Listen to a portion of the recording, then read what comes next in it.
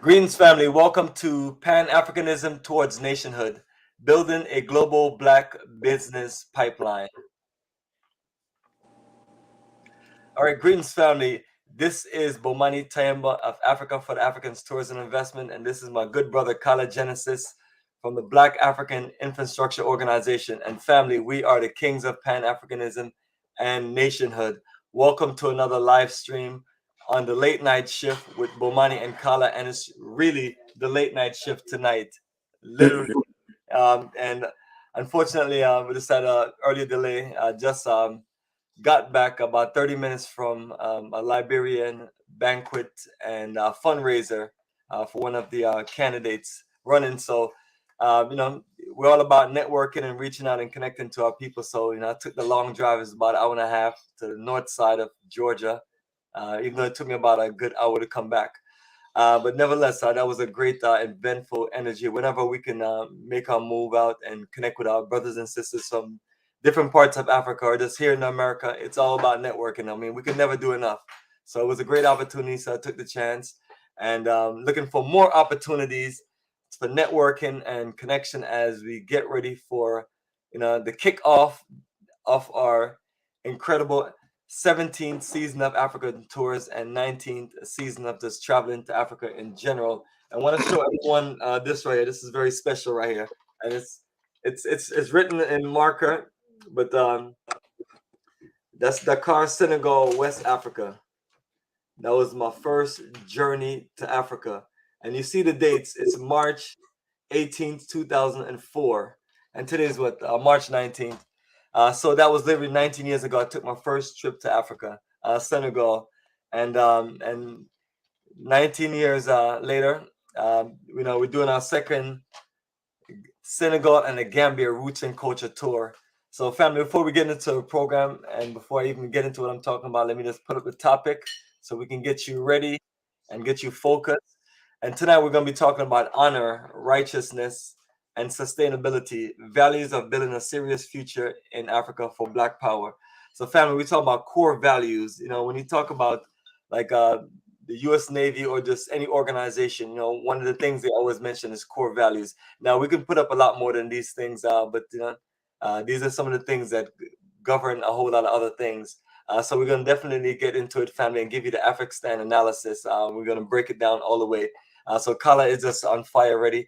But let me just share with you some quick details on our tour schedule as we get ready to head to. We're both getting ready to head to West Africa this month. That's the unbelievable thing about it.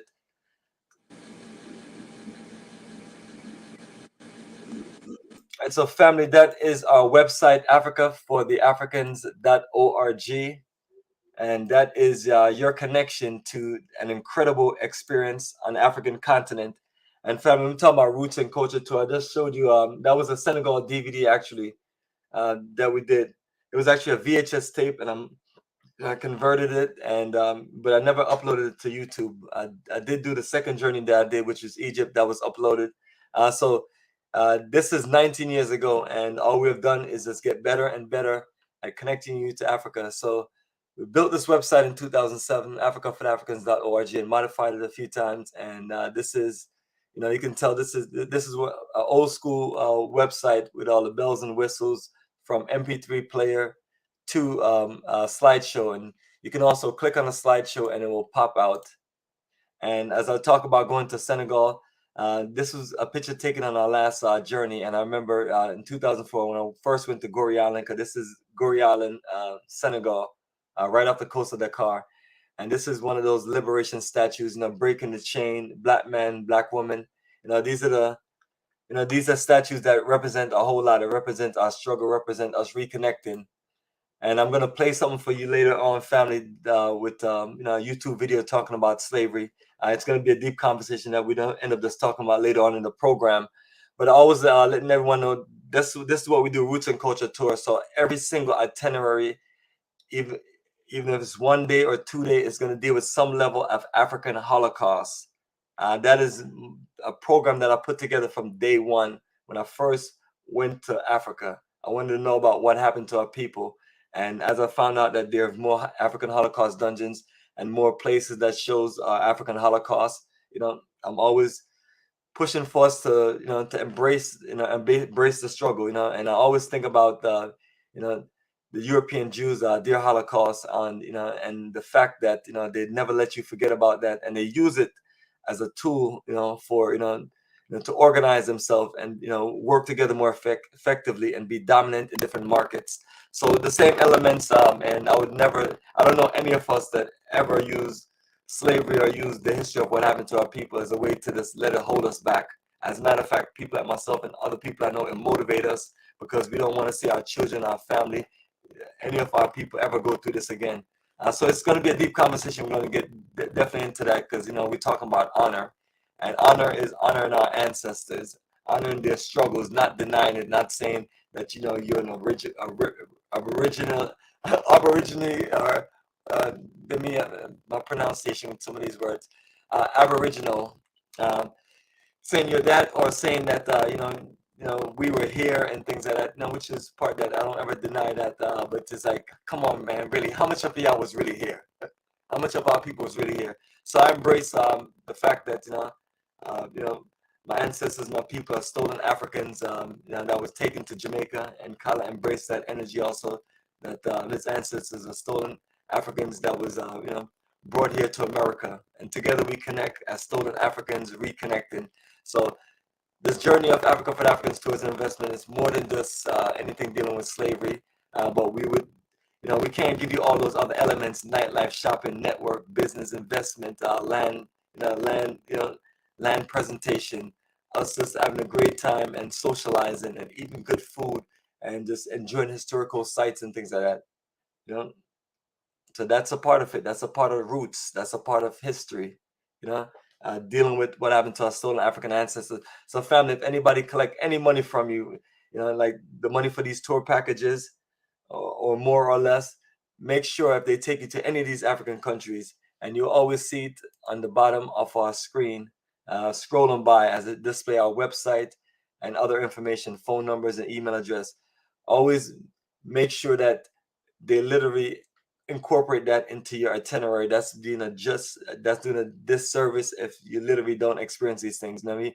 If you go to Liberia, it's our reconnection is there. Egypt shows incredible history. Rwanda, the genocide. Senegal, Gori Island, Gambia, Jufri, Kunta Kinte Island, Tanzania, the African Holocaust in the East. East African slave trade, South Africa, you're talking about apartheid, Ghana, Elmina, Cape Coast, African Holocaust dungeon, Asin Manso. So there you go, family. It's relevant. So, but that's only 1 or 2 days on the itinerary, and it's not all day.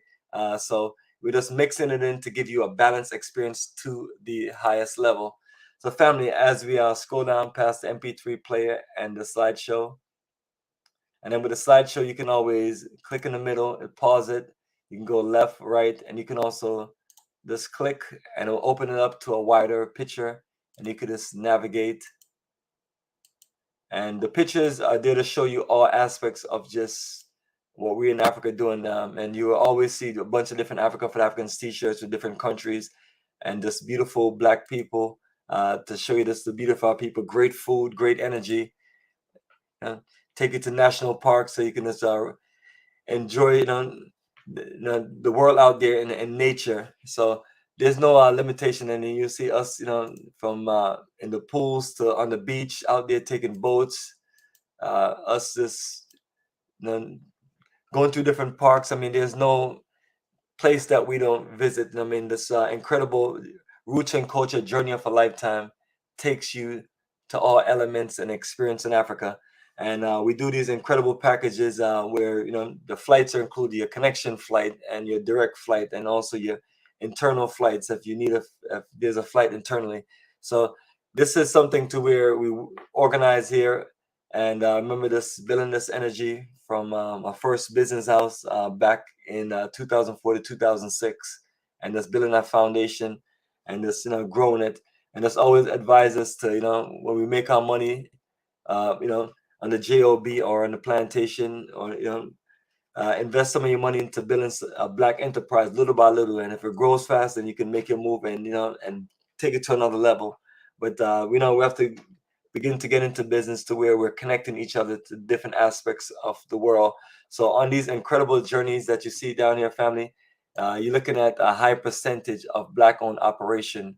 For countries like Ghana and Liberia, you're looking at 100% of the tour schedule is Black-owned, from hotels to all the places we eat and all the places that we support.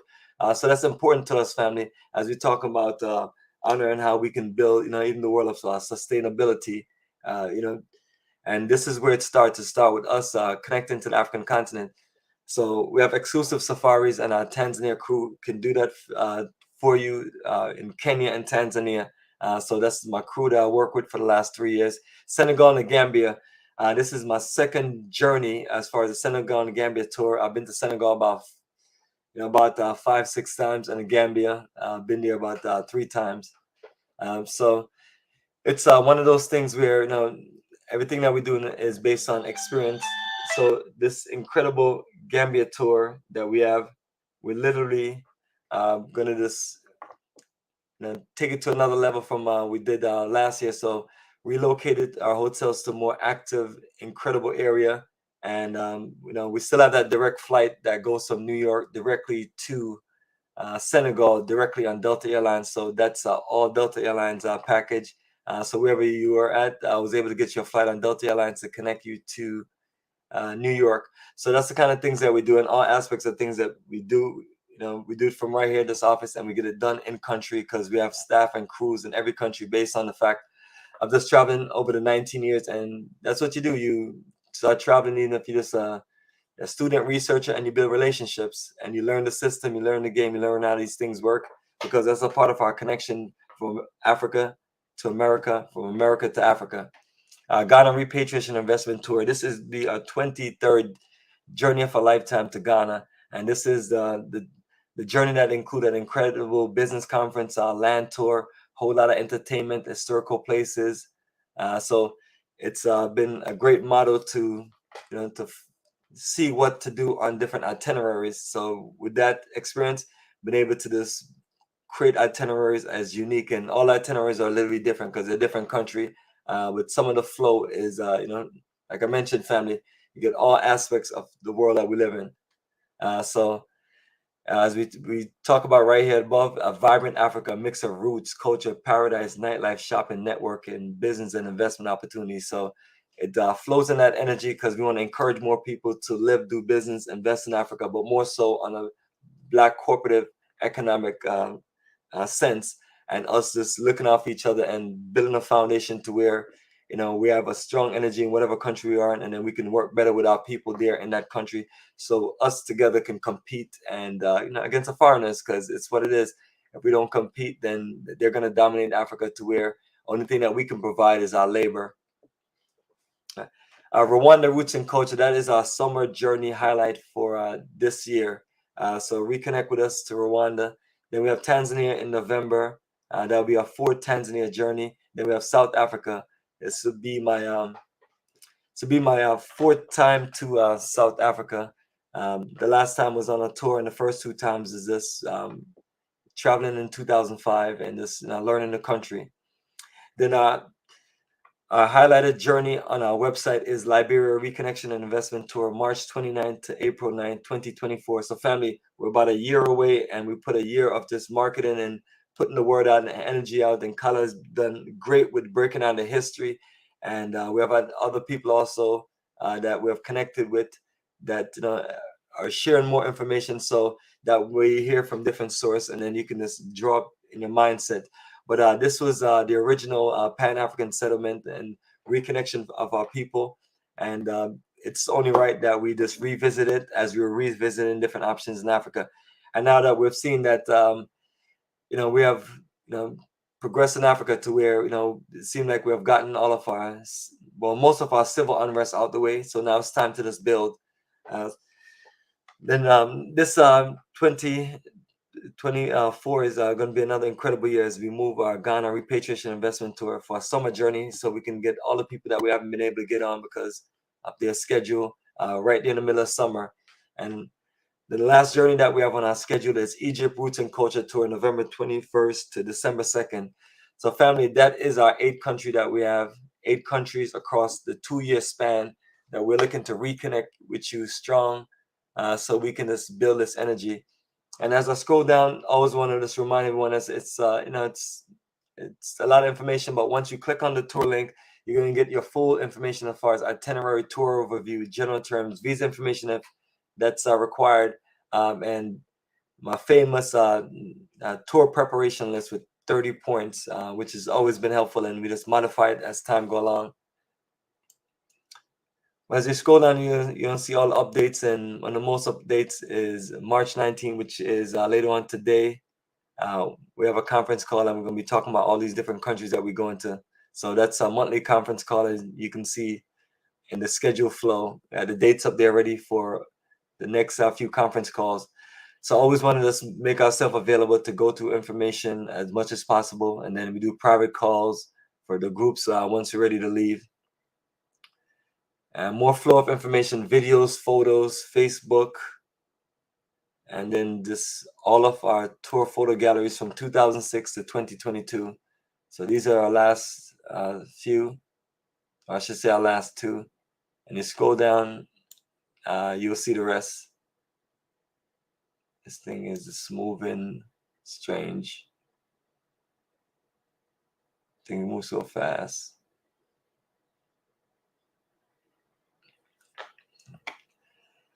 And then you keep on scrolling down and keep on scrolling down. And also when you look to the left, some of our advertisement, that's the Black African Infrastructure Organization social media. So you click on it, and then you can just view the, view the elements of information, and you can just always just reach out to our good brother, and you can also just ask him about more information about the organization while we're here on this live stream. So family, since we do these presentations all the time, I don't go too much on the website, but just want to show you some elements of it. And you can always take your time and visit our website for all our information on Africa Tours and Investment. And you'll see all those details laid out on the main menu to the side. And the highlight is always Black Star, repatriation, and Pan-African community, because that is the goal. The goal is to build our own communities, cities, towns, district, beach towns, and so on. There's no limitation. So that is a start of a foundation project, and we're building it, we're learning, we're growing, and we're going to keep on this expanding. And then Africa tour books, I'm going to get back into printing some fresh tour books for all these new countries coming up. And then the newsletter and mailing list is right there. Just click on it, and you'll see all the newsletters that we send out every month to the email list. And then last thing, remind everyone, if you need consultation with us, there's free consultation by just calling me, having a conversation with me, or paid conference or paid consultation where we actually do presentation and video call like Zoom, and then we just set up all the things that we need to set up for you. Something more in detail, then you're looking at paid consultation. So regardless, let's reach out and let's talk about it, and let's give you the best advice and connect you to Africa so you can have the best experience, and you can make sure you make the best and the wisest decision. So family, with that, let me connect us back to our regular scheduled program with the Kala Genesis as we put this topic back up. Bomani, your voice is kind of choppy. It's like going in and out, Yes, thanks for letting me know that the microphone got switched. Okay, yeah, okay, now it sounds better. The microphone got switched. Thank you. We should have told me a lot earlier. Yeah, I thought it was a website doing that, Yes, so family, I apologize. So family, if anybody couldn't hear me. You can hear it, but choppy. You can hear it. Yeah, this microphone on the webcam supposed to work just as fine also, but you gotta also make sure to test this thing every time. Yeah, especially when you shut down and restart, this thing keeps going back to that default. So family, basically if you didn't hear me clearly, the information is right there below you right there.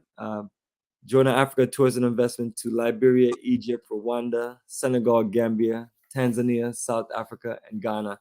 So that's my phone number, email address, and website for you to review the details, and you can just connect with us. And if you're looking to seriously build anything on the African continent, you want to have a conversation, let's talk. And you can also call into the show so we can also talk. But yes, Kala, what do you think of this subject right here? Honor, righteousness, and sustainability, values of building a serious I've waiting for 3 days to talk about this, bro. in 4 days. Africa. You know, righteousness, sustainability, and is everything. When you look at our ancestors, right, coming out of slavery, we were a righteous people, upright people. That's what they hated about us, right? We had communities, we had families. 90% of all black women were married, right? If you were unmarried woman, you were a Jezebel, a harlot, whatever like that. They always, you worked in a $2 house, as you say, you know. But most black women were about being a wife, a family, and everything like that. It seems like the more we got success and education, and everything like that, the more we strayed away from core righteousness, core values that basically makes a people whole. You look at any other group of people that's successful, right? What do they have in common? Even the rich, the super rich, right? Right? They're married, right? Even your rappers and your entertainers, Cardi B, they're married, right? They have a family, right? They got trust funds set up and everything. It makes sense, Jay-Z and Beyonce, And so basically, notice how the rich people, the Kardashians, all these people, they're basically going on with their marriage and everything like this, right? While they're selling you the nonsense. You remember Sierra talked about the single lady one, and everybody said, wait a minute, you got a husband that paid for your publishing and everything. I gave you $40 million for your publishing, and you're telling us to be single and all this kind of nonsense. The same thing goes on when we're trying to build any movement, right? We have to be right. We have to be right. And what happens is when you're not righteous, right, and you go to the African continent and you're living in any kind of way, right, and basically Africans they can absorb your energy.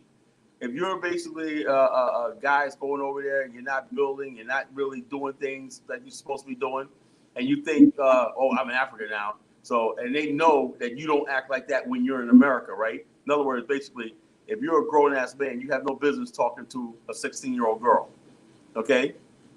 You have no business doing all this stuff like this. And so when you do all this nefarious stuff, right, and people like, oh, this guy is no good. This is why they come in. I'm not saying this is what happened to these brothers, the Hebrew Israelite people. I'm not saying that at all. But I'm saying there's too many of our people, right? We go to the African continent, right, and we're not doing the thing righteous. What's righteous? Hard work, sacrifice, okay, honor. All these tried and true things from time immemorial. When people are disciplined, they're hardworking, they got to work ethic, right? They're doing all the things, the pillars that build character and build societies and everything like that. They'll prosper when you do the right thing. When you take on education, when you get yourself educated, when you basically work harder, right? When you have respect for your boss, your employer, right? How a man treats his mother and how a man treats his boss are two different things I judge people by, right? You can have a job, a dead-end job, right? But how you show up at that job and how you basically do that job, right? How you respect authority, okay? Respect those with authority. What does it mean, authority? That means that where the system, every system has hierarchy. Every system has people that make decisions.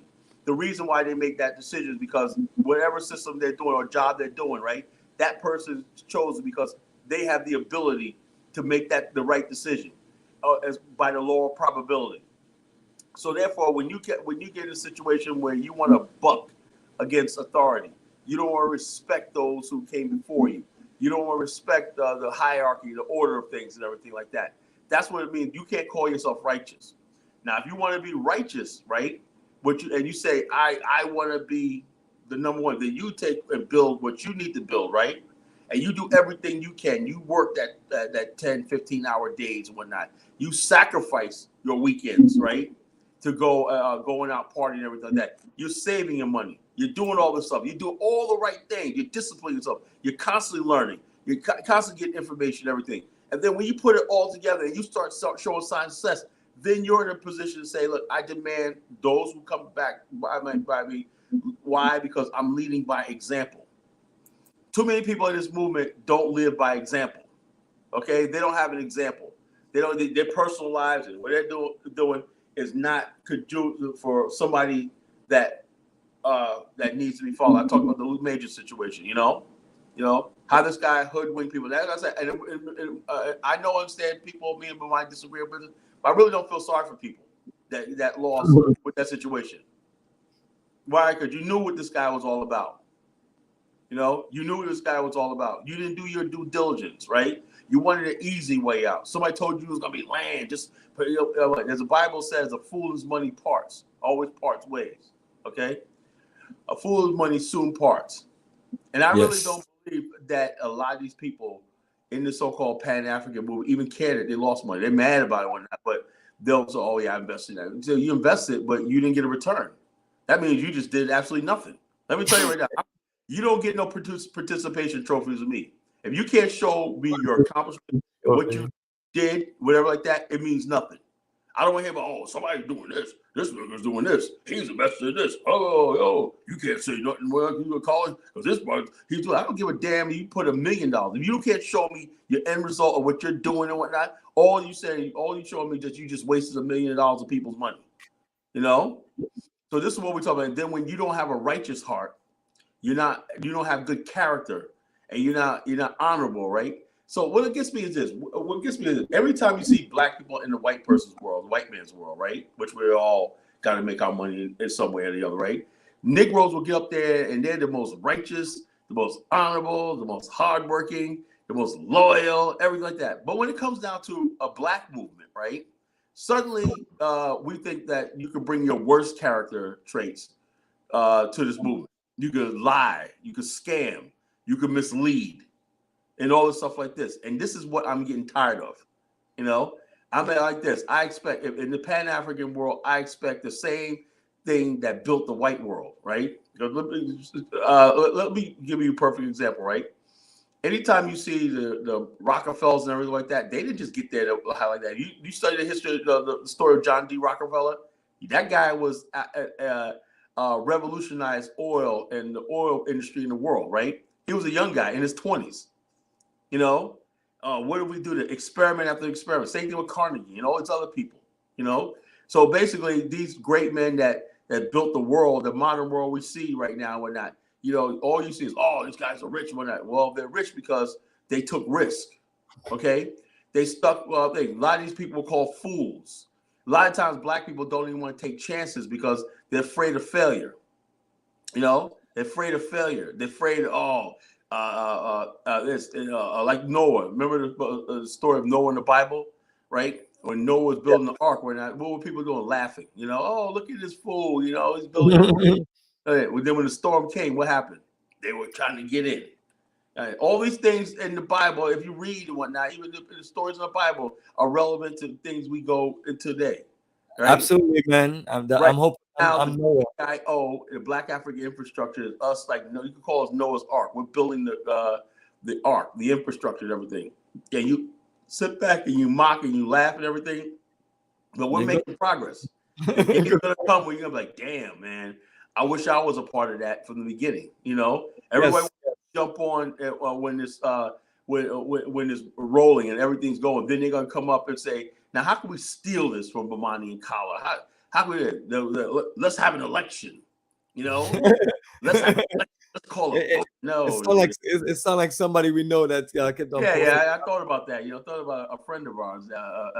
Let's have an election and whatnot. You know, no, you didn't put the effort into building the credibility. The BAO has a lot. When you see that symbol up there, you know, that's a powerful connection. You know, powerful thing.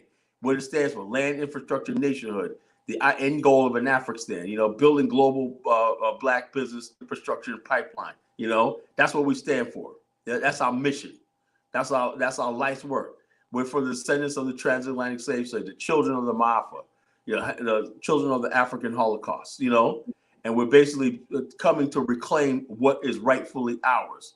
That means a place on the African continent that's being looted by puppets of the European racist imperial system and everything like that. And we have the most powerful group of black people here in the West and everything. We have no say-so of what goes on our mother continent. And that's where we're going to end.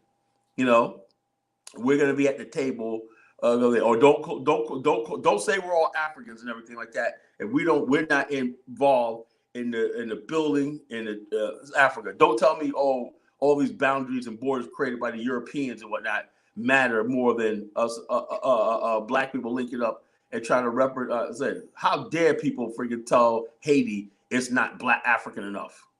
A black country that started the whole black. If there would be no black independence movement in the world if it wasn't for the Haitian Revolution. You know, it wasn't for the Haitian Revolution struck fear in these people around the world. You know, that one day that these people, and they thought before the Haitian Revolution, they thought that slavery and the black man was going to be put in permanent slavery around the world. You know, a permanent race of slaves that said that according to them that we were just built for beasts of burden, you know, to build a white man's and the Arab world's infrastructure, and then said and give them pleasure and their pleasure in their world. So when the Haitian Revolution happened and whatnot, that struck something in them, that this idea of white supremacy or this idea of the natural order of white race dominant, that's a lie, it's a myth. And so therefore, that's why we're here, the BAO, our mission is to destroy this idea of white supremacy. I saw a video with this idiot, Pastor Manning. He's up there talking about the black man don't know nothing, he never built nothing, blah, blah, blah, blah, blah. But what he doesn't tell you is that the place that was most savage in was Europe. He'll tell you that the Romans, when they went to the Northern Europe and the British Isles, the Romans saw these people as the most savage people. The Romans had contact with Africa. They admired what they saw in Cairo and Ethiopia and Namibia and Nubia and stuff like this, you know, that these black people in the Sahara and had civilizations and everything like that, you know, and there were black men walking around Rome as Roman citizens and everything. And they call the British people, the Scandinavian people, savages, you know, animals and everything like that. But the whole world's been basically been whitewashed and everything. Even after World War II, you know, how much of U.S. taxpayer dollars went to go rebuild Europe? You know, our tax dollars went to go rebuild Europe, their mother continent. You know, so this idea in Europe, tell me what does Norway have and Sweden have that they're so rich? No, they're in the white club. You know, they're part of the Bretton Woods institutions, beneficiary. They're creditor nations. You know, how did that happen? You guessed it, mine. Our pensions and everything like that prop up all these European financial systems and everything like that. You know, that's why they hate us so much. That's why they fear the Pan-African movement so much. You know, because bottom line is this: we understand that we don't need Europe. We do not need Europe to live. We don't need Europe to survive. All we need to do is basically, like we said, be righteous and be upright in everything, and understand that not everything's going to happen overnight. It's a long-term process, right? And I'm not preaching no racial black supremacy. Don't accuse me of that. You know, I'm saying what's right. Is it right that one race of people are, for the most part, at the bottom of the world, right? While Asians were able to pull themselves out of poverty and industrialize, where the Europeans have used every trick in the book, so like climate change and global warming, to keep Africa undeveloped and industrialized. African people now have to go into the globalist game of, if you want a better life, you got to leave the continent, right? You got to come to Europe and Ukraine and all these other places like that. If you want to, these are Africans just talking normal. Yeah, how my race and I tell my African brothers, right? Don't compare you living in Ukraine to our situation in America. We were brought here against our will. And I hate when fake ass Pan-Africanists try to basically link Black America with Black. Now I feel sorry for what the African brothers are going through in Europe, but you voluntarily went to these countries. You say, well, they're stealing right there. Well, who's letting them steal your resources in your country? So you have to go to their country. No, they throw a green card or a visa in your hand, and you going across seas, you know, because you don't want to take the and rebuild the country because you don't know how to. You know, you don't know what that even. Most Black people, Africans, don't even know what that's like to have a continent where they don't have to go any place else. A couple of countries are doing well. You got Botswana. You never see anybody. Have you ever met a Botswanan, Romani? No. No, I've never met one. Okay. Have you ever met a Rwandan? No. You know. Rwanda, no. Have you ever met a Namibian? No. No, actually, the people I usually meet is like some of the people that are from some of the same countries that we go to. The West Africa ones. But West Africa. And then in Southern Africa, only you meet people from South Africa here and there, but the other countries you talk about in Southern Africa, only no. South Africans I've met was white South Africa. I never met a black South African. I never met a black South African. White South Africans are over here. Virginia Beach is a tourist place for them. They come there, and they Afrikaans people and everything like that. You know, I never met a black South African. They don't have any need to leave South Africa. You know, South Africa. You know, it's only the countries basically that are doing bad, right? When you see large numbers, you ain't in no other country because, oh, I just want to spend. No, you going because there's no opportunity in your own country because you don't really want to take the time to realize how bad your situation is and be honest with yourself, you know? You got a And with good point there. So, because mainly the people that you meet are from West Nigeria, Africa, Nigeria, Ghana, Senegal, the Gambia, right? And you see me some, Sierra Leone. I've yeah. never really met people from like the Ivory Coast or like Togo or Benin. No, you won't meet me for Ivory Coast. But I mean, some of them. But you can see the countries that we're talking about, West Africa, Right. and then Liberia is in there also, obviously. Oh, Because Liberia's there because they had the war and everything like that. so, Liberia. Let me tell you about Liberia's history, right? Do you know before the 1980 coup, they said only a total of 37 Liberians ever applied for a visa to live in in the United States? 37. More people. Liberia is the only country in Africa where more people went there than actually came to the United States. Think about that. The number of people, black people from the West, that went to Liberia was greater than the Liberians that went to the United States. No other country in Africa is like that. Do you have? There's like how many? 20 million Nigerians living overseas. Have right. 20 million people that said, "Look, I want to go to Nigeria live." No, it's not like that. Only country in Africa that ever had that balance like that was Liberia. It was like, what was about Liberia that people went there and never wanted to leave?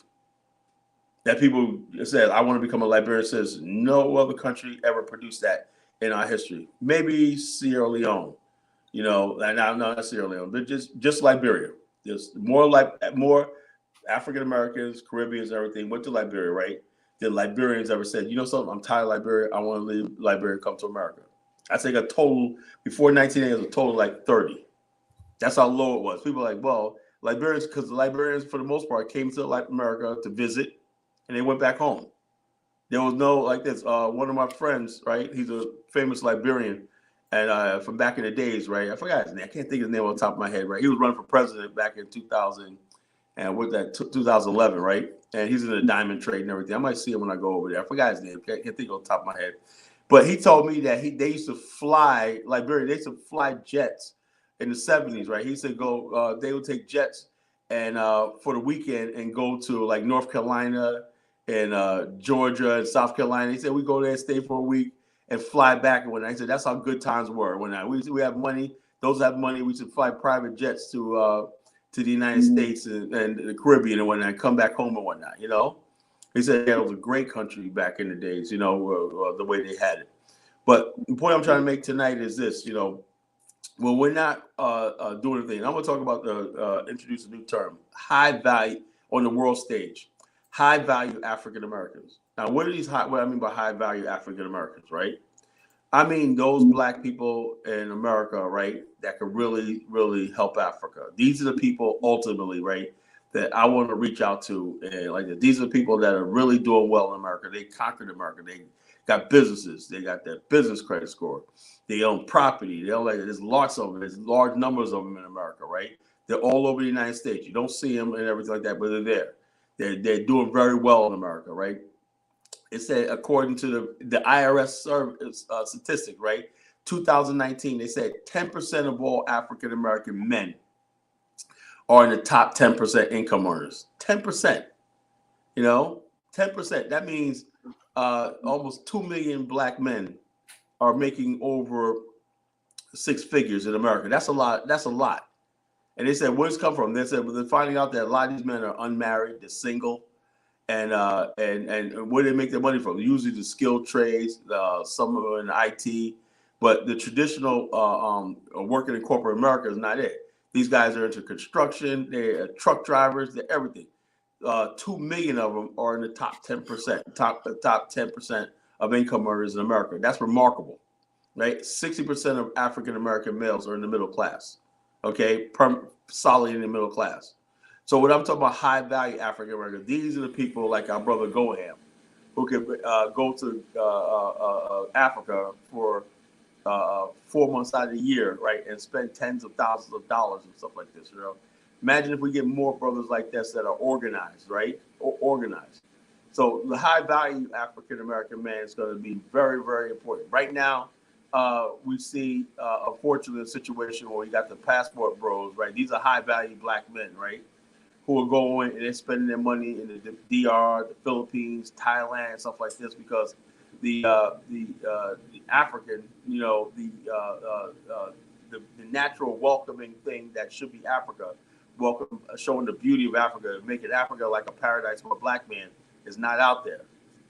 You know, that's why Brother Bomani and I are trying so hard to steer people, high value African American men and women, to the African continent. You know, that's very, very vital to us. You know, that's very, very vital to us. And part of it is what? Is finding yourself a soulmate, you know, dating, you know, and just mingling and just being around people yourself, socializing, you know, on a level. We have to have that. You know, we have to have those high level connections. High value black people are very much in demand, right? Unfortunately, in the Pan-African world, we have not been getting the high value people, you know. We're getting grifters, you know, we're getting flunkies, we're getting fools, we're getting clowns, you know, going to the continent, right? Messing up for everybody, and then basically nothing getting done. And so therefore Africans are like, oh, black people come over here, they say this, say that, and they're not doing what they say. And so therefore when people don't respect you, they don't fear you, they're gonna try you. You know, they're gonna try you, you know, they're gonna try you, they're gonna think you're weak. You know, and one thing you don't want to do is around any other group of black people, right? Whether it's African Americans, Caribbean, whatever, is appear weak. If you appear weak and foolish, right, you are opening yourself up for attack. You open yourself up for ridicule and ostracization. And with that, I want to talk about what happened in Ghana. Okay, as you all know, some brothers, nice brothers from the Hebrew Israelite community, had their property bulldozed. I'm gonna tell you, I'm gonna add something about the black African or black Americans for the most part. You know, not so much of black America, but we have our problems too. But the African mentality of trying to always destroy something. We got the president of the DR Congo I'm gonna talk about, right? He's asking Macron for sanctions on Rwanda. We played the video last show showing that Vice TV tried to do a hit job on Paul Kagame in Rwanda and failed. They didn't prove anything. So therefore, we're going to talk about that, what's going on in DR Congo and why this is happening. And the fact that, let me tell you something, folks, tribalism and ethno strife and ethno jingoism and ethno nationalism is real. It's not anything to play with, right? It's probably more dangerous than racism and white supremacy ever was, right? Because you can see the enemy, the white man, from a far distance. You can see the Arab and everything. But what happens when the enemy wears your face? He wears your arguments. He wears your smiles. He has your look and everything like that. You know, it's hard to fight against that. And we as black people have never known how to deal with the enemy among us. The people that constantly causing strife. The people that's constantly robbing us. The people that's constantly lying to us. The people that's constantly scamming us. The people that's constantly murdering us. That they look like us. We say nothing about it. So therefore, this guy, the president of Congo, is, with his words, he could spark another genocide in Africa. Then what we're going to do? We're not going to say anything. We're going to say the white man caused it because we don't want to confront ourselves. You know, just like I told earlier that the black people in Africa, the reason why they're going abroad was because they don't want to confront the enemy within. They want to come the tribalists and everybody that's in power, that's looting their economy, exploiting and bullying people into submission, like they have some God-given right to freaking rule unopposed and everything like that. And those days are coming to an end, right? Because we're cornered right now, right? In America, right? Every city that these grifters and these clowns got in power, they ran to the ground. Look at Gary, Indiana. Look at Detroit. Look at St. Louis. These are once thriving black communities. All these country communities. Look at Oakland, California. These are all war zones. A disgrace. Look at Jackson, Mississippi. Don't blame the freaking white man for Jackson, Mississippi. Generations of black people didn't handle their business and ran the place into the ground. Same thing with Flint, Michigan. Oh, we got racism and apartheid. I'm sick and tired of hearing that. Yo, this is the age of the Kala Genesis. This is the age of of accountability. This is the age of basically looking in the eye and saying, look, we're going to basically take responsibility, but that's what nation building is. Taking the ultimate responsibility in your hands and saying, we're going to do this. So if you want to rock with Bomani and I something, you got that whole other, this is why I don't get on down with the reparations movement, because it goes with this whole, we got to wait on white people to fix our problems and whatever like that. No, we're going to basically say, we're going to build a coalition with strong black men that take the ultimate responsibility, which is self, looking yourself in and saying, what can I do to make myself better? I'm gonna look in the man in the mirror. Who am I? And then once you understand who you are and everything like that, and you say, look, I demand that I'm a man. I deserve a man's chance in this world, whatnot, and the world owes me just a chance to provide and protect and build. There's no guarantees, but at least if I can say I had the opportunity, whether I succeed or I fail, I could be an opportunity. But when you don't give a person a third pitch to swing at or any chance and everything, you have a system that's rigged. So when I can't go along with that. You got a system where the whites sit up on top with their institutions that so many black people, particularly Africans, love so much. But they think the new world order is going to win, right? That they're going to be able to live in America forever and come here on a green card. You got this Afro dumbass talking about America's for immigrants and everything like that. In other words, he basically has plans to bring his whole family over here from the Gambia or whatever like that, and all these people living on the American system. You got people living in Ukraine and all these other countries, man. The African population is a burden to the world. We're not producing anything that the world needs. We're not providing for our children and future generations. Everybody just basically, how can I get out of Africa and go to Europe and send money back? How stupid does that sound? Why don't we build the African economy up where we can stay on the continent and build and then bring black people from America home? But no, you want black people in America to come and build in Africa. And everything like this, y'all need to come and build. All these people, you come and build Africa, call it. No plan, no protection, no infrastructure, anything. And this video right here is going to show you everything I was talking about over the years, about how silly that is, when you don't really have any real power, any real agreement, and you just go to the African continent and just freaking think everything when you got this African slave mind that still rules the continent. So go ahead, brother, rock it. All right, absolutely.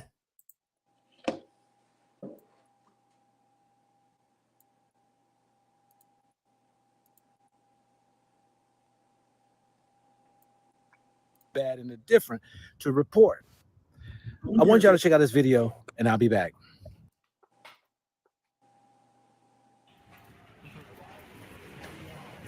We were driving past this place, so this is Cape Coast. Not quite sure what's happened. They've just come and knocked somebody's building down, just like that. It's crazy. So apparently the people who sold the land to him are saying his lease is up, but we all know he hasn't been here for as long as they're saying. They're saying 50 years is up, but we know he hasn't been here for 50 years. And people are here looting it, like looting what they can out of the building. This is so sad and so tragic. And, if this person who owns this place has been treated unfairly, then there really is no justice in this country. And that is tragic, and that is really sad, and it just breaks my heart. I'll see if I can.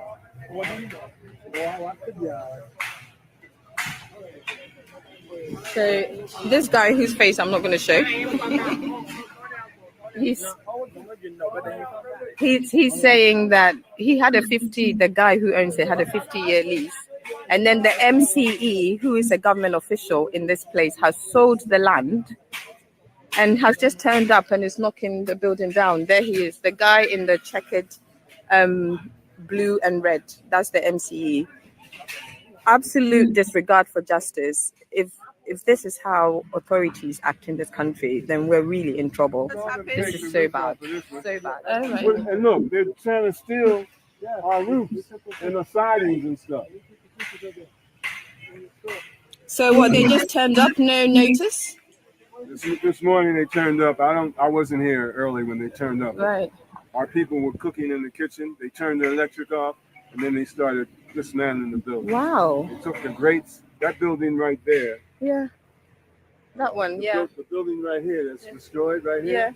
Yeah. I just heard when I was in Cape that somebody put it on our site that that building was still. I have pictures of that building. It was still up, but they had taken all the windows out, all the doors off, and the grates, the security grates. That was the only building we had that was secure. That building back there behind the water tanks is the kitchen. So they were preparing food there this morning for the lunch that we do every day. There's a vegan restaurant that people order food from and come and pick it up here. And that's how I found out what was going on. I called to order some food. Yeah. That's when they told me they had shut down everything. Oh my gosh. And that how are you still standing? You're impressive. How are you still standing? Oh, well, you know, we have to be strong in situations oh like my this. gosh. This mistake is costing Amazon Prime shoppers big. I used to.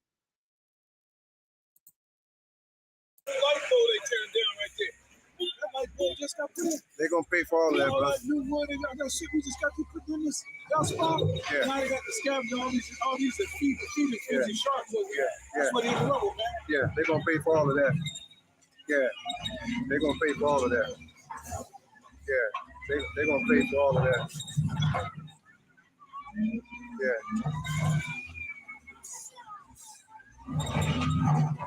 Savages.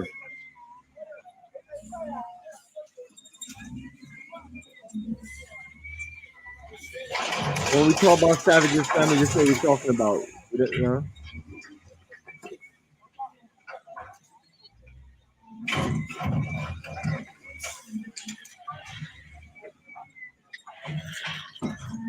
Hey! So they got to Why are you fight taking for that? them. Excuse me. Hey! Why are you taking this? I got your picture. Who told you to take this?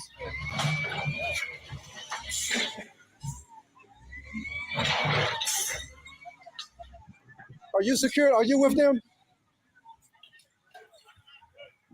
You see them taking this stuff here?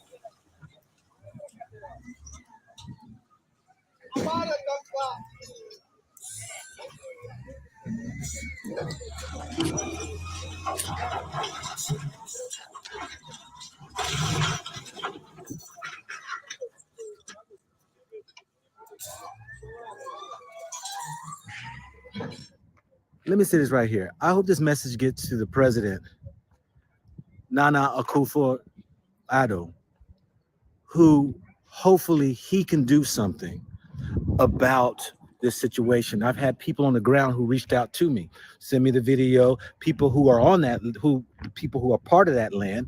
And also I will be doing an interview with a brother who the Hebrew Israelites who has affiliation with that land, did business on that land, and this land was taken, that to share that the injustice, what's happening. You know, I've said this before and I'm going to say it again. Don't buy land in Ghana. Don't buy land in Ghana. Ghana has a problem with land. Anybody can be bought. Paperwork can be changed. I've heard it so many times from people in the diaspora who have lost land through scamming, through fictitious paperwork, whether it's through the land commissions, whether it's through any of these officials. I can't say who or that, I can't say all, but there are people that are in place that can get paid off to change things and have your land stripped away from you. I know people who have been killed over land disputes. Rest in peace to my brother Inobi, and the two sisters out in Fahanka, and a couple other people that I heard about, but I didn't know them personally. This is something that needs to be fixed, and until then, I believe nobody should be purchasing land in Ghana. Grand Rising nobility.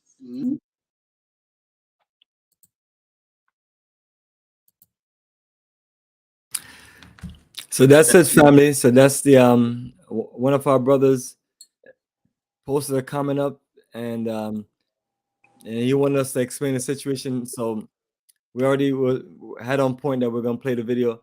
But so that is our Go Black's comment.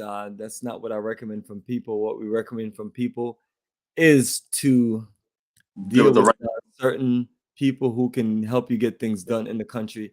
And that's a group of consultants that we have on the ground that can handle business.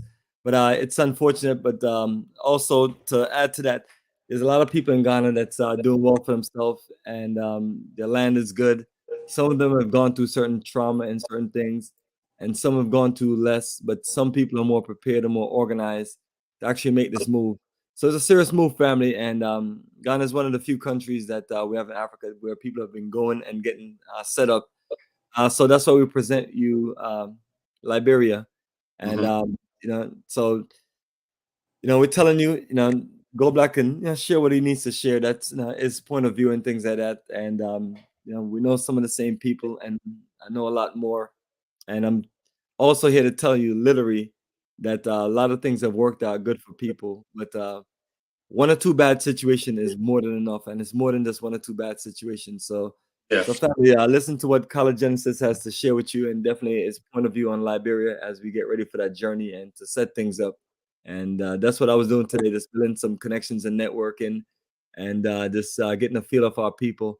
And family, that may be a better option for a lot of people who some people are not going to be able to deal with the stress of those situations in the country. I mean, not every one of us, and then realistically, people shouldn't have to do that, especially when they, but what we have to do, honestly, brother, is find them alternate options. So the people who have went to Ghana and it has not worked out with you, let's try to present you another country.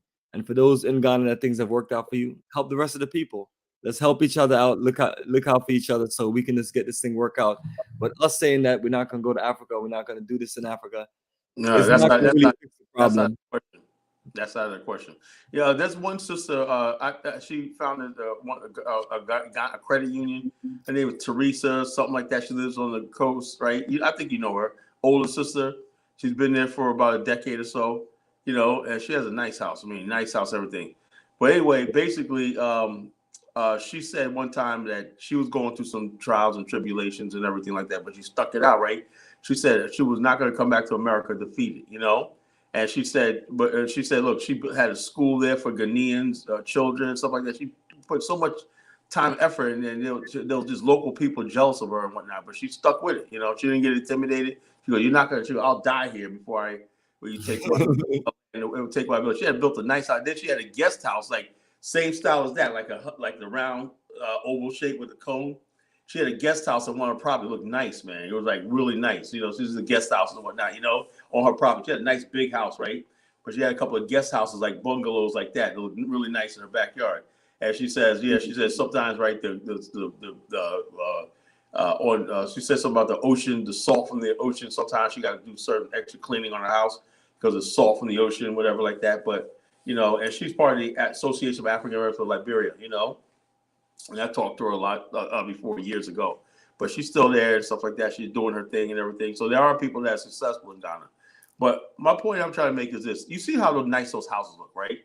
They look nice, right? Well built and everything. And they said they would buy themselves. It says something about people. What they should have did was Go Black or whoever that was doing that, right? The guy should have got the official on camera. Who is this guy? And we should have put this guy on blast. What was this all about? And then this was a problem I have with Black people living in Ghana for the most part, right? If something happens to somebody else, right, they're so scared that they might be targeted next, right? They're quiet, And that comes from the idea that, I'm not no African American, I'm a Ghanaian, That's stupid until it happens to them, right? And then suddenly, oh, wow, look what's happened to me. Like the two sisters of Fiancre, right? Murder, right? Everybody turned their backs. That ain't happening to me. And so when this gets around that you're not going to make you defend yourself, or you're not going to like that, you appear weak. And so this is why it's important when you go and you have to join something like the Black Star Pan-Africanism, that we have each other's back, And we have to go back, and we have to basically say, look, there should have been a standoff there. There should have been rifles drawn. So that when you have land and you claim it's yours, right, and you put blood on the soil, you put your blood, sweat, and tears on the soil, you can't just let somebody take that away from you. I don't care what possession is 9/10 of the law. Serious. You know, I don't know if it works like that in Africa, but that makes in a whole lot Africa, of sense. somebody who has some claim. And I'm sick and tired of this. The earth does not belong to any person. The land does not belong to this idea. Oh, this should. That's why I don't recognize kingdoms. I don't recognize stuff like this. I don't recognize any of that stuff. My ancestors in Liberia did not recognize anything. We made the tribal lands part of the republic. And so we need to build a road, whatever like that. We're going to do it. And the people didn't think anything about it. Why? Because we had the military force to enforce what we said. And the Liberians are better off for it to this day. They got the interior developed. We didn't ask them, something? This is your ancient tribal land. Yeah, it's your ancient land. You did nothing with it, So we're going to come here, build roads. We're going to build sewer systems. We're going to build stuff like this. And we're going to build schools and your hospitals. And you're going to benefit from it, It's like the black man, the black race has to be a thing. Do we really want to basically be held back by people with a Stone Age mentality? You saw that in the video. How do you, even if you basically, I'm gonna say something. I told Bomani about this before I'm about to say this. I check with Bomani when I'm about to say something controversial. Even if you, let's say you claim the land is yours, you're gonna take it back, right? Everything. What is it about the need to burn something down and destroy that I see in black Africans? You don't like something, you burn it down, you destroy it. You like this. What is that all about? What is it about? You got to destroy something. I remember Robert Johnson's hotel, right? Built in Candasia, right? Now during the war, that used to be a place where the government of Liberia set up as a cultural center. They used to have stages there. They used to do cultural dances and everything like that. People used to go to Candasia all the time, right? In the 70s, right? During the war, Civil War and whatnot, that was a place that had so many bodies buried there and whatnot. Just right there. Robert Johnson buys the property, right? Do you know there was actually some Liberians who tried to freaking set fire to the Candasia Hotel out of envy, spite, and jealousy? What province you? And a lot of these people that were doing that aren't even from that area of Liberia. They're coming from freaking far in the interior. Some parts were born in Guinea or Ivory Coast. But just because somebody builds something, I don't understand the African mind. Just because somebody builds something, right? Instead of you building what you need to build and improving yourself, you want to destroy what you see your brother, your next man building, And so this is the sort of mentality that I've known about for years, right? And so that's why I came to the conclusion that ultimately Black America have to build their own territories, towns, and everything, and it has to be protected. I stand by that. If you're going to live on the African continent, we have to build our own communities, our own safe net communities and everything that's protected, not just by just the laws, but by our own due diligence, our own police, our own militias, our own guards and security and stuff like this. We have to do that. If you're not going to do that, then you're just playing a fool's game, and so it's just disheartening when I see stuff like this, and where's Morty Meyer? Where's Morty Meyer? Does he have anything to say about this? No, he's not going to say anything about it because he's going to deny it. Yeah, what they'll say is, "Oh, we don't know." Already in the comment section of that video, they're saying we don't know the whole entire story. All I've seen is a bunch of savages running around, looting and tearing parts off and everything like that. Are they government officials and everything? Did the government come and serve papers? They didn't serve papers. You're supposed to serve papers and say, "This is what we're going to do. You have time to vacate." They just start tearing stuff down while people are eating breakfast. This is insane. This is unacceptable. This is completely unacceptable. This is completely unacceptable. And so I would love to hear what these people have to do who are trying to defend this. Yeah, where's the Woody Meyer, man? You made a good point at the beginning right there. That is a good point because he would go to all other countries and talk about he getting arrested and talk about they taking down shakedown money. I'd rather pay that than get my house demolished. Yeah, So which country is worse? You know what I mean? So he's like, you know, I'm not trying to put things on the brother, but what he does is he'll deny all these things happen in Ghana and then go and report about what goes on in other countries. So I was explaining that to one person, and and then that one person kept on talking about that he brought exposure. Nah, bring exposure to what's really going on in your country and all the injustice going on to our people. If you really want to be out there speaking about what's really going on, because the issue at borders and paying tips is nothing compared to what we just witnessed. Yeah, I'm still sitting here in shock, right? After that, what I just saw. You know? I mean, I still couldn't believe that because I've been there, brother. I've been to that resort right there. I mean, I've taken my groups there to eat, you know, to have lunch. So people go there and they rent out a place and they stay there and right on the beach. And yeah, it's a nice little health resort. I mean, I'm always impressed by what the Hebrew Israelites do, because what they have is they got farms all over the place. I even been to their you know, set up there, and not their setup in Benin, but they have a setup in Benin and other countries, and they believe in growing food organically and using the food that they grow to funnel through their restaurants. The same thing that they do here in Atlanta. It's that same connection. So somebody's doing farming, restaurants, and stuff like that, and they're getting penalized and ostracized for doing right, you know? Brother, they're creating jobs and opportunities for the Ghanaians. So the people that lost all those opportunities are Ghanaians. And so I'm telling people all the time, whenever any of us are doing projects in Africa, we're doing it beyond just the kindness of our heart. And what we're doing is supporting the local people for opportunities and employment. And so now you have a bunch of Ghanaians out of employment, all because of their own people's savagery. I would love to know the follow-up to this. Is anybody else put I spoke to my folks there, because I know them directly, and they're coming. I mean, they're well connected. They're not no little smaller organization you can just play games with. So they're gonna be coming back strong.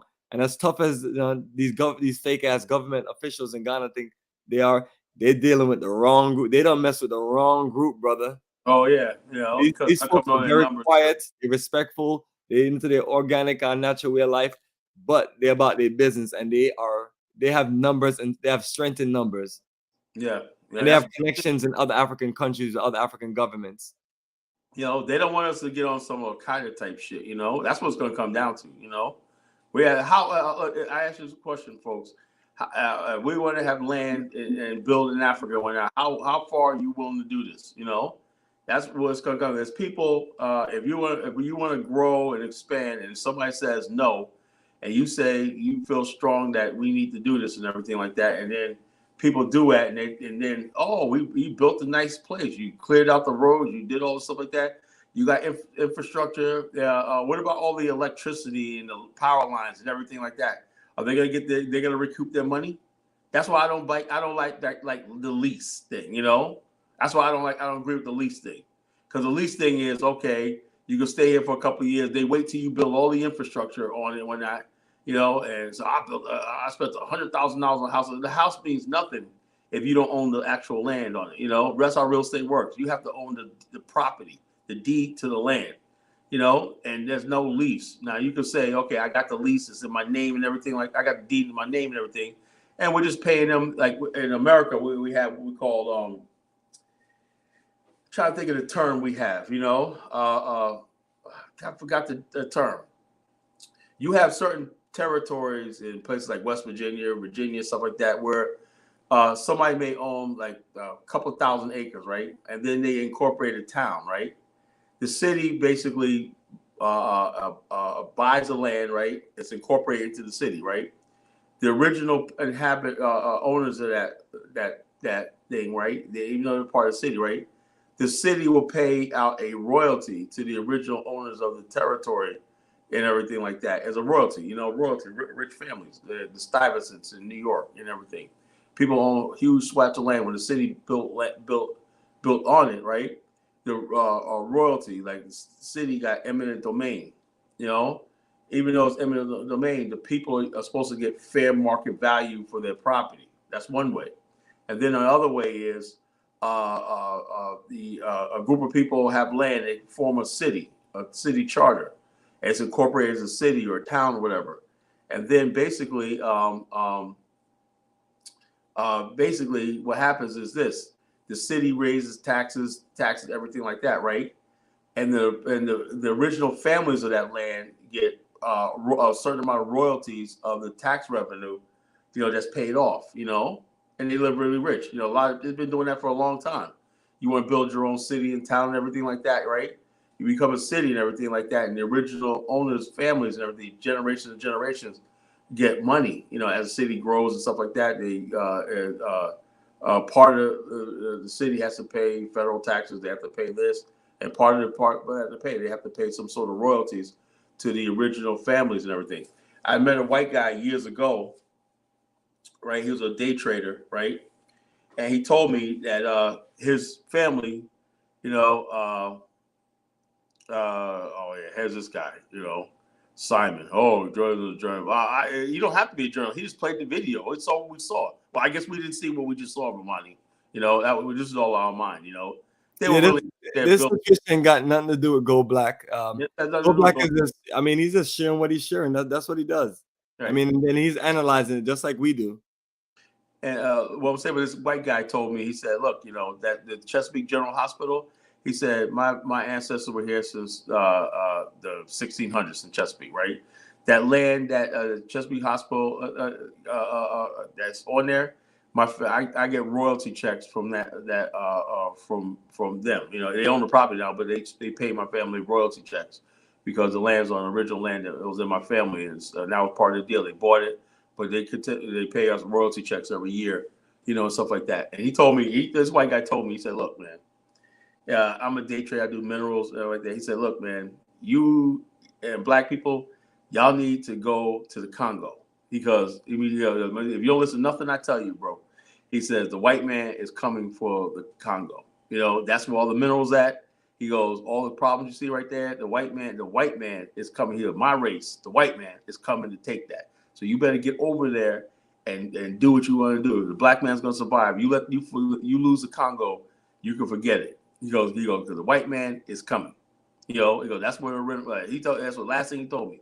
And this guy said, yeah, my ancestors been here. And he said, yeah, his ancestors were involved in the slave trade and stuff like that, own slaves and stuff like that. He said, I'm from the original, but I hate that whole thing. He's like one of these liberal white guys with a ponytail and whatnot, And he's just like, man, I'm gonna tell you right now, white people, he said, man, don't trust them. He said, the bottom line, they're in Africa for one reason, to take that shit over and basically loot the freaking place, and the black man's not gonna have nothing, anything. He just said that's just history. I'm gonna tell you right now, that's what it is, right? And I took heed to that. I said, yeah, you're right.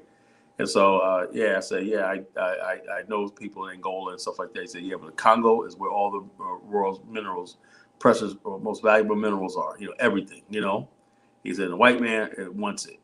As simple as that. It's always been about. The white man wants the Congo. He wants Africa for himself.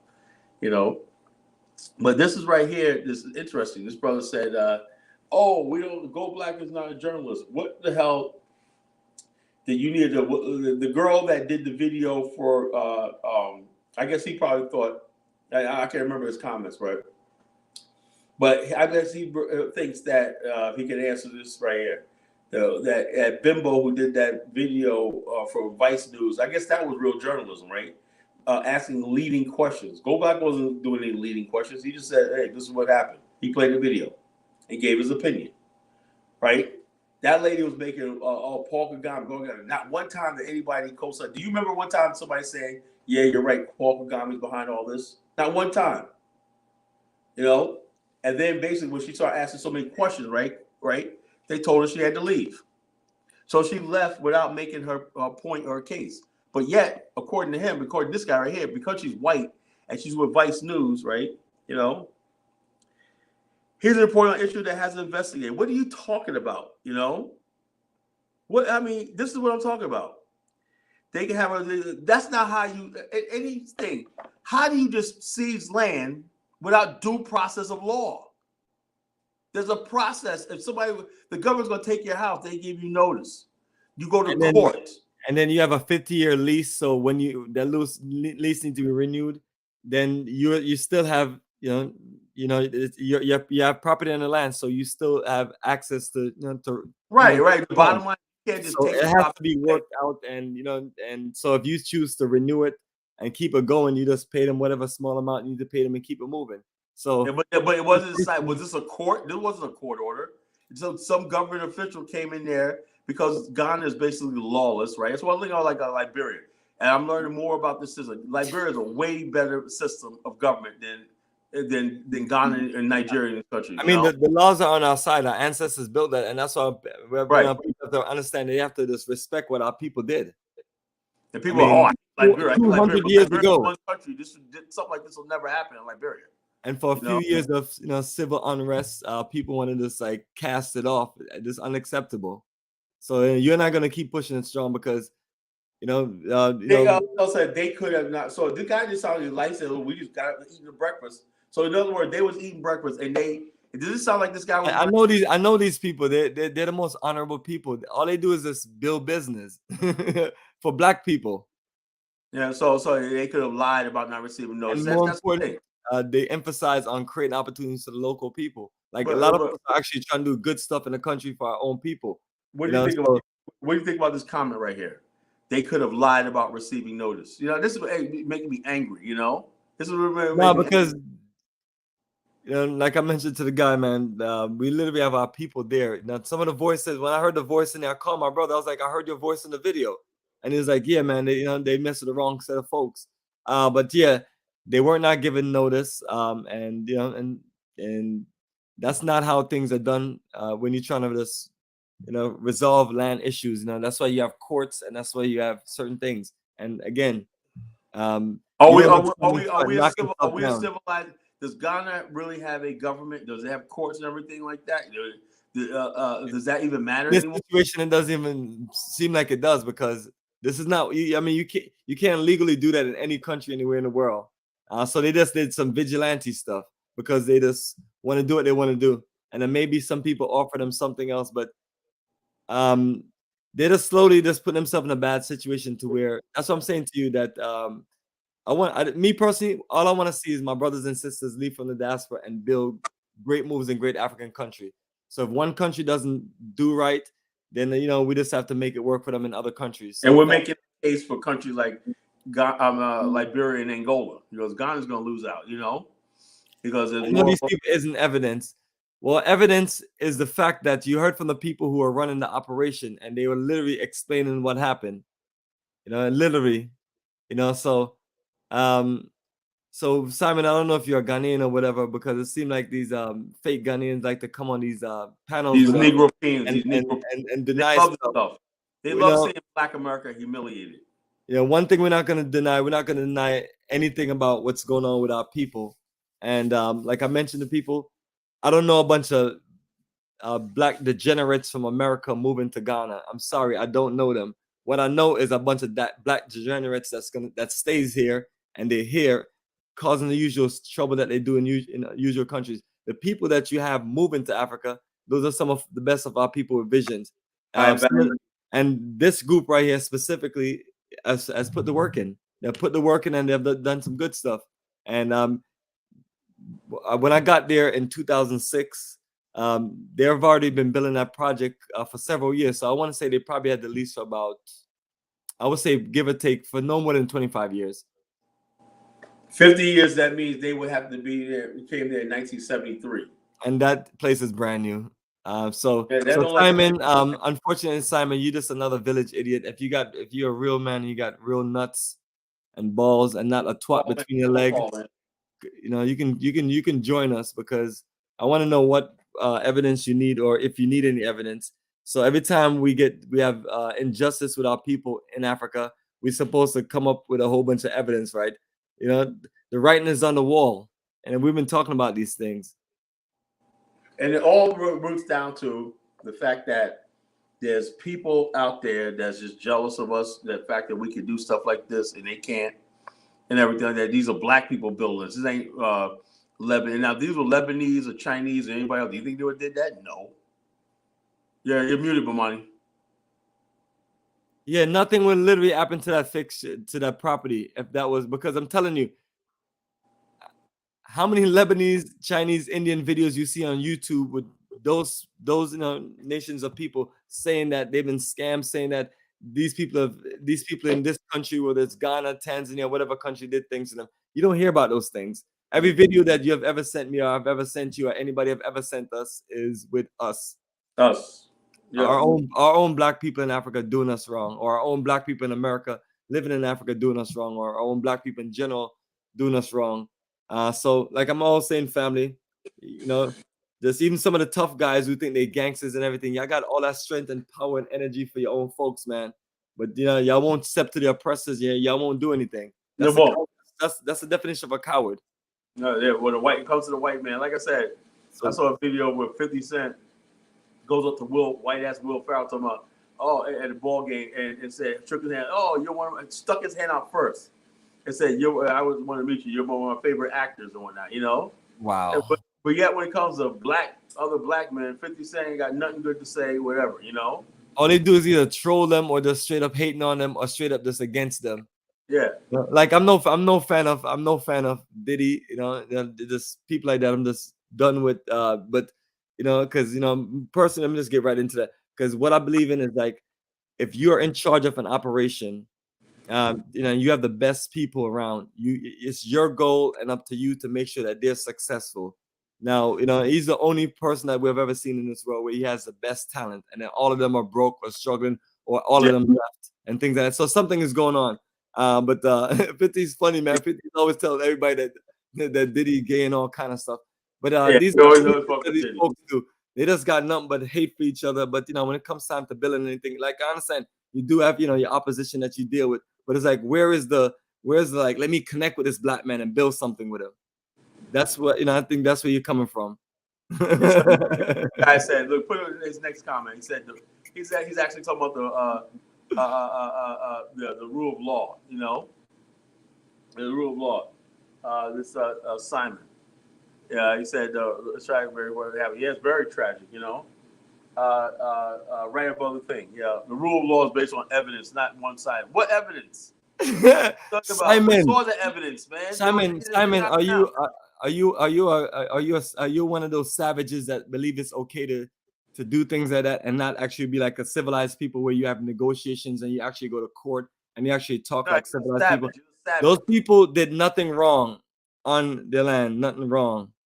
You know what I mean? And the first thing you don't go do is start knocking stuff down. You know, it was like they were just trying to do this stuff real quick and then think it was just gonna bypass it. I bet you any amount of money, they're not gonna build anything. They're trying to sell it. I think they're trying to sell it to a white firm. You know, they probably got money. You know, and it's because they can. You know, what protection do we have in these countries?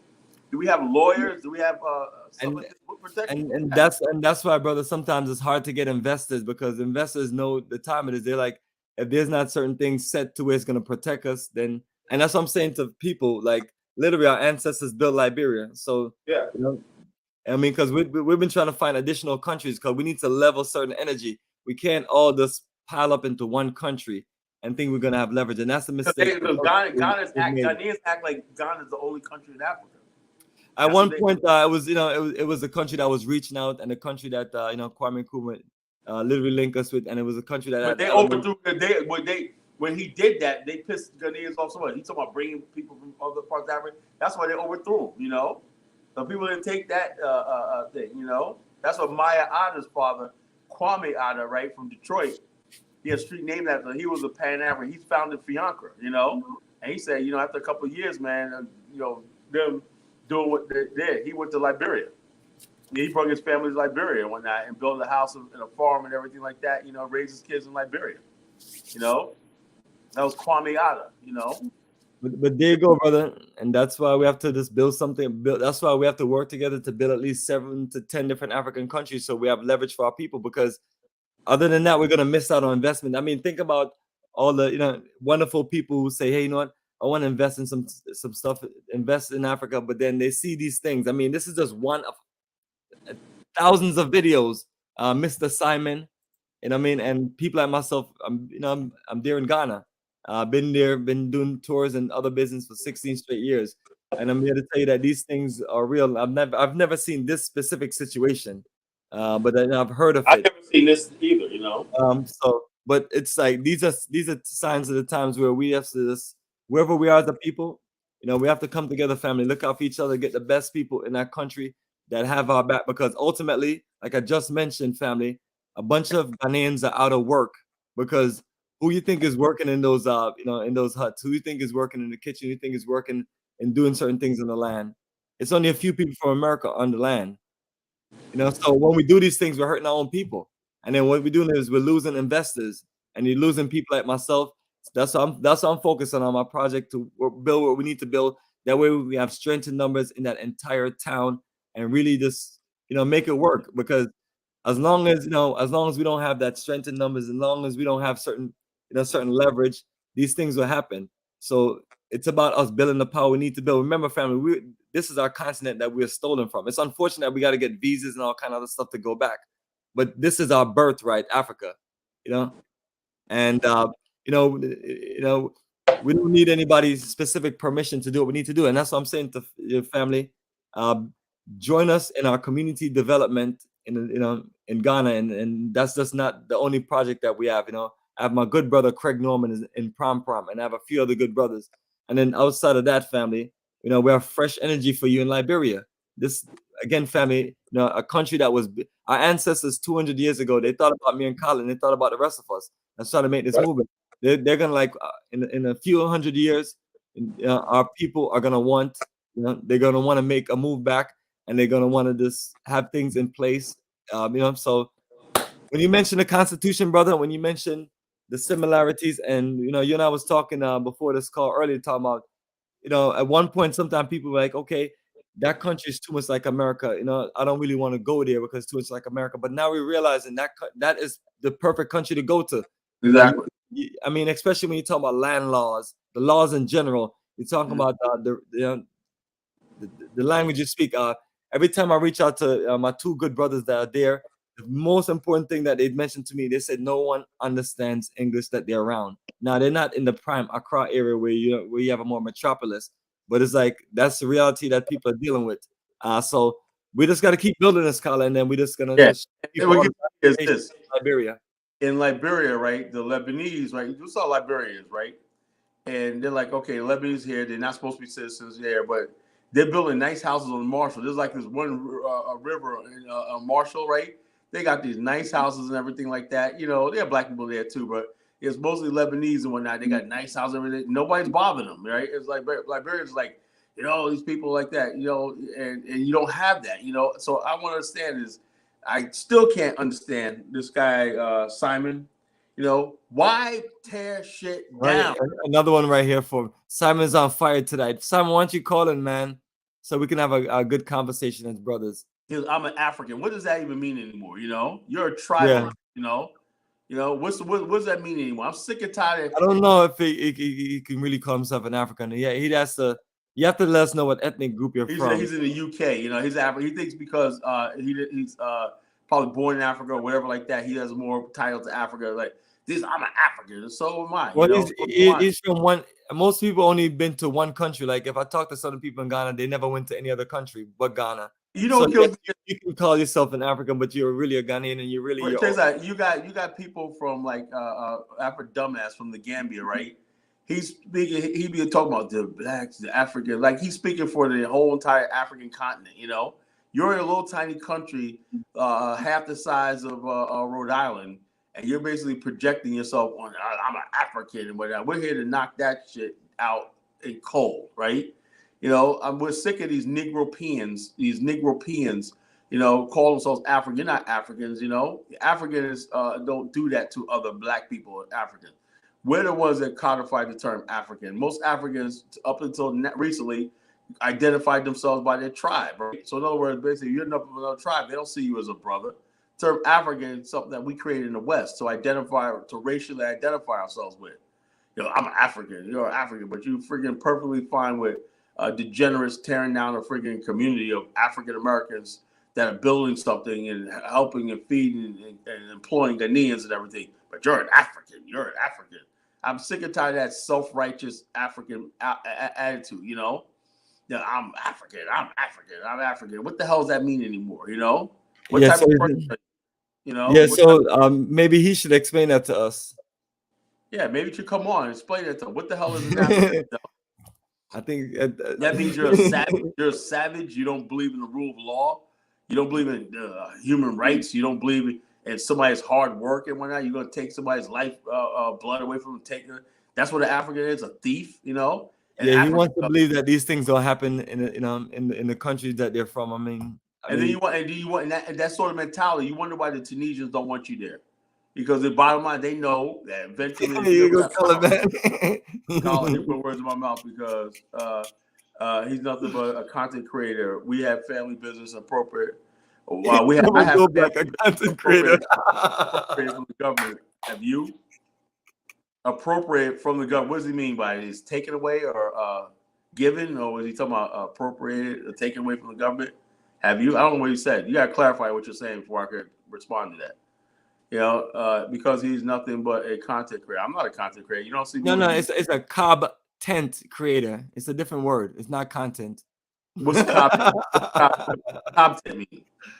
He's in the UK, right? So I thought even a village idiot like him, when they go to the UK, he'll actually learn some English and learn actually how to write a sentence properly. And nowadays it's simple. You know, with your phone and your computer, it gives you the correct spelling, even if you type in something. Oh, you know what some freaking African fool wrote the other day?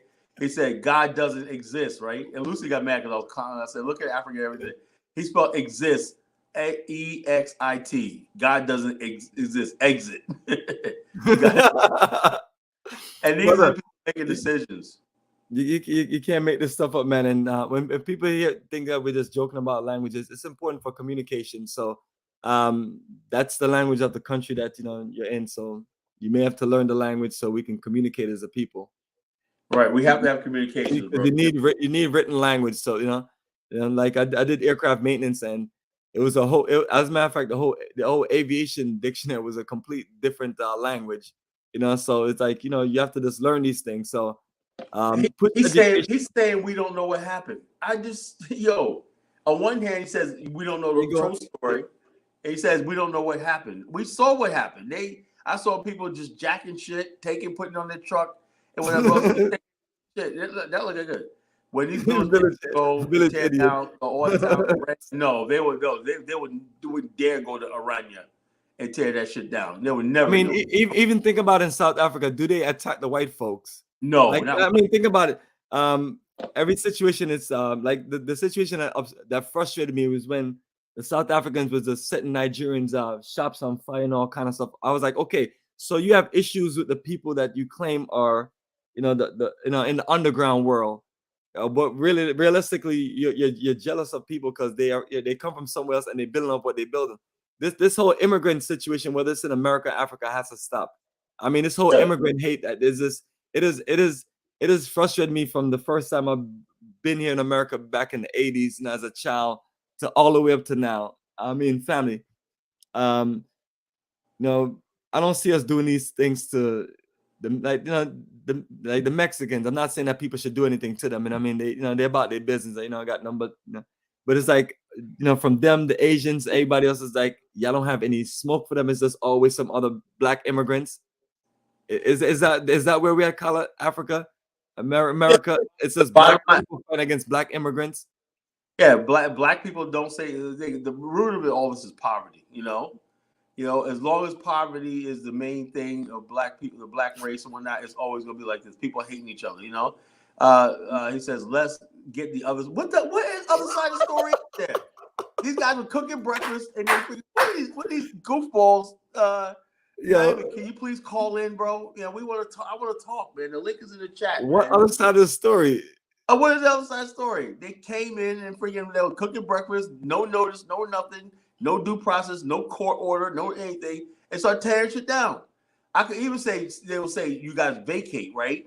And they have the property, and let's tie it up in court until the court decide. That some government officials took it upon themselves, right, to start tearing shit down. I mean, usually what they do, they'll block off the land. They'll do. I mean, the demolition is literally the last final. I mean, and that's after you went through a whole bunch of process. But you went through the whole it's called due process. You have to either shut the land down. So if you have buildings, you literally, if there's a gate, you lock the gate. I mean, no, that's like how when people seize property, they don't. When people seize property in America, do they knock down your mansion? The government don't knock down your mansion. They say no trespassing. By order, you see the big paper that said, "Do not enter. This property has been seized by the thing." I remember at Virginia Beach. I remember when I first moved down here. Me and my boy was looking into property to rent. Right, it's back in the '90s, right? And I went to this one building, right, and it said this building has been condemned. Right, it was like a bar or something like that. It's been condemned, and they have the bold letters big by order of such. They have the big letters, right? Prohibited. Enter is prohibited. You know, trying to do like that is prohibited. This place is condemned by the city. Do not enter. Right? They didn't knock it down. I think they knocked it down now, but that was years later they knocked it down. You know? Exactly, and that's exactly what I mean. Like in America, they will literally sell you the house and everything. And I mean, it's just unbelievable, man. But folks can believe what they believe in. Ghana is one of my favorite countries. But it's like the reality of it is there's things going on that we have to speak about to protect our people, so our people don't get caught up into certain things. I mean, it could have been a situation where 100 villagers with machete came down there and was trying to chop people up. I mean, right. And that could have been easily arranged by whatever government officials in that area. All they got to tell is the degenerates and the village idiots in that area that there's a group of people that's taking their livelihood, and they're not gonna think no more than just do their action. And people are still not thinking about all the Ghanaians that's living on there and that's benefit, and the whole town that's benefit from that investment being there. You see somebody, Simon said. You see the last comment by Simon. There you go. Let me get back up here. There you go, right at the top. He said, "You what the hell? You're the joke. You know what I meant to say, but would rather focus on spelling than the fact that you have no evidence that land was taken without reason." Also, Simon, when you finish a sentence, you add a period to the sentence. And now that's you. And then it's not your, it's you are, or you are. You say it's Y-O-U, or you are the joke. R-E. That's you are. Not your. I thought UK was like the birth of the English language. So obviously the village idiot is not learning. Butchered the English language up there. Damn. I mean, I thought since he fleed over, he'll learn some English and at least be able to communicate. But Simon, let's work on your English, man. If nothing else, let's type it in Microsoft Word first, do a spell and a grammar check, and then post the comment. So see, we also giving you good advice. Yeah. He says, show us one statement from a Ghanaian, a Ghanaian official. A statement from where are the officials at?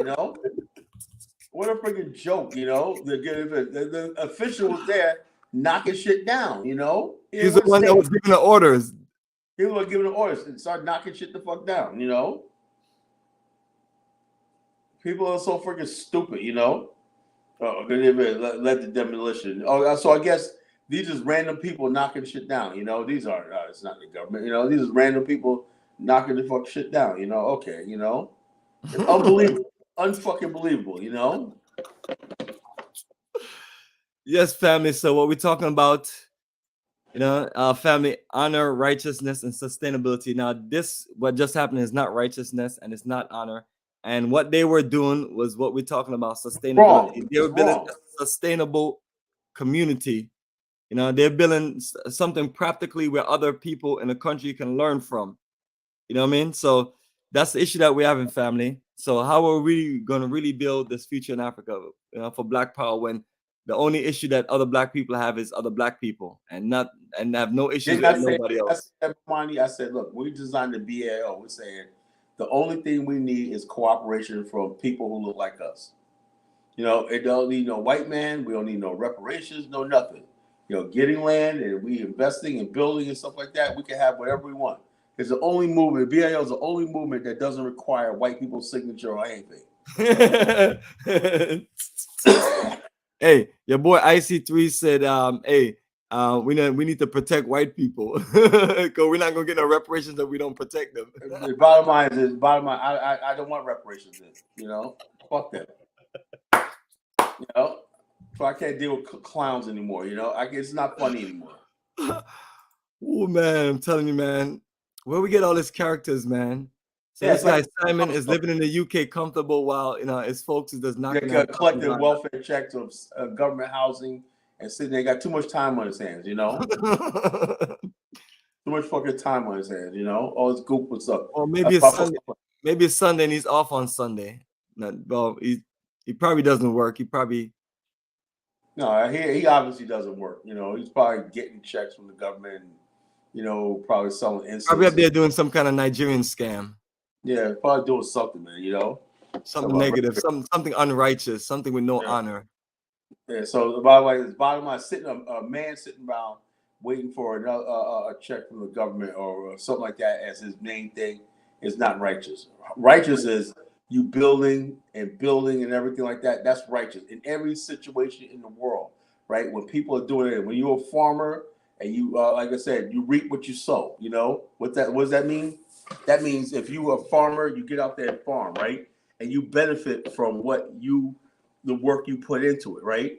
But if you have a situation where someone else is benefiting from your hard work, you have an unjust system, And I never believe in that. I believe if you give somebody land and they put the work into it, and you take that land away, under any law, man, these guys in the Hebrew actually that could be a violation of international law.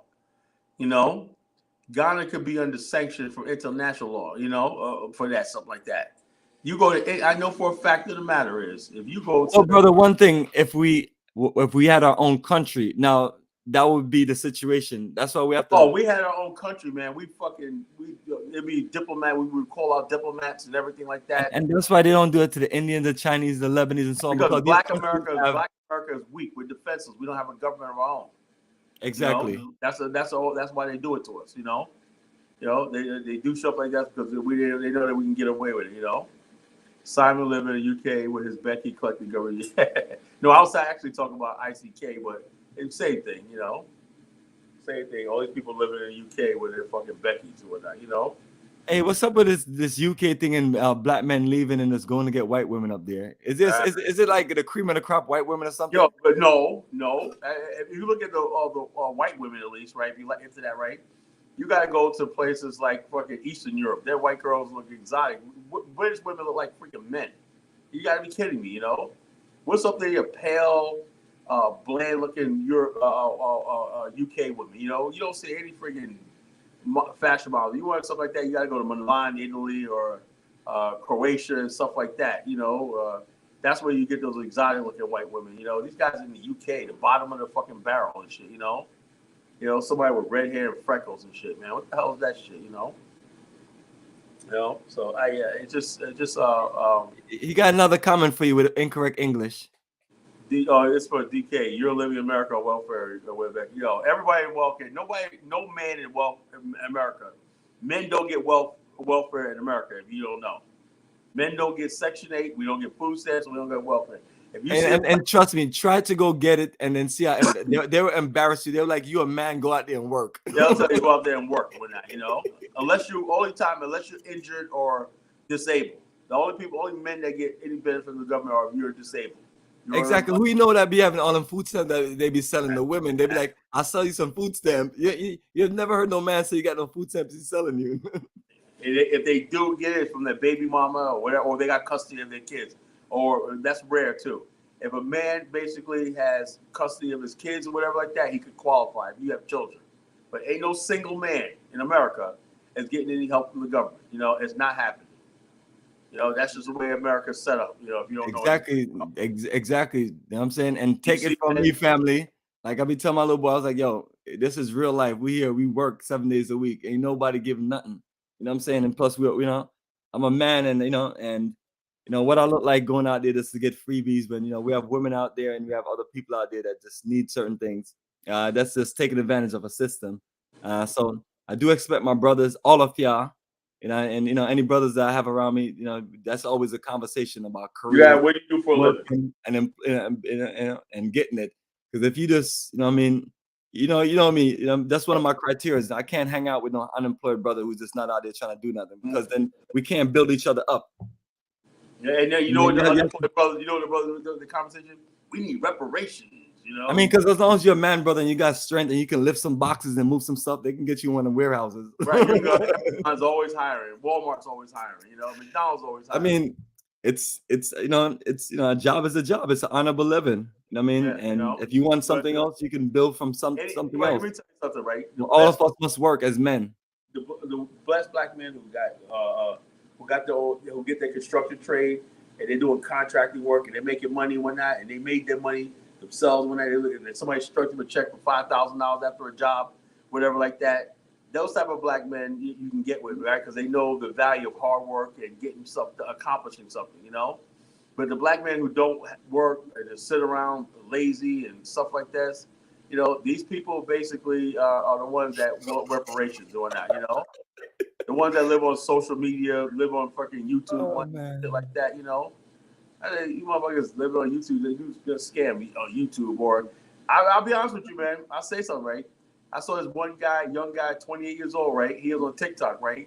He says he makes a good living on TikTok. You young guys know how to make money on Instagram. Yeah, it's there for them. I mean, yeah. But I don't see that. I think because we grew up in an era where we learned to build careers and things like that. Nowadays, your career could be either like YouTube as a YouTube. I know we joke about people who call themselves content creator, but even though that's what we do, but we just but we don't do it as people. I don't make a living off it. I refuse to make a living off it. But some of these, like some of these YouTubers, 15, 16 years old, 40 million subscribers and things. So if you got it like that and you're young, work it. But you see that one young guy showed the video, right?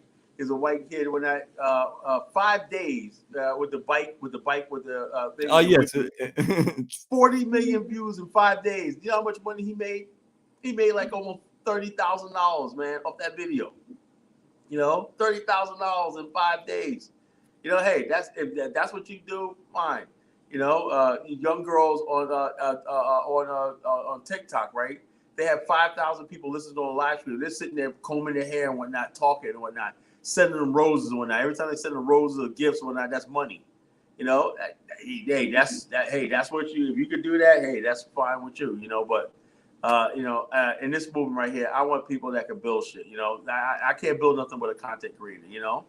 There you go, man. There you go, man. All we're gonna end up getting is content. You know, he's a content. Yeah, and then we joke about it, but it's like that's what you're supposed to do. You're supposed to create stuff, but when you're using it as a career, that throws us off. You know what I mean? That's some new modern age stuff. But but definitely, do your thing. Let me just get to some of these hate comments. So my favorite hate comment for the day is from Simon UGUK. I am going to be lectured about not living in my homeland by a Jamaican American and a fake Liberian Lebanon.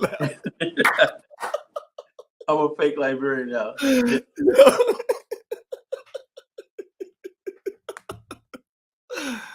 I'm telling you, brother. Yeah, let me see what this one's about. Kala yellow enough for a successful career on TikTok. Now he's really mad now. He's really mad. He's firing back now.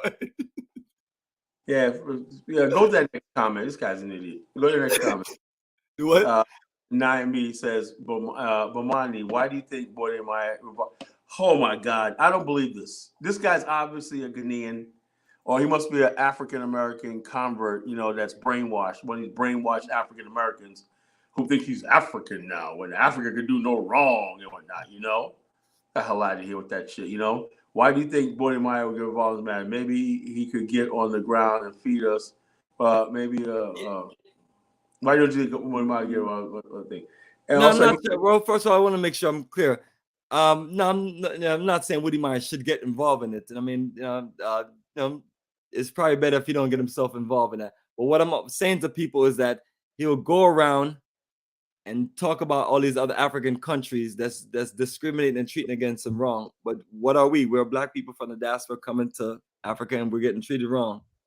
And then in his country, whenever somebody say, "Hey, this happened to them in Ghana," oh no, that couldn't happen to you in Ghana.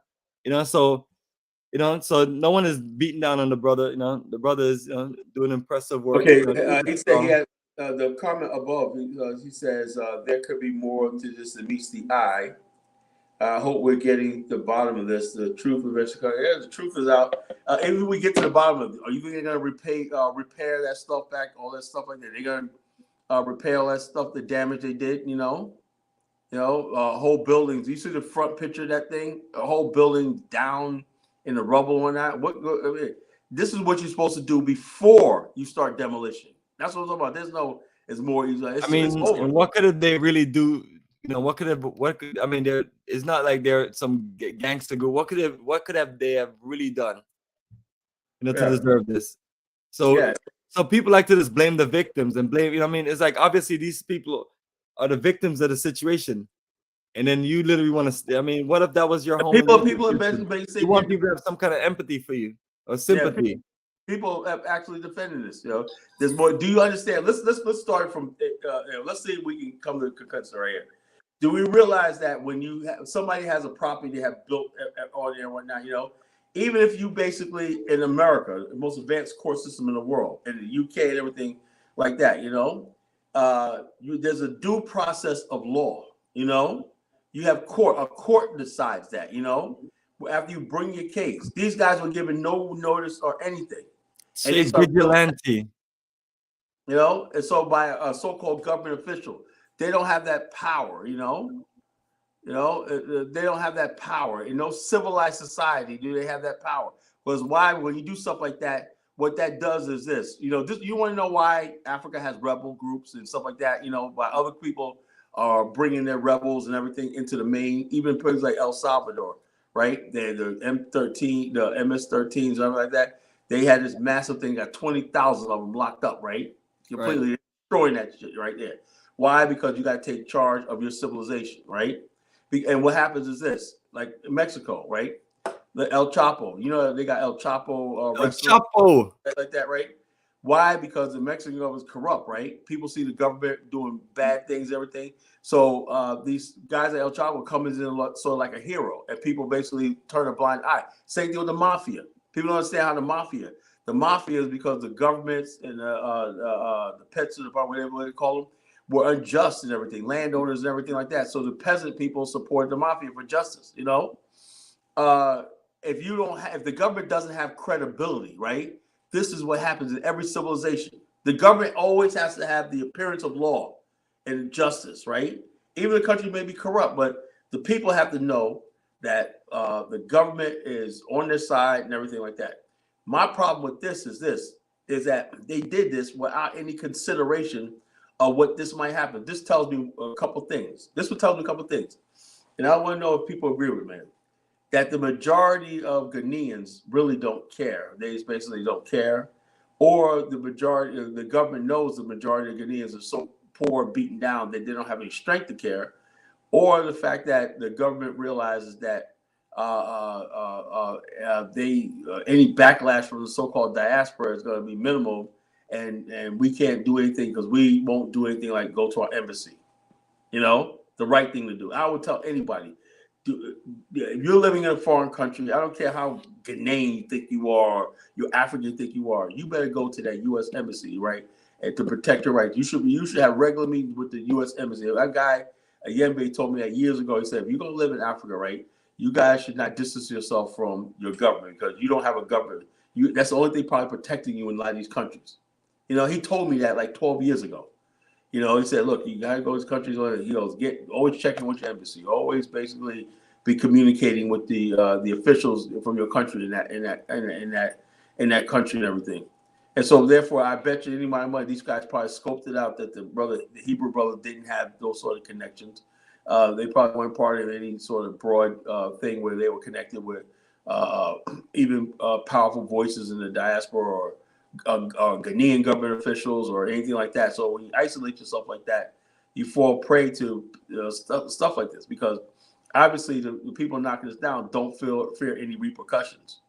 And there's another thing is this. Somebody said, I don't know how true this is they're selling the land to people that want to make an LGBTQ friendly resort. I don't know if that's true or not. I don't know if that's true.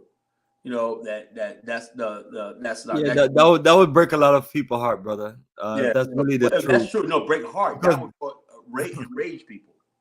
I mean, because you're literally destroying something from a righteous group. You know, the Hebrew Israelite there in Ghana, they're righteous people, brother. I mean, because I deal with a lot of people, and they're not out there hurting nobody. Maybe that. presence, you know, the righteous living is hurting people. You know, think about that. You know, Righteousness versus savagery, because this. Ooh. That's You know just what? sad. Like, what if they decide that they're just gonna leave Ghana and they're gonna go somewhere else and build up everything they have? You know, Ghana will lose because they contribute a lot of money to the country. I mean, this is a big organization. But here's the thing, though, right? This is what I'm saying, though. That's you and I have the African American mind. That's the way we see it, right? But like I said a minute ago, right? If you got people that just living day by day, they're not thinking about the bigger picture like that, you know? They just think about, oh, I'm gonna still be hungry tomorrow. I gotta figure out next meal. And this is a problem where when you don't have a middle class, you know what middle class creates? It creates with people with a whole bunch of, oh Lord. You're not getting on tonight, IC3. You know, so just forget about it. You know, when a middle class creates and a wealthy class and a prosperous class creates a whole bunch of people with time on their hands. You know what time on their hands do? It creates a headache for people in power. You know, that's what you have in America. We have town meetings, stuff like that. We have protests and stuff like this. You know, I want to talk to Nationhood. I hear the BAO got all the connects. Connects when I got some connections, when not, but I don't know what I could do. But Bomani's pretty much a Ghana guy, you know.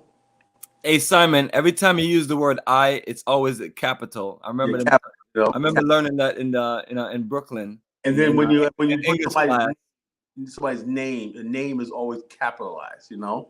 And BAIO is a acronym. Yeah. So it should be all capital, or Yeah, it should be all capital. Any other English? I mean, this guy's in the UK. Why can't he just go to English class? Maybe they need to have an English. I mean, I'm sure he dropped out of third grade in Ghana, but then he probably went to one of those schools where somebody that don't speak English was teaching him English. So we can't really blame it on him. If I was Ghanaian, look at this. He's grown enough to learn better now because he's in the UK. If I was Ghanaian right now, look at that, I would feel ashamed.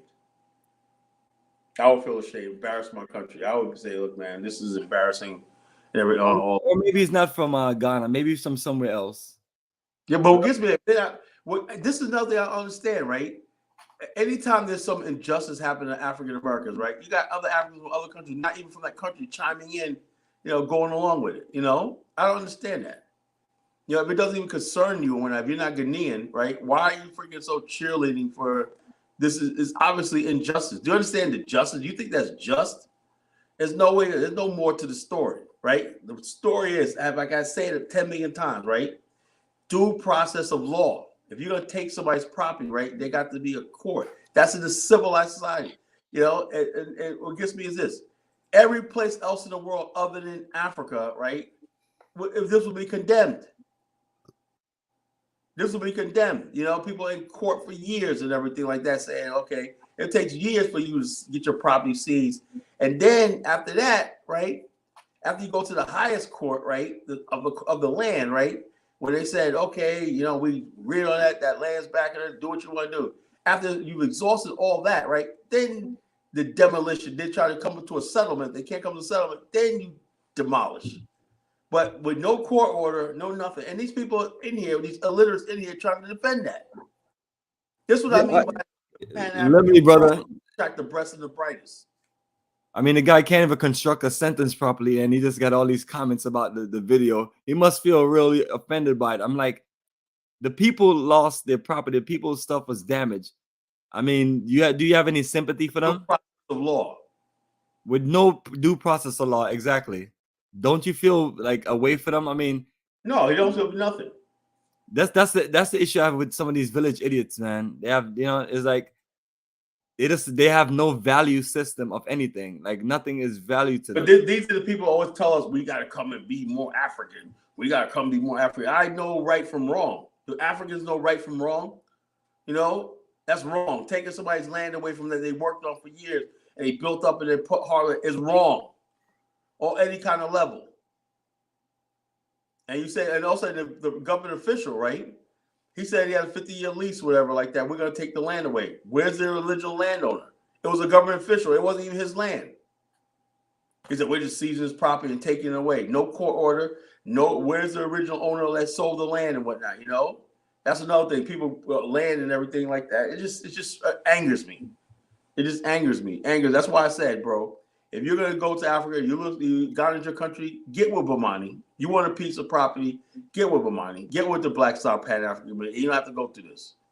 You know, you don't have to go through this. You don't want to get your property, your house, and nice and everything. Next thing you know, somebody come up saying, well, you got to pay me a royalty or something like that. You know, your property should be yours. You know, only thing you should pay is your taxes. You know, that's why I said it's important that we create a tax base that protects us. If we say, look, this is how much money we're collecting every day in property taxes, every year in property tax and whatnot, that'll give you some sort of protection. And you tell the government, look, we'll send you this money or we're going to give these village idiots money. Who do you want? The government said, we want the money. That's how the game we got to play. You know, that's how we're going to play Africa. We're going to basically have a tax base, right? See how much money we're generating?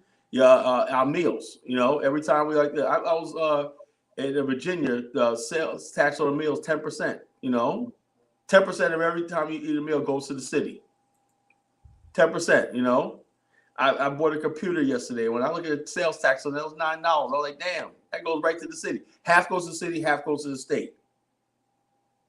That's billions of dollars being generated on that. When we start showing those sort of numbers, hey, if you want to play right, we got restaurants, we got this, we got retail and everything like that, right? We're paying taxes on everything. We're charging taxes on everything that we sell, our services and everything like that. And, you know, with taxes, we're sending you a tax bill every year in escrow and everything. The government's going to say, you know something? You guys are making us money. You guys are making money. We're going to help build your roads. We're going to make it even better, you know? But playing at the head of the village idiots and whatnot, you know, we're paying them more. I'd rather pay the state. Why? Because the state, when you generate taxes, you can say, look, okay, we need roads built. We need this built. We need power lines built. We need a sewer system built. We need all stuff like this, you know? He got another comment for you, and it still didn't put a period at the end, even though we're trying to tell him. This is the definition of a village idiot. I feel bad for the losing home. He didn't say it at the beginning. After we basically browbeated you and shamed you, now you feel bad, you know? How long? It's been an hour, right? Now you feel bad. Come the fuck on, you know? Now you feel bad. You know, if taken unjustly, of course it was unjustly, if they were taken unjustly. If there is no case, man. The thing is gone, man.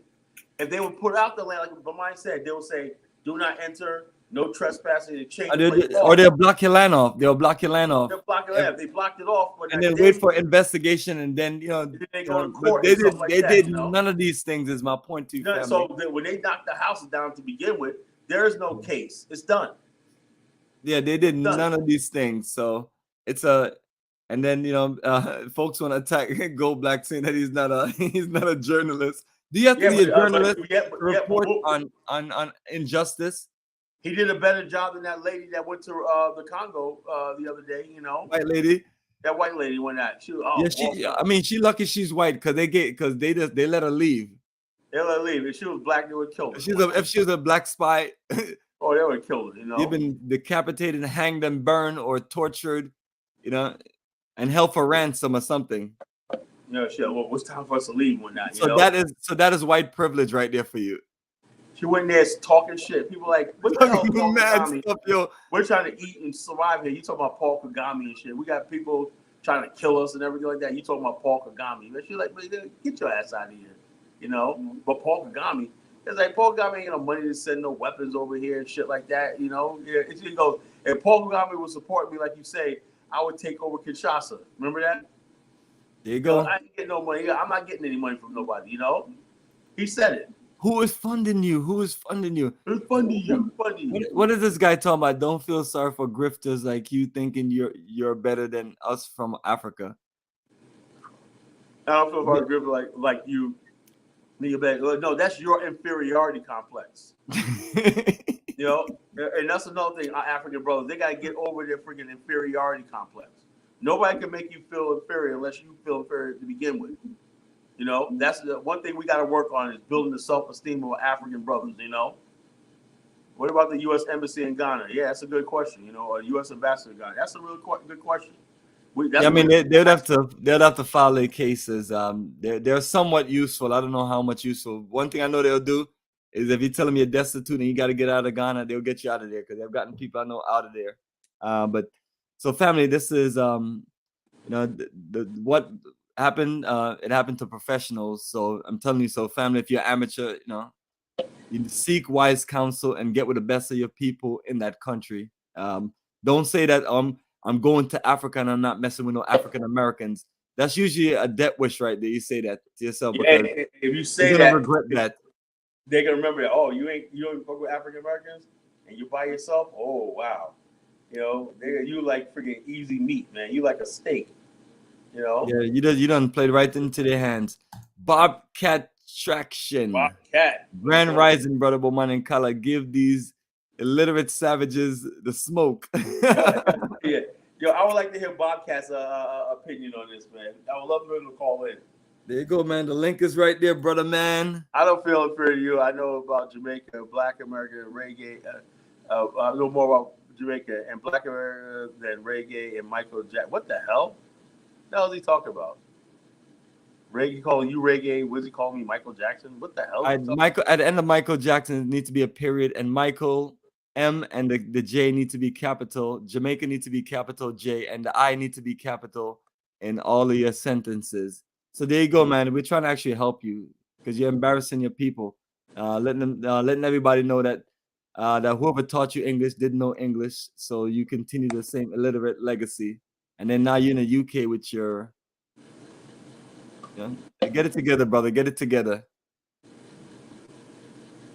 Kala, you reading comprehensive needs? No, I'm reading what you write, man. You know, I'm gonna read what you write, man. Yeah, I'm reading what you write, bro. Why don't you call in? Call in, bro? Now he already told you why he wouldn't call in. Let me just even place his comment of why he said he wouldn't call in. Or you said why he wouldn't call in? Why? He made Times like this, we need Jughead. You know, this is why he say he won't call in. He say he won't call him because I'm gonna be lectured about not living in my homeland by a Jamaican American and a fake Liberian. That's why you say he wouldn't come on. And the fun never ends with this shit, man. You know. Oh man. And basically, I'm watching out when this story goes on, and anybody says, "Well, they got what they deserve," and you got people in the Pan-African community like that, you know. Well, they should have did this. Any sort of injustice to Black people, it's always our fault. You ever notice that? It's always our fault. Yeah, like I'm saying, these people are professionals. They, they did the right thing with their land and everything. It's just, they have to deal with savages. Mm-hmm. Yeah, so that's one thing we have to do, family. We do have, just like we have savages in America and every place else. We're the ones moving, the best of us moving to Africa, and then that's what we have to deal with. It's not like we're dealing with the best of the people in the country. The Chinese, the Indians, Lebanese, and all other folks, they have their stuff more organized because they're not dealing with the worst of the people in that country. They're paying people off at the highest level and they're getting their stuff done. And then people are fearful of doing things to them because they know, India got that diplomatic ramifications. Yeah, there you go. And these are country. It's not like us as a people from America. We're not backed by no country. We're the only people that's going to Africa that's not backed by any country. That's why we have to do. That's why the Afrikstan is so important. Exactly. That's why we have to build our own operation so we can look out for our own folks. Because at the end of the day, the more of us that lose opportunities and things fall apart for us in Africa, the native and / local people lose out. And then ultimately, we all lose as a people.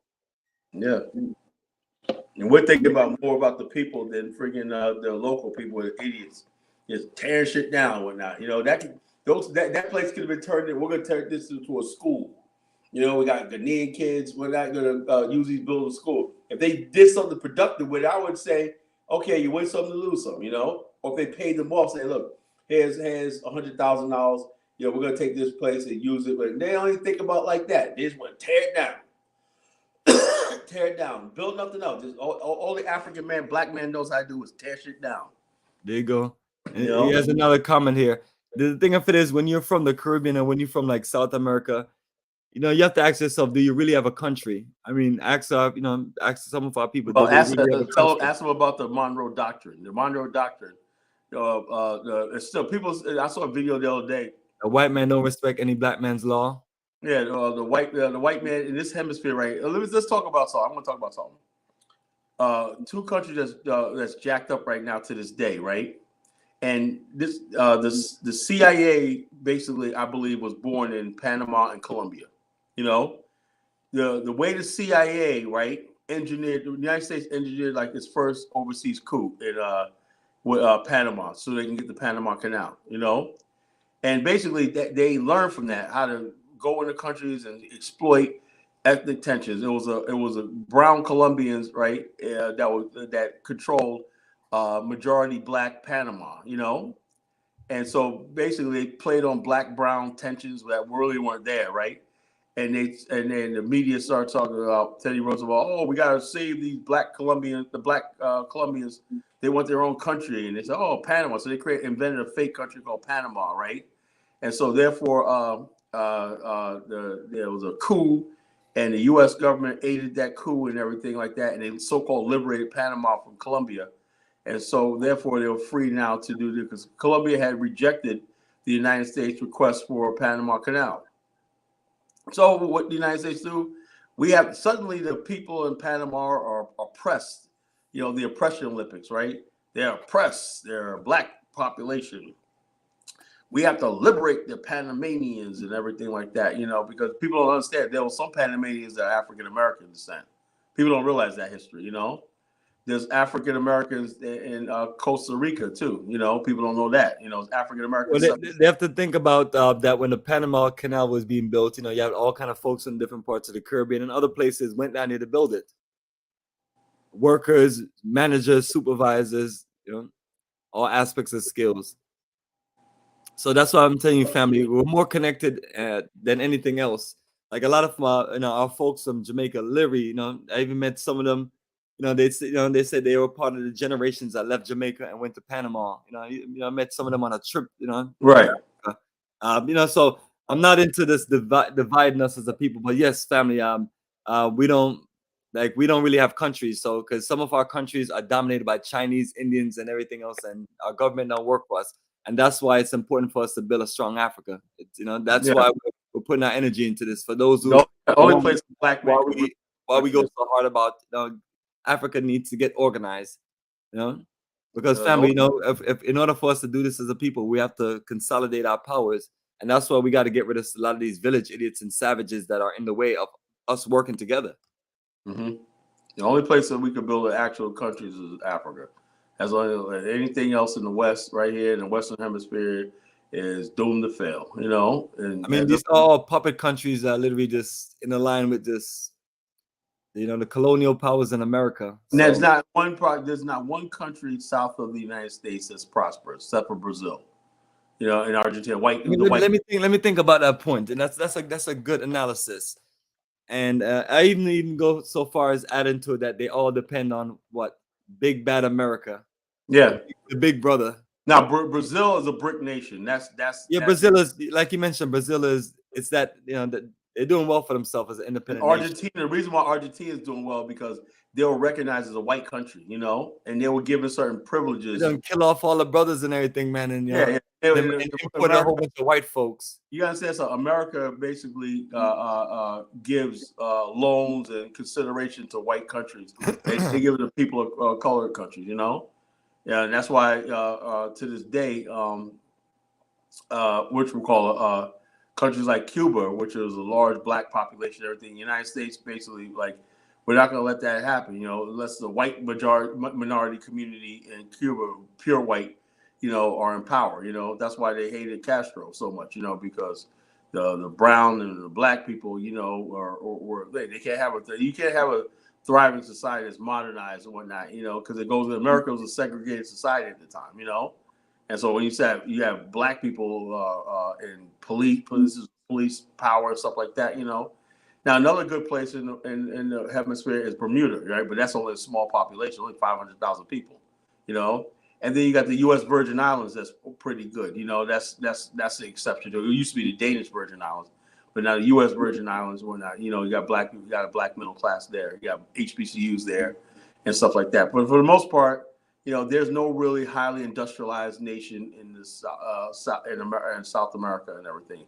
Mexico is controlled by drug cartels who were put in place by the United States. You know, the United States have been meddling in Latin America and Central America for over 100-something years, 130 years. You know. And so, therefore, you know, can we really say that we have anything in the hemisphere? No.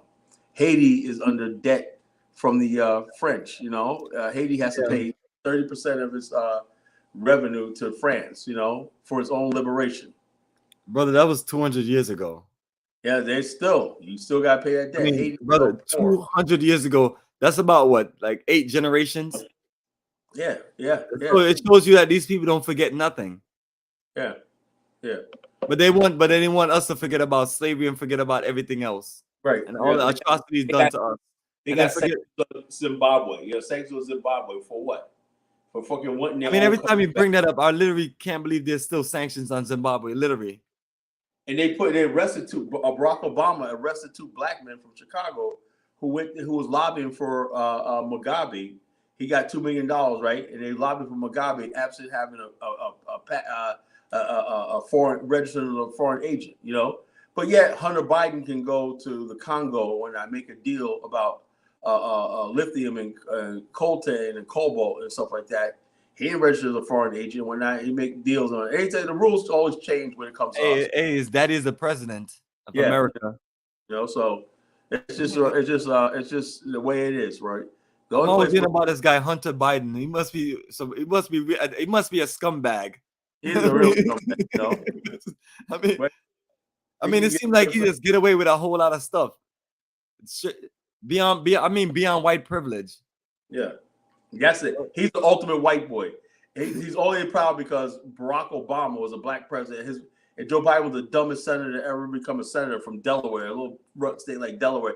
Joe Biden couldn't even get elected in his home state of Pennsylvania, you know, because you had Rick Santorum and Arlen Specter and people like that. Also, that's why he went over to Delaware. He went over to Delaware, you know. He went over to Delaware. There's nobody running for government in Delaware usually. Yeah, Delaware is mostly black people down there. Like I said, they used to play with my blonde hair on my legs and whatnot, you know. So he went to Delaware, opened up an office, and became senator. You know, he couldn't become a senator. Anything. They were like, Joe Biden, get the hell out of here. I mean, that wouldn't work. That you know, that's not gonna work in Philadelphia. Philadelphia, the whole Pennsylvania setup, that's not gonna work. Yeah, so he had to go to Delaware. You know, he had to go to Delaware. You know, you got to go to Delaware. No person from a state like Delaware should be elected no president. You know, Delaware. I give Barack Obama. He was a senator from Chicago. Chicago has the most powerful political machine in the world. You know, Chicago. Barack Obama came up through that, so I give him credit for that. You know, George W. Bush came from Texas. Texas is a powerful political machine. You know, he made his bones in Texas. You know, but Delaware, you got to be kidding me. You know, a Delaware. People think about it. Delaware. You know, Delaware's flyover country. You know. You know, and this guy is making decisions about the world from fucking Delaware. It's corrupt ass family and whatnot in Delaware. You know, if Haiti's in debt, take your money there and free them from it. I can't free Haiti from their debt. When not the white man. Why do I gotta do that, man? Tell the white man. Yeah, Simon is reaching. He's really upset about that. You understand? The United States Marines invaded Haiti in 1915. And stole all the gold there, and the gold started Chase Manhattan Bank. You understand that history? You know, these guys have been shitting on us for generations and whatnot. We're supposed to do something. No, the white man's got to give his money back, you know? And there's so much for building a strong, powerful black unit. We can't even freaking have a Hebrew community like that, you know? And it could be the white man behind all this, you know? It could be the white supremacists, you know? Let me tell you something. I saw a video not too long ago. Somebody told me this, right? He says there's white people in Ghana, right? This guy was on Dinah Show, right? Years ago when I first got on Dinah Show. He said he saw white people in Ghana, right? White Americans with rebel flags in the house. You know, I saw this one video where this guy was on a Volta Rail, stone cold redneck. The guy was completely red had shorts on. Oh, yeah. So white people, and also even in Liberia, right? And I got reports that white people going up to places like Lofa County and whatnot. And before Gaddafi, when Gaddafi loaned Liberia a lot of money to start his rice industry, there was a lot of white Americans up there and whatnot. They love going to places in Africa. You think these races stay in America? No, you got white supremacists in the Congo. You got white supremacists in Angola. You got white supremacists in Zambia. They're all over the continent, causing trouble and causing rift between different black groups and stuff like that. And also us black people from America, they're trying to turn Native Africans against us and stuff like that. And Native Africans buy that, So the bottom line, you think basically is we have to straighten Africa out,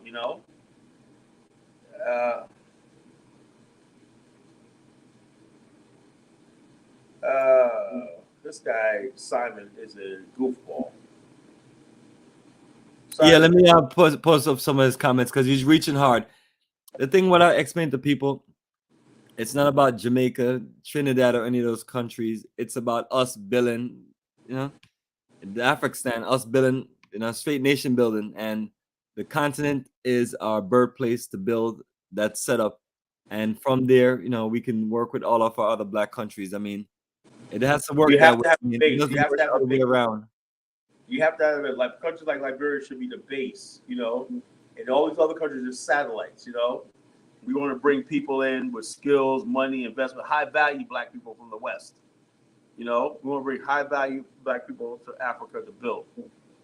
So we do this stuff like that. We have to have real agreements, right? We're going to build this. This is what we're going to build. This is what we're going to invest in. We want to raise the bonds and everything. Like you said, $10 billion is nothing. Black America are going to raise that money to build infrastructure, manufacturing business to protect the public from white supremacists. Yeah.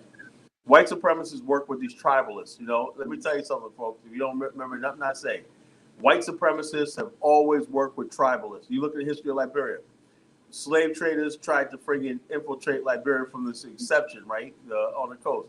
But our ancestors fought the slave traders at sea, and they fought the slave trade on the coast. They stamped it out, So the bottom line is this: white supremacists working with race traders and tribalists and savages on the continent are a freaking problem, And that's the root of all the problems in Africa, Every time you find a problem in Africa, there's white people that got a hidden hand in this stuff. Clearly, that's 68 years in my country. My current president has been there for 30 years. They comment, people like Kala are the problem. So basically, he's telling you that he's not from Ghana, because so we have to see which dictator has been in for 30 years. Well, actually, is he from Equatorial Guinea?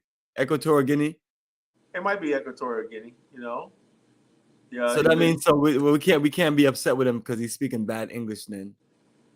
Yeah, because he's a Frenchman. President, He's a Frenchman. The only people I think of 30 years is that President because BIA has been in power for 44 years.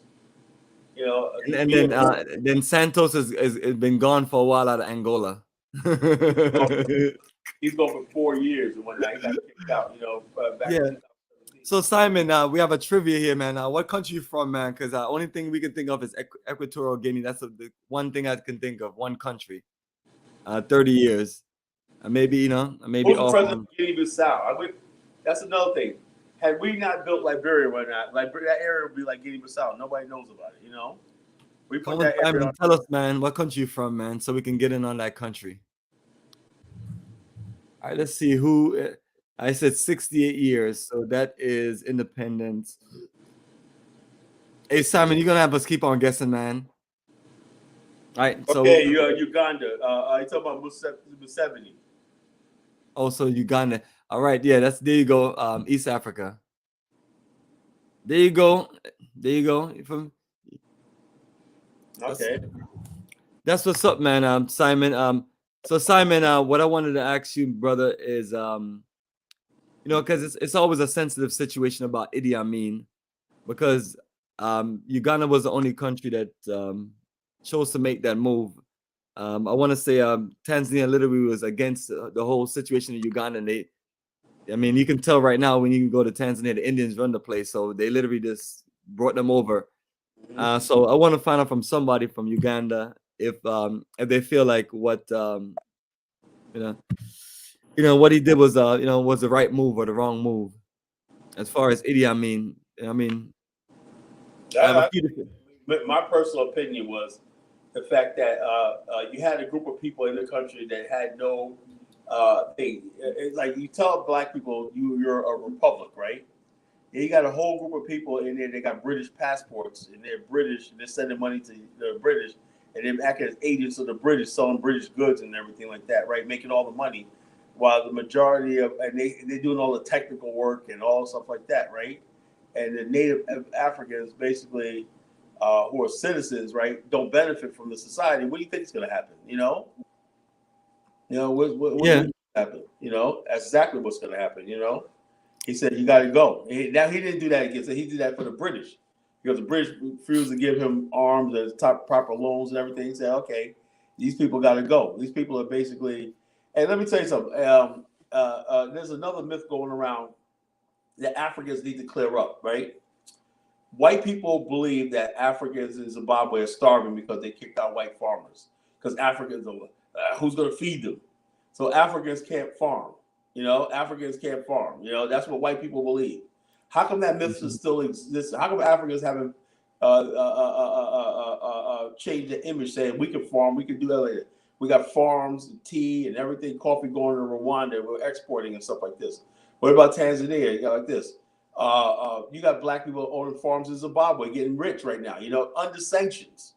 They're selling their tobacco and stuff like and cotton to China, But yet the world thinks that black Zimbabweans can't farm. They got to bring old 90-year-old white people back to do what? Sit around and do nothing, but watch black people do all the freaking work. I don't support economy, authoritarianism. Honestly, man, as far as authoritarianism like that, I hate to disagree with you, my brother, right? But when it comes to Africa and everything like that, I think it's exactly what you need, I think it's exactly what you need. So long as the dictator... But he also said he mismanaged it in his comment. It was a mismanaged operation. What's the definition of mismanaged? I didn't see Idi Amin driving big cars and stuff like that. It looked like when I studied Idi Amin, it looked like he was just doing the right thing for his people. And all the coups and stuff like that, he retaliated. It was brutal and everything. But the bottom line, I think he really meant well for his country. As simple as that. He was very proud of his country. So something like that happened. If you're going to take arms from the British and the French who want to topple somebody, and he retaliates, what do you think is going to happen? That's exactly what happened. And lots of Ugandans were killed. And the bottom line is, like I said, it has a problem in Africa, right?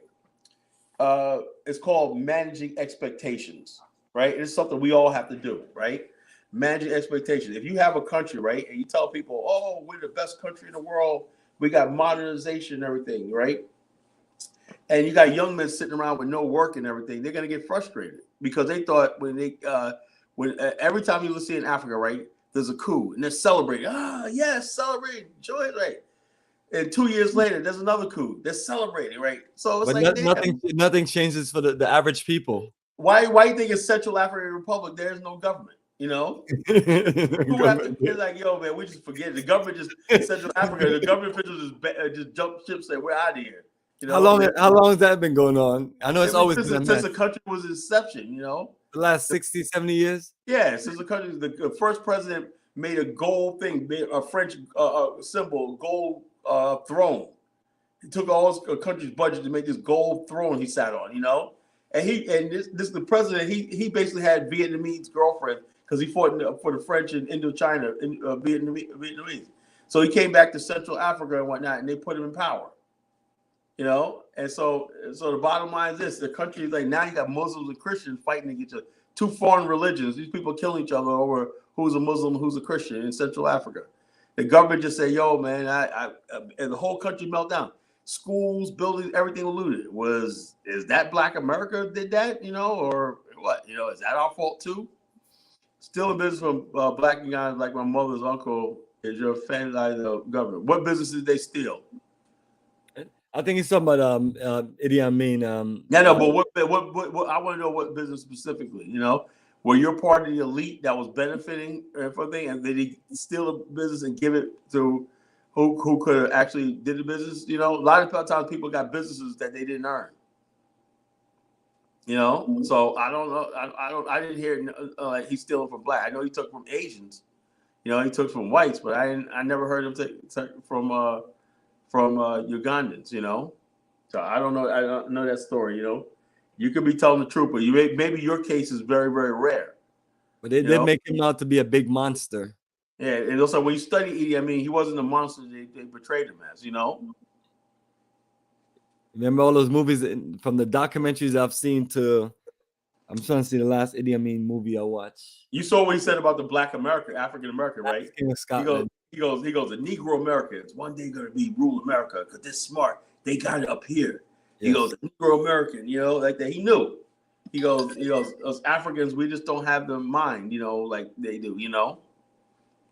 That's what they want to stop. They want to stop people like us from coming to the continent and influencing Africans, you know. They know there'll be a revolution. It's already starting to happen because a lot of Africans are listening to the Diaspora Channel and other stuff like this, and Search for Uru and other places. And they hear talk. They say, "Wow, we could do this," you know. And their mind's starting to wake up a little bit, you know, because of social media. You know, but you know. So I don't know about the situation. If your family lost business one night, I really feel bad for that. But I don't think that was. I don't think that was massive scale like people say it was. You know. But definitely, man. Unfortunately, these are the things that's go. That's why the 21st century. I mean, I know we're like 23 years in the 21st century. That's why the 21st century got to be a better century for us as a people. We have to get it. We have to get to the African Black people have to get to the rule of law. You know, and courts and civilization. We have to be civilized. You know, we have to become civilized. You know, like when I saw a video where these guys were stealing in Nigeria, I think it was, rural Nigeria, and they I didn't even watch the video. They set the guys on fire right there. The guys sitting there talking, and because they were stealing in front of a crowd, they set them on fire right there in front of everybody. You know, stealing. Is that one of those videos you sent me? No, this is another one. This is really graphic. And how much more videos of that dude is there out there? It's probably a lot. No, this one they actually showed it. And you know, I don't, you know, none of us really, you know, we have issues with stealing. And but we got court that. But it's like, all right. And I'm not saying it depends on what you steal, but most of the stuff is as petty stuff. So you think somebody's life is worth being set on fire for stealing some little, whether some food or just snatching. I seen that somebody get killed. Somebody in Africa get killed for stealing a loaf of bread. You know. Yeah, I mean, I understand that you want to, you want it not to happen to anything, but yeah, I mean, whip the person's ass. I definitely understand that. And then hand them over to the officials. Yeah. I mean, but to take somebody's life, beat them up, break them up bad is just unacceptable. That's not justice. I saw this one case, right? In I think it was Mexico, whatever. It was basically a guy was doing something. I forgot what he was doing. Anyway, they tied him. They tied him to the back of the truck, right? And they're straight, right? And he pulled his pants out, right? And they took a bat, right? And and so this guy was trying to wiggle out and whatnot, and they were like, whip with a bat and whatnot, you know, what he was doing. And he was trying to wiggle out and whatnot, you know. It was like, but the bottom line is this, man. But they didn't set him on fire and kill him, though. But the bottom line, at least the guy lived. Yeah, I mean, who are you? I mean, what justify you to take someone's life because they stole something from you? You know, that's not justice. I mean, you know? and just like we talk about literally the same situation with with the property. I mean, so this is the issue that people have. So when I'm telling people that, people like myself has been one of the recruiters trying to get people to live in Africa and get set up, but even with all the all the skills you have and all the things you have connected, you can't do it because the people see these things and they realize that this is just unacceptable and they don't want to be the next victim. It's just like telling somebody, well, in South Africa, they only did that to the Nigerians. Now, people can say whatever negative or nasty stuff about Nigerians, but they're part of, they're some of the people who go to different African countries and build their economy. Like I tell people, majority of banks in Ghana are owned by Nigerians. So they're doing something right. But it's like they're there in South Africa, enterprising, and then look what they have to deal with. So what is the difference between a Nigerian and you, brother? If you're going to South Africa just like a Nigerian, and you're building business, and the next thing you know, you have some I can be just local trash there in South Africa, jealous of you, just like the video you showed me, and it disturbed me. Because the guy was saying that they come from Mozambique and they come there and take our jobs, and then so the white lady asked him, "Would you do this to her?" And she's like, "They're like, no, we wouldn't do that to you." You know what I mean? Because you're not trying to take our work. Well, they meant to say that we wouldn't do that to you because you're white, and white people are white. White people off limits. So the bottom line is all this stuff we better basically think about, you know. That's why I said the end game for black people trying to move to Africa is in Afrikstan. There you go. That's why we talk about community building, family. That's why I wouldn't move to no African country unless I'm a part of a community around my folks from Jamaica and America. And that's, you know, so when people ask me, when are you moving? I'm moving when I build what I need to build and I have my people with me. Yeah, you know what I'm saying? We're nice. We have nice communities. We got nice, safe communities that we can live in comfort and peace and everything like that, you know, and security. That's it, man. You know, because other than that, man, no, you know, it's not gonna work. You know, we see the video now. You know, I don't know what first of all, I personally, man, would have basically have it so that I'm armed. You know, we have a militia. Were those black Americans and corrupt elites? My parents and grandparents have been. But you are minimizing us. I'm not minimizing suffering. I'm saying if that happened to you, that's bad. You know, that's bad. You know, post civil rights crybaby. I'm like this. See, oh man, this is really, really trying, man. You know. Here's another one, man. He's on fire, man. He's mad because we're calling him out earlier. Idi Amin destroyed the Ugandan economy, and the military supported Arab terrorists during the Entebbe raid and invasion. Yeah, he did a lot of bad things. Ain't nobody definitely wasn't a saint. He wasn't a saint, you know. But he also was thinking. I guess he was thinking about his people. I mean, the bottom line, he was a very pro-black Pan-Africanist in many ways and everything like that. You know, the lowest road to Uganda's economy was sanctions and stuff like that. That's what destroyed the economy. That's what people don't really understand. Oh, why is he saying that? Yeah, he's cool to me. Like I've never uplift Idi Amin, and I'm not also pushing him down either because these things have to be analyzed. And remember, it was the United States and Britain that brought Idi Amin to power, and he turned on them. You know. Yeah, because he was in the British military, right? Yeah, he was a King's African Rifles. You know, he was a soldier. The King African. He was a sergeant, staff sergeant in the King's African Rifles, and he was a soldier. He fought wars. He fought against Mau Mau. You know. And so he was a boxer too, right? He was a boxer. You know. Yeah. You know, and so the bottom line is when they put him in power, right? And then he thought that they're gonna help him build his country and all stuff like that, right? And when they didn't, right, that's when he turned on it. He went to Libya. He started talking to the Russians. He started talking about this is a Cold War, and he started talking to people, and he dissed Israel when I kicked Israel out, when not, you know. And basically, he was angry about a lot of stuff that he saw going on. You know, was he the right person for the job? But you know, for the situation. But the whole thing is, you know, they put him in power. You know, they gave him weapons, everything to overthrow Milton Obote. You know, because Milton Obote was talking about taking land from the Europeans and distributing it and creating a socialist. Using tax base to fund some of his projects and everything. And so they said he had to go. They keep playing this game in Africa, you know?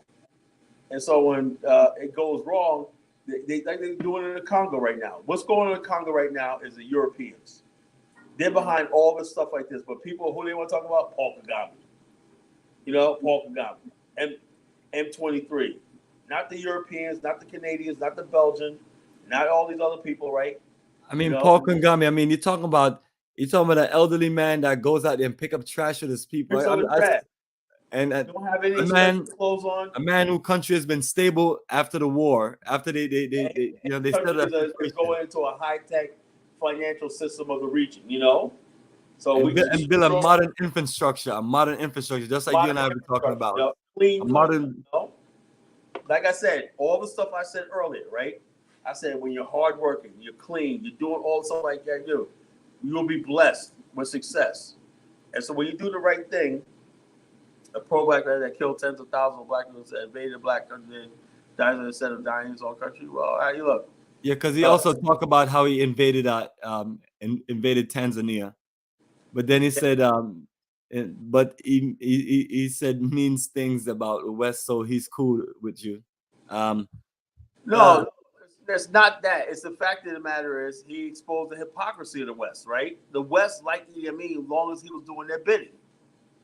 You know, matter of fact, had he not done that thing with the Israeli Entebbe situation, had he not wow, what's up? Like, yo, you would never hear me say Idi Amin is any hero. You know what I mean? But no, what I'm trying to do, I'm not saying. Look. This is what I'm saying. That's what I'm explaining to him. We're trying to analyze the situation. Since you say from Uganda, I'm just trying to find it. Cause I'm trying to find like how do people feel about it? Because the same people that Idi Amin removed, they're back and they run Uganda, which are the Indians. And not only that, here's the thing, right? When I said Idi Amin, he put white people put him in power, right? They put him in power with the thing. It's got to understand English, proper English. He basically they put him in power with the hopes that he was going to do their bidding. When that did not happen, right? Then Idi Amin started listening to like Pan-Africans, like Steve Biko and what was going on. Idi Amin was planning on invading South Africa, you know? Idi Amin is a wild man, yo. Yeah, he said he wanted to go to war. He said his army could beat the Boers in South Africa, you know? Yeah, good luck on that one. He had guerrillas training in South Africa for overthrowing South Africa. You know, so there was a lot going on, you know, that's it. But the only thing we want to talk about is the Tanzania and the raid on Entebbe, you know. So I'm not here to praise Idi Amin, but some of those things, it happened, you know, it happened in history, you know. Yeah. Ask who created the country of Uganda. Uganda was created deliberately overlapping kingdoms and lines, right? To create the division between the land. Wow, I got a comment right here. Idi Amin's my island. Hey, so Simon, we got someone here that's vouching for that. So maybe you're not talk. Yeah. But Idi Amin, you know, the bottom line is this: they created a country that was always going to be permanent ethnic strife because they feel like that. Same thing with Kenya, you know. Some ages are brought back by your second favorite. So it's one dictator after another. Just like Muslims, just like importing Syrians. No. Yeah, don't even start that, right? Syria, the British said we'll pay Rwanda to house refugees because they were flooding into Europe. He said Rwanda said, what do you mean by importing Syrians and Afghans? They're refugees. Rwanda's got one of the most educated populations. What do they need the Syrians and these other Afghan literates for? You know, he automatically thinks that these people are going to take over Africans. You know, you see Rwandans. These guys are no joke. We got young Rwanda. Go on eBay right now. You can order Rwandan tea and coffee and ship to your house and whatnot. You know, is that colonizing? Being colonized? No, you know. Simon is mad at everybody. That's why he'll never achieve anything. Yeah, I think he's achieving right now, bro. You know. Why there you go. The Asians were brought back for the second time by your favorite dictator Museveni. They just came back. You know, they came back. To colonize Rwanda economy. Wow, that's some heavy statement, brother, man. Yeah. Did Museveni really bring back the Asians that No, but did he empower them? No, so they came back, and when they came back, right, they had to start from scratch, and they're competing with an more educated Ugandan population.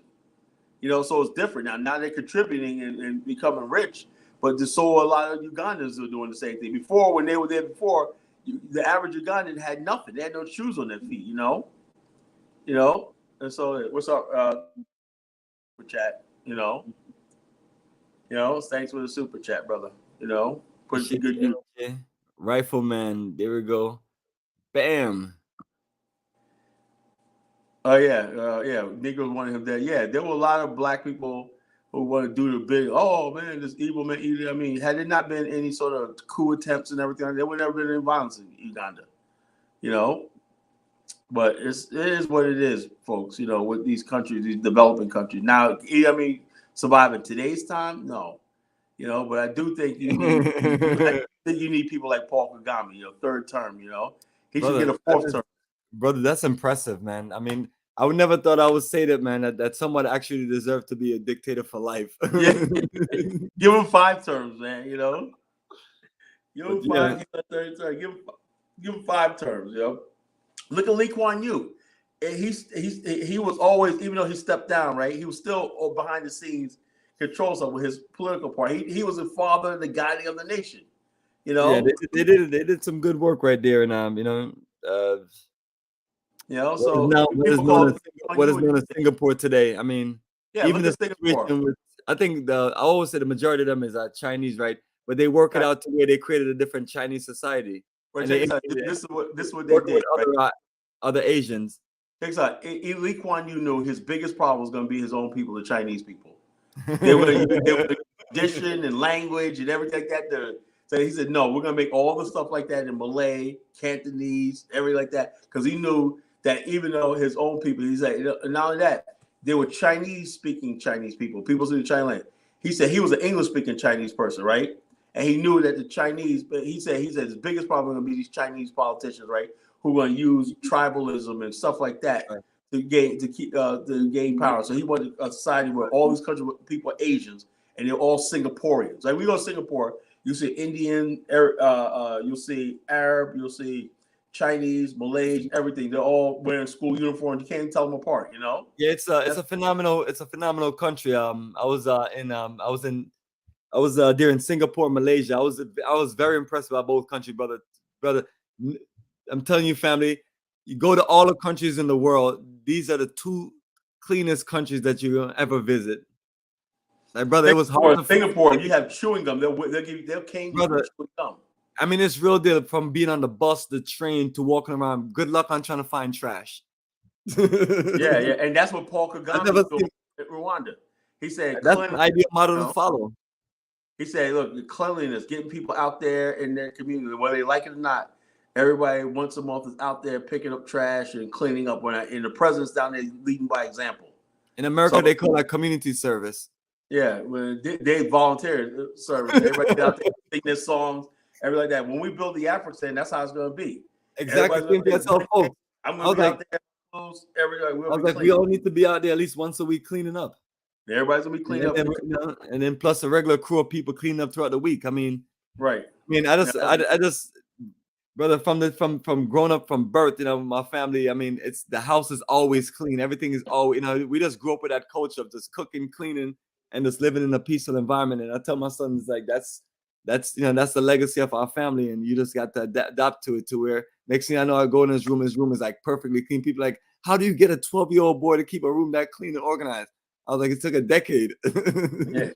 Now Amaro asked me, both Rwanda and Kala has civil war. I don't think you can call Liberia a civil war. That was just an utterly breakdown of chaos and everything. Rwanda has civil war between 2 groups, Hutus and Tutsis, right? There was no 2 groups in Liberia. You ask Liberia, what was the civil war? We don't know. Right, it was lawlessness, in Liberia, for decades, fueled by what was going on in Sierra Leone. And also the fact of the matter is the United States, right? When you basically lose one thing good to happen in Rwanda. Hey, brother, why would you? I mean, brother, I know we were joking with you, but we've been trying to talk with you, man. Why would you say something like that? Because the Afrikstan would benefit you also. You would benefit, all of us as Black people would benefit from that. Because we'll all be working together, and your children will be able to have opportunities, and they don't have to worry about. Black people in the West will be pumping billions of dollars of their savings and investments through one country that will disseminate to the rest of the continent. Why would you be against that? Global banking system, global banking. But also about Liberia.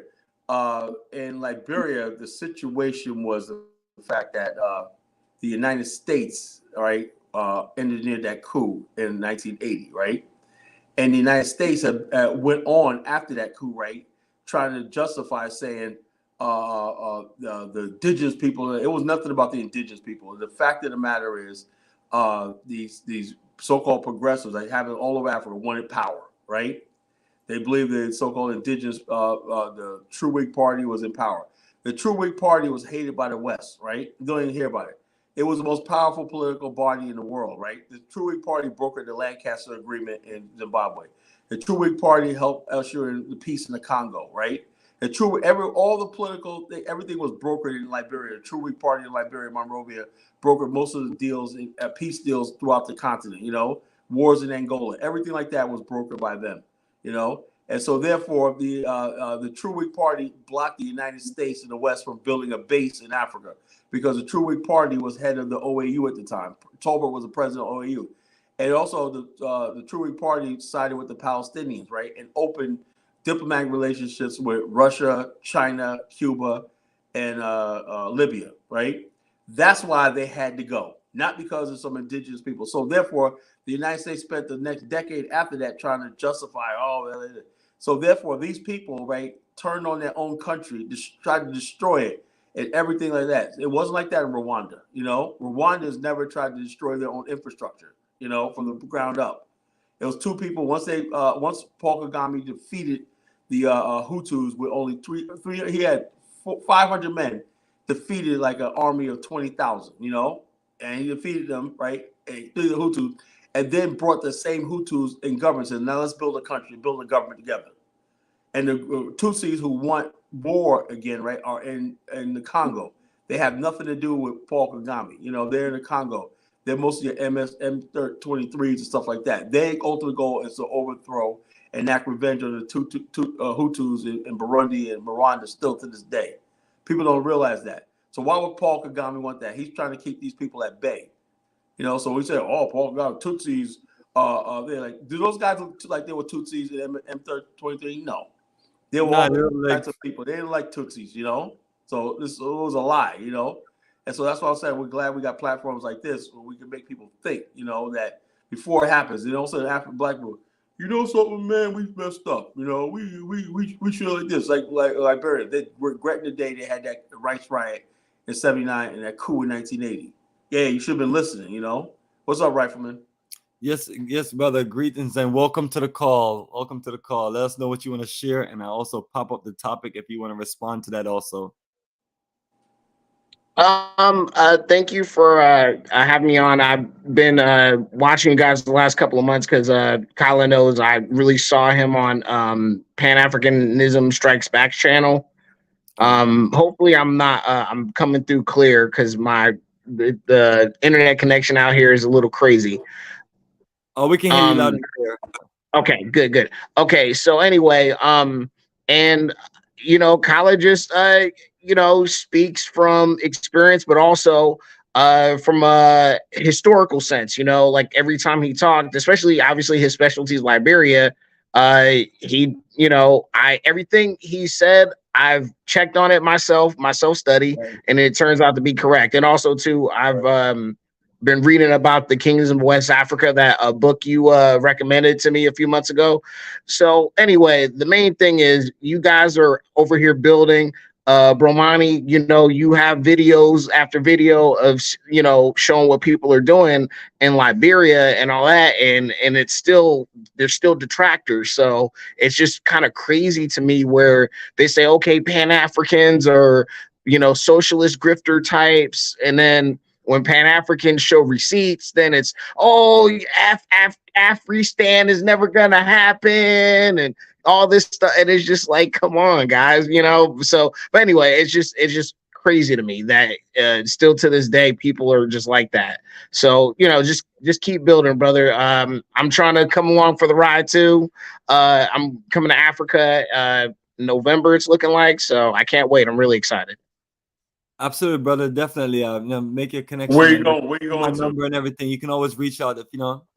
And then let me. I'm going to Kenya, but you know, I'm definitely coming to Liberia. So that's without a doubt. I mean, we have a strong connection to any. I'm just saying, like, just the whole continent as a whole, as a Black American, I just believe that just needs to be a pilgrimage for Black Americans for several reasons, but it just makes too much sense for us to at least go there and just take it all in. So you don't have to go there and quote unquote build anything, but it's just like Liberia is literally that's, you know, I don't know. It's hard for me to put into words. It's better. You guys can articulate it better than me, but it's just like just the history alone, you know, it's yes, I don't know. It's no brainer. A country that was built for us. There's only one of them. Well, the problem is the Black man is this, right? And this is the problem with the Black man in America, particularly, right? Is the fact that we don't like to take ownership or anything like that, right? If we have somebody winning, right? Winning, like somebody like Muhammad Ali, right? Greatest all time, right? Instead of saying, yes, he's one of us. Louisville, Kentucky, that's one of us. I'm proud to wear like that. We think that basically being chauvinist or partial to our race is being racist. So we want white people, and white people, let me tell you something, right? I was watching this one video with that idiot Pastor Manning from Harlem, right? You know, and white people would comment, "Oh, I love this guy and whatnot." Yeah, Black people never built anything like that. He was saying, right? And then also people's like, "Well, what about Wakanda?" On TikTok, what about Wakanda? Whatever like that. So what I'm saying is this, though: if the Black man was really proud of what he did and everything like that, we knew our history and everything like that, they would know, right? And also the white people that would comment look like they weren't successful. Let me tell you something. I've been around white people, right? Educated white people don't think like that. You know, you'd be surprised how many you got educated white people who heard about the Mali Empire. You know, they'll know they'll know Black history. They'll know, oh yeah, these guys like this. They'll take the time to learn Black history. They'll make comments like, yeah, look at Zimbabwe, right? They're all going to starve because they kicked out the white farmers. Educated white people understand that modern farming is actually easier than subsistence farming. You know, modern mechanized farming is actually easier to do. So Black people are doing that. So the white people who believe that we're inferior and everything like that. Did they ever heard of George Washington Carver invented thousands of products from agriculture, helped revolutionize the agriculture industry in America? You know, Black people in America don't take pride. That's why I don't like the idea that some Pan-Africans want to discard Black America or everything we did and everything like that, and think that's not being a Pan-African, right? If you're African American, it's your duty to know your history and know who you are, right? And Kala, that's my biggest gripe with our people is that we've been like, when people say, hey, Black people never built anything, or Black American, or we're talking about Black Americans, oh, we never built anything, we never did this, and that. It's like bullshit. We have a history. The thing about it is we have lost actually knowing our history to where now we believe that we like our people have never achieved anything, so that we believe because we don't see it. And so once you're educated and once you actually say, oh, we actually done that, we have thriving communities. Like literally the white man in the 50s and 60s said, oh shit, the Black man actually has huge amounts of wealth and we have to siphon that off. People don't know that. And we were successful. There's a book people ought to get by George Fraser called that he wrote back in '95 called "Success Runs in Our Race." Right, by George Fraser, right, and he referenced by this book called Tribes, right, how global tribes, right, and that's what I got by. So I read his book back in the '90s, like '93, when he wrote that book, and his book called Tribes that he referenced from, that how global. He said, think as African Americans globally, right. If you're in Japan, think African American, because everything, businesses, everything, you know, banks, everything should be tribalized, you know, globally, you know. And he said he wrote about Success Running Our Race. He talked about Black Wall Streets all over America, right? And all this stuff like this, you know. And he talked about at the time Carl Kanai, you know, remember Carl Kanai and stuff like that, and cross colors, right? He talked about cross color. You got these brothers out there, so he's always showcasing Black success in America, right? Because when you believe you're successful, right, what happens is this: then now you can step to Africa and say, "This is what we did," you know. Too many Pan-Africans don't know their history, right? So they're going to Africa, you know, with like, we never did nothing and everything. And they wonder why they're not getting the same respect the Chinese and everything. We created more inventions than the Chinese did. You know, Chinese is innovators. We're actual inventors. You know, Google Black and African American inventors. You know, and most of those inventions that we created, like the refrigerator and stuff like that, all these stuff like that, were created during segregation, under the duress of segregation. So we are a great people, and when you're a great people, right? That's how you wear it. That's why I'm proud to be African American. That's who I am. I go any place, you know. I'm like, yo, this is who I am. This is my field. This is my story. In Kala, the saddest thing to me is that people mistake that for you saying or believing that you think you're more you superior to other Africans. Like you like literally I know like you literally have said that 5 million, like you've said that in so many panels and people are like, oh, you think you're so much better than us, and it's just like nobody said that, and it's so frustrating. What I'm not going to do is this, right? And I love my brother Dynas, right? But I'm not going to put my own people down just to make Africans feel better about themselves. Like, look, y'all got to come up too. You know, y'all got to start coming up and everything like that, you know? And so I'm not going to say, yo, yeah, we're like this. Okay, we went through our problems and everything. But I always say, look, even under slavery, everything, look what we're like Jughead always says. Look what you guys were able to do with everything against you. You know, that has to be behold. People have to give that respect. You know, that's something to respect. And that's not saying like this. Now, the African brothers are with us to be like Jughead, right? He's from the Nigerian Brigade. He said, African American, you guys are great people, you know? But we have this thing where Black people in America, right, we're almost too scared to be like, yeah, you know, I come from greatness, because we don't think we're deserving. In other words, when we see a Black person successful, that's not me.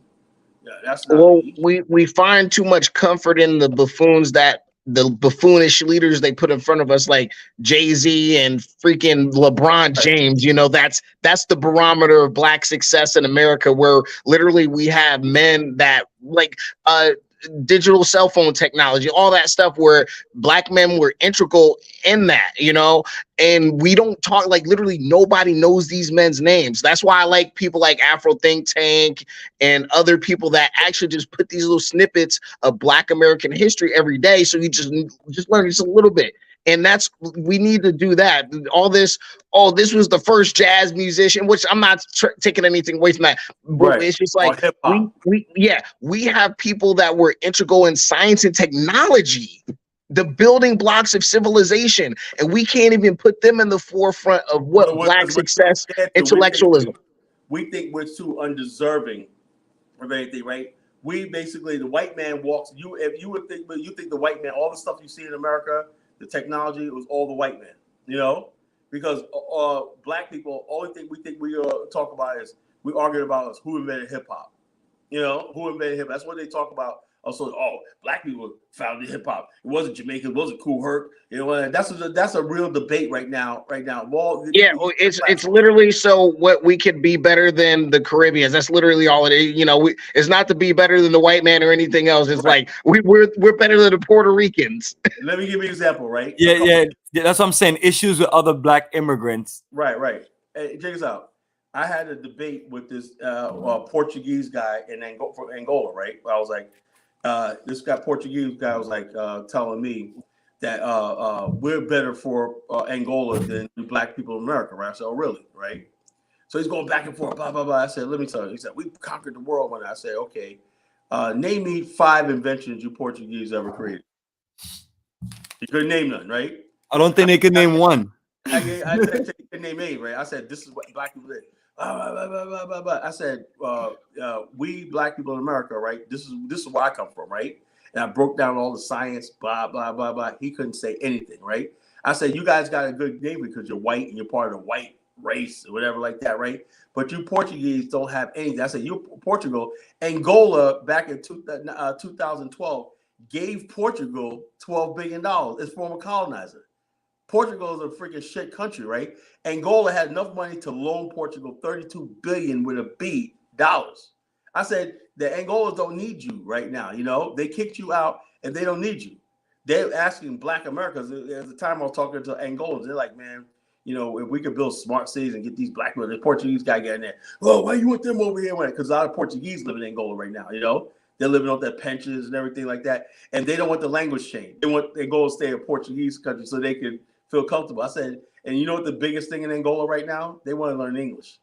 Why they want to learn English? If you could teach English, right, you can go to Port. I could put you with the people in Angola to get a job. You know, I can put you in contact with people in Angola that'll get your job. Because the English said learning English is the biggest thing they need in Angola, because they cut themselves on Portugal. Same thing, Rwanda cut out French, you know, by replacing with English, right? Now they're bringing other African languages in the flow, right?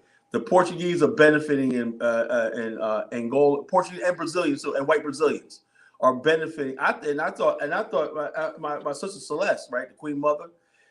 I said, I thought you guys were friends with Brazil. She said, no, the Brazilians don't build anything, right? They come over here with their mega churches and everything and take that money. The money's not in Brazil, it's in Angola. They come over here, they get our money from these mega churches, invest in diamonds and everything, and get rich and everything. They don't put nothing in England. They don't build nothing here. I said, I thought the Brazilians were building. He said, no. They get over because they try to Portugueseize the locals, you know? So they got that going for them. But that language is a colonizing effect, you know? So therefore, like I said, Black African American, our culture and everything like that. If that's so you're saying that's an opportunity for us to help out, get them out of there. Yeah, exactly. That's what they're talking about. That's what the Angolans want. They want Black people from America to come over there, and they don't have the land issues like you do in Ghana. Angola's like 3 times the size of Nigeria. It only has like a 30 million people, you know, and so they got plenty of land. And it has agricultural land everywhere. They got everything. It's a beautiful country, you know. And they're like, and my whole thing is, I think we should build in Liberia and then launch into Angola and Congo, you know, so it can't be like directly from the United States. So like Ghana and Liberia would be excellent places to live. We're not going to settle just in Ghana and Liberia. We're also going to be looking into Congo and places like that. That's what we're talking about doing. So we just need a groundswell of people in the Pan-African world to look at this, you know, to look at what Bomani and I, the BAO, we're trying to do. You know, so Angola basically got so much land available. They got whole abandoned cities. You know, the place is Soyo in the north on the Congo River, north right there. Celeste, her niece, is the administrator. She said, "Now I was going to send some guys over here a couple of years ago, but COVID happened."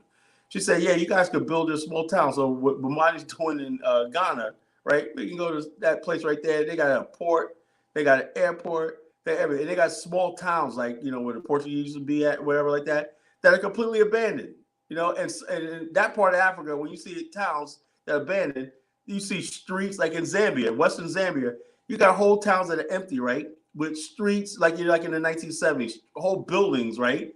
And streets and curbs and everything like that, but there's no people living there. You got that in Angola too, you know, so you got plenty of space to build and expand if we want to. You know, so like I said, it's a dream come true. You got the whole entire African continent, right? Well, why are we sitting here worrying about what people think in America? You know, and Angolans, one thing about the Angolans, right? They know Black America, right? Mr. Vember, my friend Mr. Vember, he's an elder, right? He said, man, he lives in Philly. He said, man, he goes, you guys, man, I go from here to Baltimore, and the when he sees Black men that work every day, that's the only thing you don't have in Africa, right? People working a 40-hour work week, getting up in the morning and working. He said they don't have that yet, you know, that industrial society yet, you know.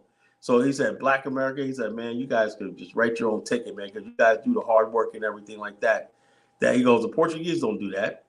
You know, they'll get something one night and they'll try to bring in Chinese to do the labor, you know, Ponzi scheme stuff, you know. But he said, man, if you guys built what you're going to build and everything like that, and you guys like that. And Angolans are looking for Black people in America to get into the oil industry. I couldn't find nobody. He said, you guys know anybody that do the oil industry? I said, I don't know anybody in the oil.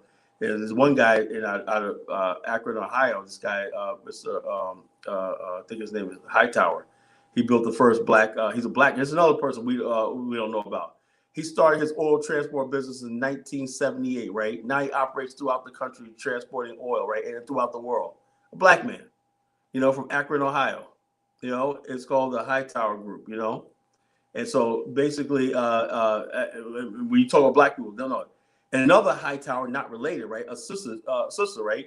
She built the stadium in Pittsburgh, you know. She does logistics and she does infrastructure building, you know. We got Black people in America that could do anything, you know, but we don't know about them. Who's in our face all the time, right? Rappers, basketball players, rappers, everything like that. If more Pan-Africans were talking about this on platforms and everything, show Africans that you got black people here that could do anything the Chinese could do, you know, and things would change around. But we spend our platforms talking about what we don't have. We always talk about the Bukishas and all this kind of stupid stuff, right? And when Bomani and I, we talk about black success in America, right? Because Africans see that. They're like, yeah, you know, okay, you guys are creating that positive energy, you know? So that's the goal of Pan-Africans. We have to showcase what black America can do, because other than that, it's not going to happen. Because if you keep making it seem like black people in America are just failing, we're just getting shot by the police, and we're just down and out and everything, it's not going to work. But if you say, yo, there's a lot of black Americans, like people are finding out, like even the passport bros, right? They're looking and saying these passport bros actually really got money, you know? And so they're saying, well, how did if black men are so broke, how are they going overseas spending all this money? Because a lot of black men got money. You know, the curse of poverty is not on us. We all black people, black men in America, we want to get to the next level.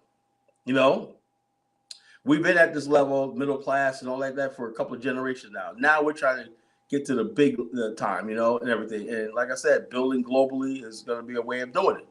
You got black people from America in Japan doing well, you know, in Australia, in China, you know. So there's black men, African-American men all over the world doing their thing, but you don't know about them because we don't talk about them. The mainstream media is not going to talk about them, you know, and unfortunately, the so-called new black media will talk about. All they want to talk about, Jason Black, is reparations and how white people put their foot in their ass. They want to talk about how white, yeah. That's the biggest thing. Like I had to educate. I actually had to tell my younger sister, because she kind of like, black folks just internalize stuff. I had to tell her, like, look, the people you're listening to, they're trying to make white violence against black people a part of your identity. I'm like, you know what's a part of my identity? George Washington Carver, Booker T. Washington. That's my identity as a black American, not getting our ass whooped. Yeah, exactly. Not getting our ass whooped by white people all throughout history. You know what I'm saying? And I think she kind of understood that after a while, because I'm like, you know, identify with what, you know, like our successes. Don't identify with our losses. Yeah, that's called creating a sense of agency. You telling the world, this is who I am, you know? And yeah, we understand that and everything like that. But black people have made it, like you said, our identity, you know, oppression Olympics and everything. Failure and stuff like this. Another person I get annoyed with is that Black Lion dude, man. That dude's annoying, you know. Before you continue with that one, let's close this guy out. You know, close out Mr. Simon. He has a reference to Afrikstan in here. Okay, he says, "I'm out, guys. P.S. The DRC is going to be part of the East South Federation, so look for a new location for the Afrikstan." You know, whatever. You know, how is it that they're gonna be part of the East Side when they're calling for sanctions against Paul Kagame? I want to know that. Can someone explain that to me? The president of the DR Congo is asking France for sanctions against Paul Kagame out of pure jealousy and envy. You know, and the black world should be in uproar. How dare you? You know, but we let stuff go and whatnot. Oh yes, like Paul Kagame. Successful black country. Instead of black people saying, yes, let's get behind this guy. Show white people, yes, this is an all-black country. Look how successful we are. And showcasing that. We were scared to do that. Oh, no, people are trying to side with the dusty, you know, African leader, you know, and say, oh, you know, they're trying to both sides it. Like, look, we got to, okay, I understand the political situation, okay? But at the end of the day, we need to side with the African leader that is working and going in the right direction. Exactly. And it's like a no-brainer to me, you know? I'm not saying the man has to be perfect, but like literally he single-handedly has Western leaders, like he literally has the clout to go and chastise Western leaders, tell you to shut the hell up. Okay, this is my country. Other African country can't do that. It gets me is after he does that, right? You would think the so-called Pan-African world would be behind him. Yes, this is our guy. But no, they're sitting back listening to friggin' I don't know, you should listen to the show we did, the last show we did Tuesday night. We played a Vice hit piece.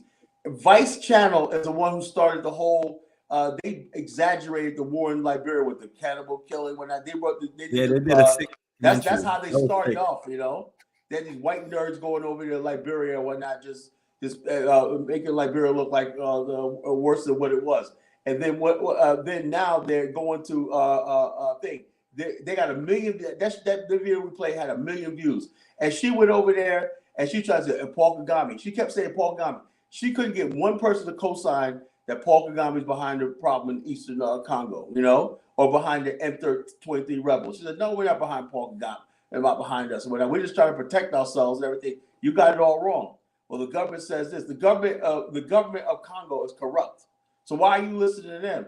Maybe the M23 rebels got a righteous cause, you know?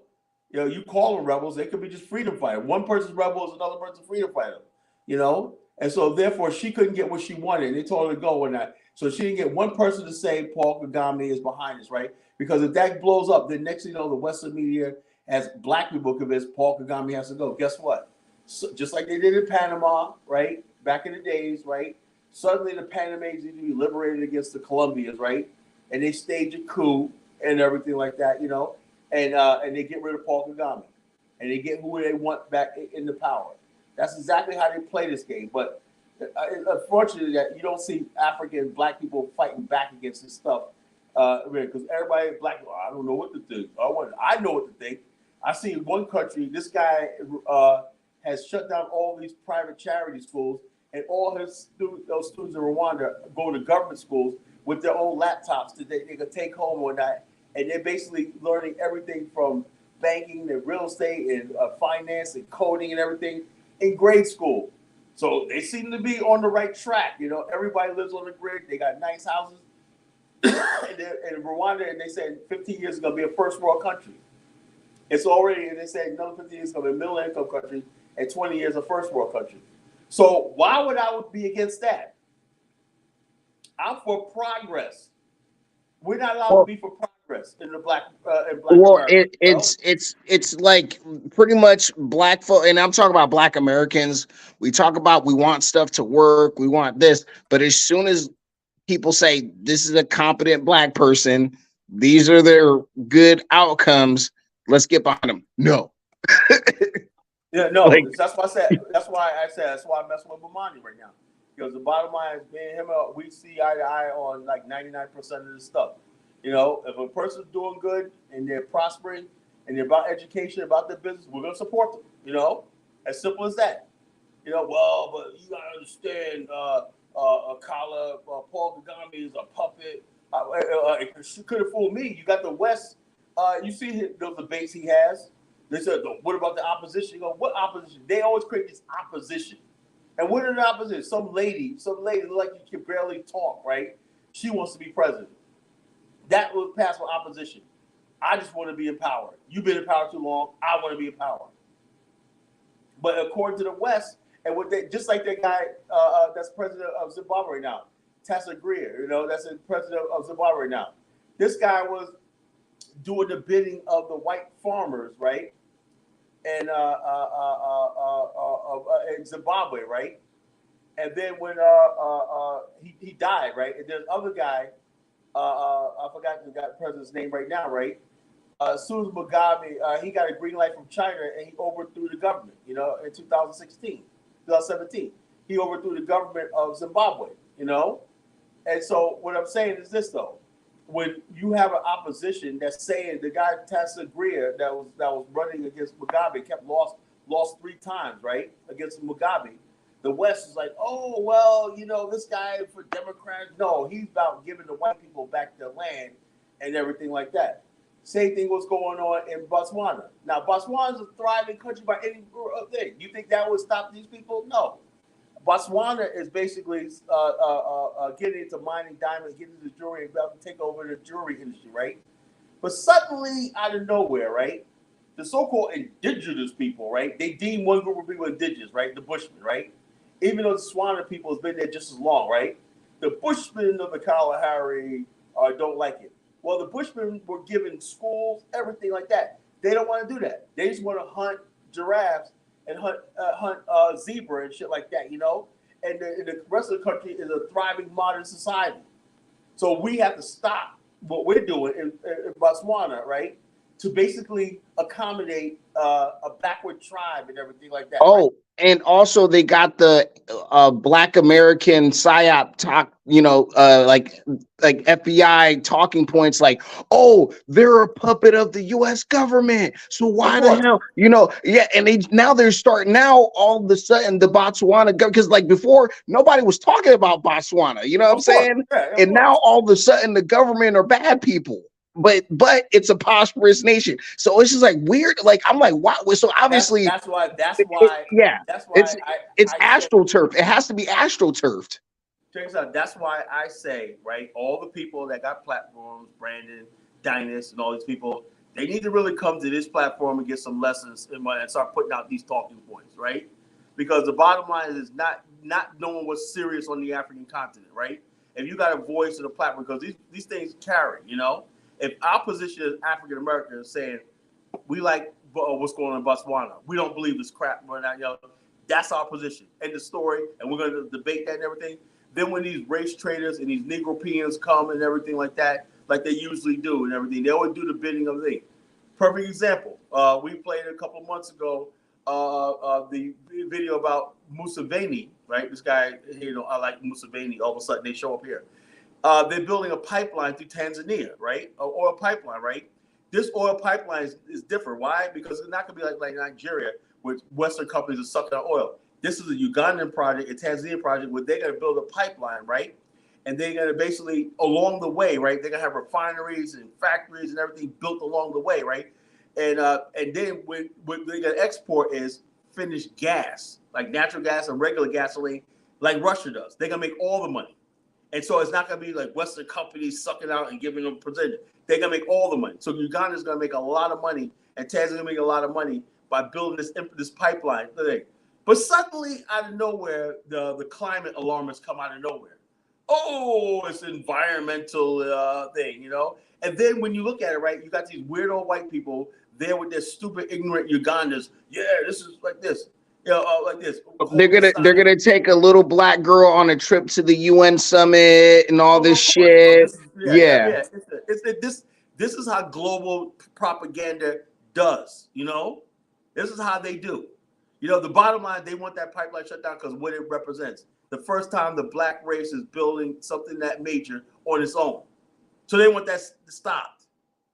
Stop. So they use climate and environmental, so like that. When the white man was going around the world, pillaging the world and everything like that, suddenly when the black man comes up with that, suddenly population control. The earth is so precious. The earth is precious. They weren't saying that when they were getting rich and whatnot and building their world. Like literally, the white man has raped the earth, and I'm not hating, but they literally have strip mined and sucked everything out of the earth for everything it's worth. And now all of a sudden, the world is gonna the world's gonna end and whatnot, But it's only because the black man is gonna be. If we start manufacturing our stuff on the African continent and consuming our stuff, we will need them. Our currency will be just as powerful as theirs, and we basically produce what we consume and consume what we produce. That's it. We don't even need to trade with the West, and they know that. Like Macron's all over Africa when he's getting dissed all over Africa. We don't need you no more. France is a freaking backward country. I know exactly. And once there's an African country that steps up, like Netherlands, okay, they're the biggest vegetable producer in Europe. These people, just with vegetables alone, feed the planet. Once one African country gets that capacity, it's over for Europe. It's over. And they want to stop that, you know what I'm saying? And people are on the way. That's the thing, why algorithms are good and bad, because within the last 3 years, I've seen so many just Africans on their own initiative making fish farms, just taking risks, you know what I'm saying? You see in Zimbabwe right now, you got people under sanctions, right, getting rich, under sanctions. So much for the white man. Instead of us saying, "Oh, you really think we can't farm?" and we do whole shows like that and spread that around the internet and whatnot, that's what we call a war. You put in your what do you call it? You're in the military. What do you do when you get ready to your body armor? Body armor, and you basically muster. You muster. Okay, it's time to go to formation. You come in formation. So those are the talking points we like, not the sob story. What about Africa? White supremacy? No, we're fighting back. And so we have a bunch of people fighting and everything like that, right? That's the front that they can't mess with us with. Okay, you got sanctions about, but we're still exporting. China's buying our cotton. China's buying our tobacco. You know, China's doing that. China's investing in our lithium mines and whatnot. You know, so what? You know, you want to play this game with us and everything? You know, so it's like we don't want any confrontation with the West. You got that lady, Linda Hatfield Green, that UN African American UN ambassador, whatever like that. She's going around threatening Museveni. You better do this or else, man. Get your black behind out of here, you know? And that's what I say. Those type of black people don't speak for us. They don't speak for us Pan-Africans, us naturalists, you know? They're doing the bidding of the white man, Joe Biden and all these other freaking goofballs, you know? Bottom line is we want to see Africa redeemed and free, you know, of this and everything like that. I'm Team Africa and Team Africa building. You know, that's why it's disheartening. If you see that video we played at the beginning where they destroyed the village. Did you see that thing where they destroyed the Hebrew Israelite village in Yeah, okay, I keep hearing that and this is, like I said, I don't believe everything I hear and I take everything with a grain of salt, but what I keep seeing over and over is that they're saying government officials somehow stole or sold some land that some Black Americans had, and they're selling it to. It was one government official. Yeah, and they couldn't have stole the land because they have had the land for over 20-something years. So and they said they were selling to LGBTQ or making their LGBTQ resort. He put on there allegedly. That's our brother for you, always striking up drama. Yeah, see, that's why I don't believe, like, when you see initial big headlines when Black folks it's like these police shootings. You know what I'm saying? It's just you can't believe anybody until you look at the court documents. You know what I'm saying? So yeah, it's the same thing. Like crazy, you know. The police came in. The guy was minding his business, and they didn't say the guy had. Remember one girl got shot in St. Louis, right? They didn't show the fact that she pulled a gun on the cop one night. You know? Yeah. And like, yo, she pulled a gun. So we're up in arms, like ready to fight. So instead of saving our energy for when it really matters, right? We're drained because every time police shooting, when we get the facts together, you know, how dare you talk about facts, Kyle? Facts matter, you know. If somebody like the situation Ferguson, that was unjustified. Trayvon Martin, that was unjustified. Alton Sterling, that was just unjustified. You know, Eric Garner and all stuff like that, that was unjustified. Philando Castile, unjustified. Really, if Terrence Crutcher, he was blown away by that bitch on the highway. Yeah, but guess what? They don't burn anything during that time. But when the white people say, you know, we upset about something, then we burning down Black businesses and shooting ex-Black police officers and all that foolishness, you know, or white people telling us to set up autonomous zones and then we killing Black teenagers, you know. Yeah, that Portland organization, and all that. Now the truth has come out, right? All this thing was Antifa the whole time. It was Antifa all along. Because you look at what's going on in Atlanta right now, they're burning out police stations. There are no Black people doing that. They can't play. But see, the only thing, Black people understand something when you're being set up. They kept saying BLM in 2020. That wasn't BLM. There was mostly white boys out there doing the violence and turning over staff. But we had too many buffoons invite them in. So now every time they think about BLM, they think about a riot. You know what I'm saying? So absolutely, absolutely. And before we dive into more things, let me just let this other person in. Ola, you're let me just get you unmuted. Sorry. There you go. Greetings, Ola. Welcome to the call. Let me give you the topic of what we have. And if you want to talk about something else, let us know. But go ahead, brother. You're on live. Are you talking about the destruction of the building in Ghana? Is that Kid Ola? Yes, that's one thing we're talking about, but we also talking about other things. But anything that you want to communicate on or dialogue on. Look, the building that they destroyed, I think the Black Americans don't really understand Ghana like that. You understand? Don't really understand Ghana like that. I think when you understand Ghana, before you start operating there, you have to understand sometimes these lands belong to the chiefs or to some of these people who own this land, not actually the government. You understand? Not actually the government. So let's assume they rent that land for about, say, 50 years without no solid paper backing it up. But the thing of it is, before you go into the 50-year thing, they've been on there for about 20-something years. Yeah, because at that time was not that those areas. Ghana is not just Ghana is not just developed like that. Ghana is not a developed country like the way people want to sell it in internet. You understand me? The way Ghana want to sell it in internet. At that time, those areas were not like developed area. The area there was poor. So those people who rent those land need money. You understand? So some of this money exchange can be handshake, can be okay. The chiefs agree and stay there, build it and everything. As time goes on, when these properties started increasing in values, so these people who rent these things, some of them, they are the children of these men, started wanting this property for themselves, or possibly they have other people who have more money to give for rent. You understand? And they don't understand the religions of these people also. This religion, this so-called, I don't know what this Hebrew Israelite, I think when they came, they didn't let the Ghanaians know who they were at that time. You see, when you're going to operate in the area, you have to show who you are really. You understand me? Who you are really. That's just the truth.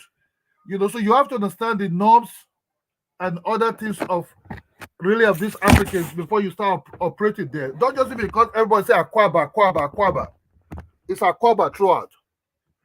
You're dealing with people, land is very, very important for them. You know what I'm saying? So don't just go area and say, oh, they want me to come. You just jump into that place, all because of a situation. Things change in situations. Ghanaians are not, I would like to let you know, don't forget about that niceness you're seeing in their face, my brother. Make sure you're clear about what you're saying. Are you saying that, well, explain it clearly so we know what you're talking about. What I mean is, when you dealing with, look, those people came there 25 years ago. No, right? You're just about to say something else. You're about to say that people who are nice in your face, because you mentioned the word Akwaba before, and you mentioned it doesn't mean Akwaba. Don't mean that just because they're nice in your face. Don't mean that dirty. Akwaba is not you dealing with the government. Right? You're dealing with the government. When the government said, oh, come, moving.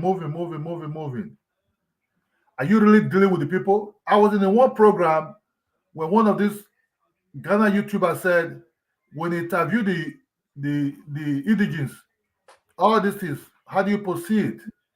He said, well, they told him he could not show that, he could not post that video. So when you want to do something, you have to go and deal with the people. And special land issue in Ghana is a little bit trickish. Even in the Nigerian embassy, they destroy it. They destroy a building there. Well, you said they destroyed the Nigerian embassy? They destroyed a building inside Nigerian embassy. A university or embassy? I'm sorry. Yeah, you're not clear. There's one building that been built, but I think the Nigeria embassy built that building. They destroyed it. I mean, okay. What was the purpose of them destroying the building, and what building? The same purpose they destroyed this one too. You know, so you have to understand that you have to be. Look. So okay, Kid Ola. So let me be clear. So I want to be clear as well. So they were renting the land. They actually never had a title deed to the land.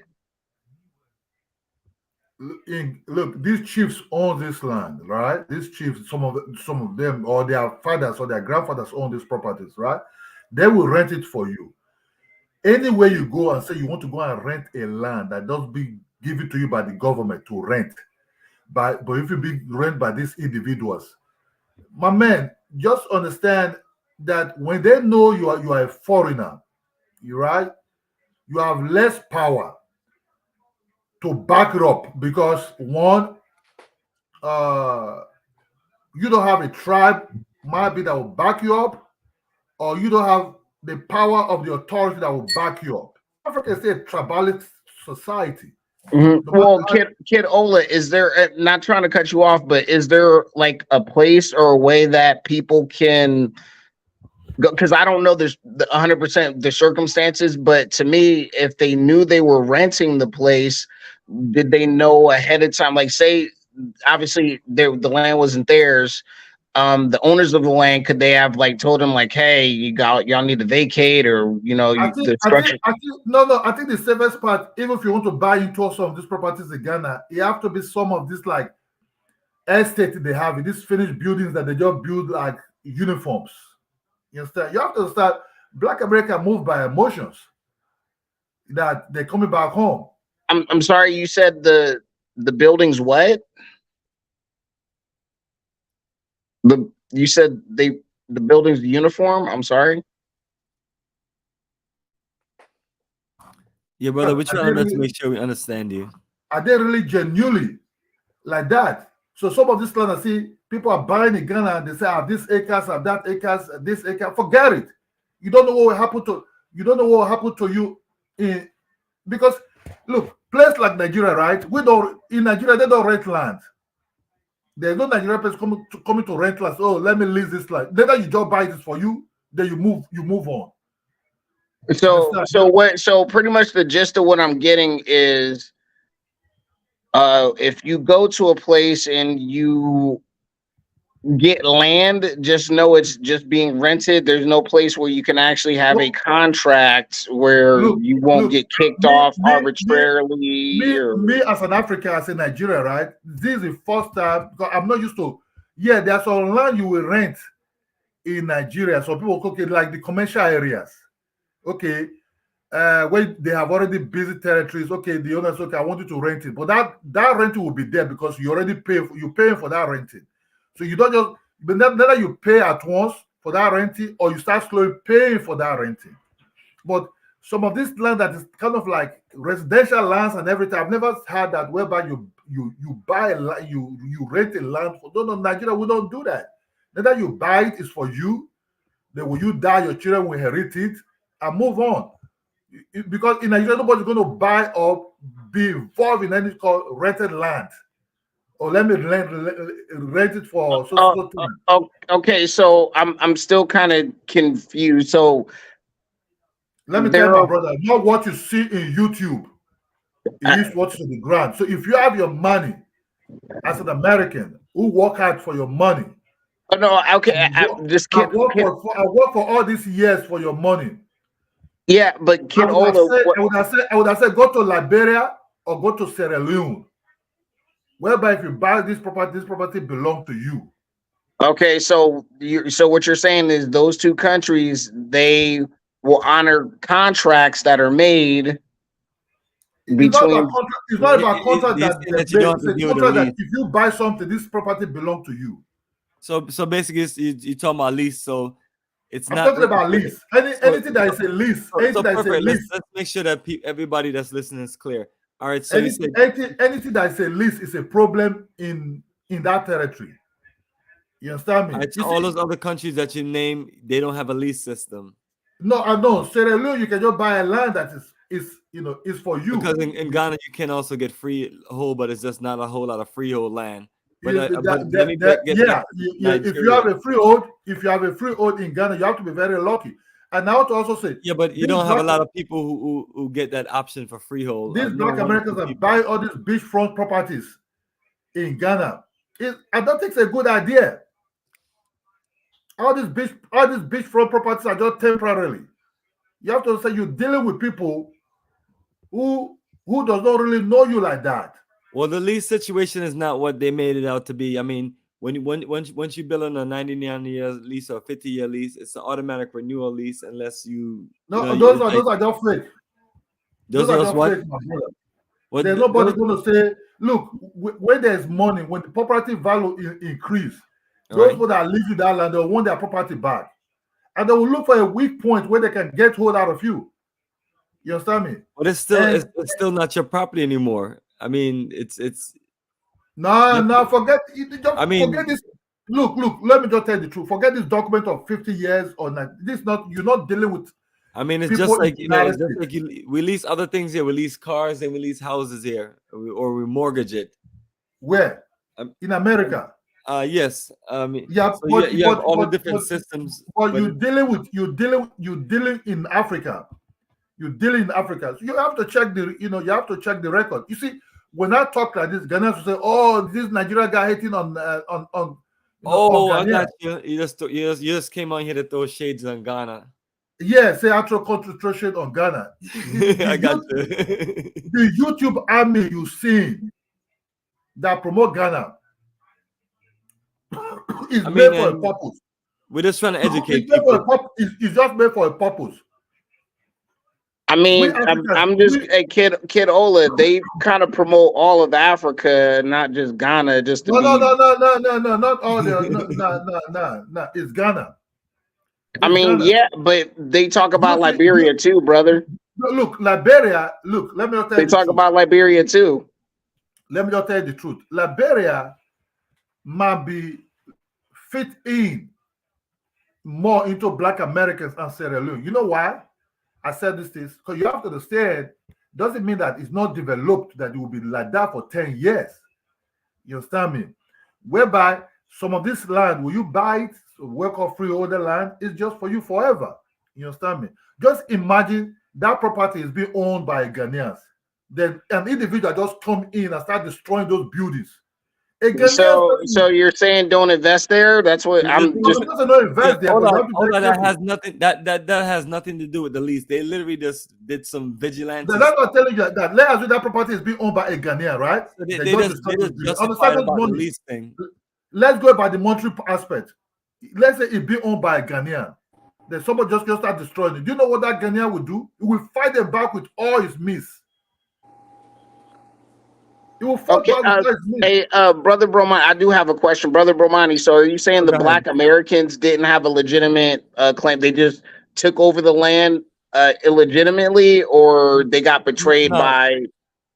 The thing of it is, that's their land. They got the land. They've been on there for 20-something years. So, over the last 20 years, everyone in that entire town knew who they were, know what they do, and everything. You know, it was just some, it does some power struggle stuff to where you're from America, so you don't know the law.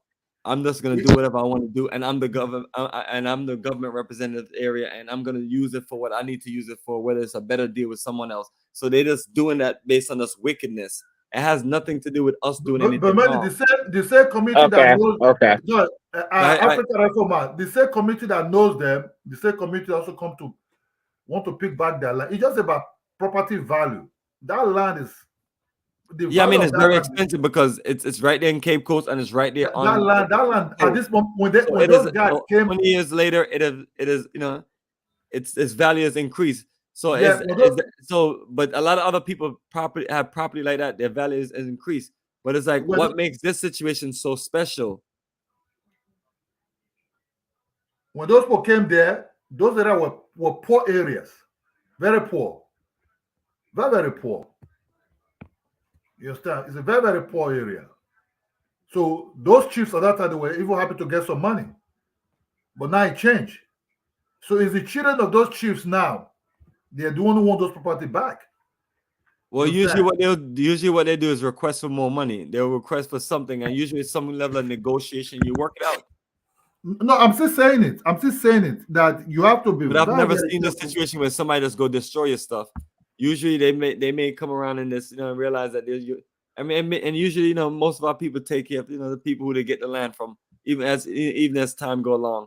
But somehow this is unacceptable. With you can buy a building that is already being built for sales in somewhere into this estate. I think they have in Ghana. Those things can be maybe safe for you because they cannot come and say, oh, this next neighbor, something like that. Hey, Brother Bromani, do you think they just showed up just out of nowhere and just started destroying everything? Or like you said, do you think somebody did try to approach them and say, hey, let's negotiate or give us something? They showed up out of nowhere. I think it was, it was one of those disagreements. And then they just went ahead and just did what they wanted to do without going through proper channels to fix the disagreement. and if it was a money situation, usually that's paid out. But hold on, my brother. I'm trying to hear what kid when they destroy Nigeria, when they destroy Nigeria embassy, when they destroy Nigeria embassy building, it was just like that too. They just come with bulldozer because it's in their country. You can't do nothing. So this was Nigerians on Nigerians, or was it a group of people from somewhere else that helped build that building? If you Google Nigeria embassy building be demolished, they will create all kind of excuse to do it. And that's what these people did with this one, making excuses. Yeah, so it's not about just to this. All about that. We Africans, we know who is who in that West Africa. That's what I said. I just see when you talk about this, Nigeria here because Nigerians are jealous because they always have problem with us. So Nigerians are jealous. No, man. Even the Nigeria traders in Ghana, they know what they're facing. So you have Nigerians in Ghana that deal with land issues? No, business. They ask Nigeria you have to have $1 million money to do business because Nigeria have money to do business there. They will just create excuse, create unnecessary. Look, there are a lot of Ghanaians in Nigeria who do business, but Nigeria never create those excuses just because they want to push them out. But they will create excuses to want more money for your hand. They ask Nigeria, you have to have $1 million before you start doing this. Oh, you don't allow to do wholesale. Look, Ghana doesn't have that firepower like the way Nigeria have that firepower to do those business. You understand? And these Nigerians also employ those Ghana workers there also. You know, so okay, they say, we don't rent house to Nigeria, but when they rent house to Nigeria, they also increase the price. You understand me? So it's not about this. The Ghanaians competition level, they don't know how to compete at all, but they know how to get jealous out of your head if they want to do it. Ghana competition level is not. Look, Ghana competitive level is not so much. You know, it's not so much. That's what sometimes I say Akwaba. When we hear this Akwaba of a thing, my brother, forget this Akwaba of a thing. You have to open your eyes. In Nigeria, we call it shine your eyes before you go into it. You have to shine it to see well. Otherwise, what you're seeing is not what you're really seeing. You know, what you see, you know what you're seeing. That's just the truth. Because if you invest your money, I don't know who's, and two, those people religion also, they're not agreeing to it also. All combination definitely don't cut it to it. They're not really Christian. Who are the Hebrews? Who are Hebrews? They change them out. You understand me? So when you go into a community, you have to. I sometimes see Black America buying big lands and say they this, they that, every that state have it. Well, forget it. Be careful, especially with those lands that are called lease. Lease for what? So pretty. I get you, Kidola. I'm trying to not let you dominate the panel because you like to Nigel. You like to talk. You like to talk. But what I'm getting from you, you're kind of just discouraging people from investing. I'm just being honest because you're just giving horror stories. Because like you can either give people more solid advice than like you got to know the people because they can just it's not your country so they can just take it and Ola, because I have a lot of people in Ghana and from land projects to people who build their homes, bought their homes and they're fine. I mean I know we talk about some of the bad situations because a few situations is more than enough. So but also want to let people know that these are not the things that's going around in Ghana that everybody get these knocked down. Look. I didn't come here to discourage anybody. I said, will you go in there? Because what you do, the way you explain in the lease is like most countries in Africa operate off that lease system because they don't want foreigners to come in or investors to come in and just own out everything. Isn't that the case? Look. A China man can come. China man can never own land in Africa. That is sure. Right? Arab man can never come and own land in Africa. Right? Black person can come and own land and own property there. Maybe if you buy it. You understand? But those property, you have to know. Like let's just say you buy property somewhere in Accra. It will belong to you.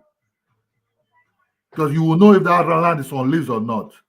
You understand me? If you buy a building, it will belong to you. Because that building is not on lease. So if you buy some of these estates are not on lease. So these are like freeholder because you buy into these properties, you buy into this estate. But if you go into somewhere a little bit rural, that you're on a lease, then maybe after 10 years, that land property increase. What do you think the real owners of those property will do? So Kidola, people should just go because there's this thing called FID, foreign direct investment. And so that stuff is protected because nobody could just steal that. So what you're saying is attain properties or lands that are protected kind of under a foreign investment instead of just an individual investment as a Black American or a Chinese person. Are you saying something like that? Because because the reason why I'm saying this is when countries are on a trajectory going up, the thing that sets them apart from other countries is that contracts are respected, and that's gives investors confidence to go there and invest. Obviously, the lease system is not going to stop foreign direct investment. So what because still you're giving horror stories to making it seem like people like literally your land will just be stolen arbitrarily anytime. No, I think if you have a land that is stated lease, if you have a land be stated lease on it, lease. So like did these people not have a Ola, stop it. Most of us that have gotten property there in Ghana, and then even Ghanaians live in America that I know personally, that's they're doing business, and that's what they have. They have their 99 or 50-year lease. So it's not just one or two people, but it's like people look, it will blow. It will blow in your face. It will blow in your face. What I'm telling you this is this. And hold on for a second. In that situation with the lease, even if it was a lease situation, they only been there for 20-something years. It's just they literally just wanted to do some vigilante, wicked stuff and take their land because they figure that they're not going to be able to do nothing and they don't know the laws. That's just all that wickedness is. There's many other countries in Africa operate off the lease system. You know, so maybe that's why the Ghanaians are calling you a hater, because you seem to just want to just like, you know, kind of discourage people from going. Most people are not going to be able to buy into an estate. Most people need raw land so they can build out their dreams. You know, but that's the lease situation. So does Nigeria have the lease situation, or is everything in Nigeria freehold? Most land in Nigeria are freehold, not on lease. Lease property in Nigeria, you have to talk about in the commercial zone, or you are really. There are a lot of Ghanaians own property in Nigeria for more than 60 years that their children being inherited. You understand? So you have to understand. This is the first time lease to us when you go towards like a real commercial zone that's already busy. You can lease those land and build it. The person can lease it for 30 years, 20 years, right? Then if you want to renew it, if the person don't want to renew for you, they ask you to put your property down. Nobody's taking your property. You just put your property down of it. That's just all. You know, that's just where it goes. Or the person build the building and say, okay, I want this building for 30 years. You just sign a contract with him. But for that 30 years, that building belongs to you for anything you want to use that building for. And it will never come and disturb you. But depends on the area. But outside this areas, these leases are renewable leases. And because the thing of it is when you sign your land contract, all the terms of your land contract is in the paper for your lease. So but it's like, but you want me to say, you know, I'm not into any business of anything. Why I should not say the truth? No, brother, I'm telling you based on my experience. Most Africans don't honor some of this contract you're talking about. All right, so brother, appreciate it. So there you go. That's the clarity I need. So that's the clarity I need. I need the clarity so people can hear us, that basically what we're doing is things the legal way, and people want to be dishonorable and do things illegal and say, hey, just even though you sign a contract, it's still my land. Is that what you're saying? And I'm gonna do whatever. And even though you paid me, because obviously the people. If you like, you sign a contract. When that person need that property, as long as they sold it to you, those contracts sometimes can be. It's not like in America. Well, I mean, the contract. It's not like in America, whereby you sign a contract you have the law that back it up, right? That means if you breach a contract, you need to pay. It's a 50 to 99 years lease that the people sign. You know, so basically, if anybody decide that they're just not gonna honor it, that's it. They're just not honoring it. A Ghanaian man that own the property, right? But then now you can take that to court because now you have a legal contract. Yes, a Ghanaian man that any Ghanaian that said he buy a land on lease in Ghana with somebody else coming to take it over later after 50 years, is most Ghanaians they know how they treat it very carefully. Some of this land you see, they don't even go towards those. Even when they go towards those areas, when they lease land, the chief would like to sell it to him permanently because sometimes some of this land is being built only by residential properties on it. It's not by commercial. Just okay, I built my 4-bedroom house and everything. So the chief can take off. Okay, I sell you this land. This land can be for you. Maybe he have to sign a contract with the government for 99 years. You understand me? Maybe that's where the paperwork is taking place, like with the government. You understand me? With the government, you can have that's like with the government permission to build a house there, like house permission to build a house there. They go okay for 99 years you can have your house here because you never know what the government can. But they also compensate him with that after that 9 years. We all know that at 9 years, there's nobody coming. Those areas heavily developed. The land property still belongs to. But the chiefs can cut off the land lease if it's 100 by 100 feet, 50 by 60, or 50 by 70. The chiefs have right to say, okay, I'll sell it for you, not on the freeholder. You can just have it. Okay, this amount you need to pay. You understand? That's just all. So it's not about, a Ghana man is going to buy land or lease. Forget it. He will negotiate from the back. He wants this land for himself. But the land will not be so big. The land can be 100 by 100 feet, whereby he have his 4-bedroom house. That's just the truth. Or 5-bedroom house with 7 cars on it. That's just the truth. It's not about, but if you want to come commercially, a very big estate, forget it. It will be on lease on you with this. So basically, the laws just need to be enforced and held based on contractual agreement, because a contract is a legal agreement. Because these are contracts that you have attorneys, you have lands commission, you have chiefs, and you have people signing. So these are not. So I want based on the people are listening. So I want everyone to understand that it's not as simple as he make it seems, and also want people to understand that the people who are the victims are not doing anything wrong. Is just if in this situation with that house, that resort, they just basically conspired against them to just do them wrong, and that's it.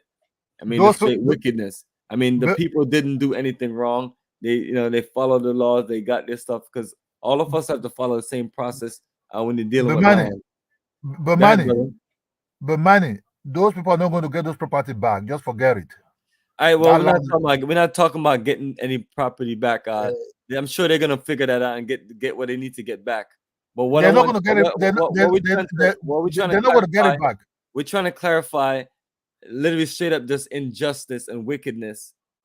Because he's making me. You're giving me Knock-Meezy vibes, like Nigerian Knock-Meezy vibes right now. Hold on. Nigeria, they get that land, that Nigerian embassy land. Nigeria, they get it back.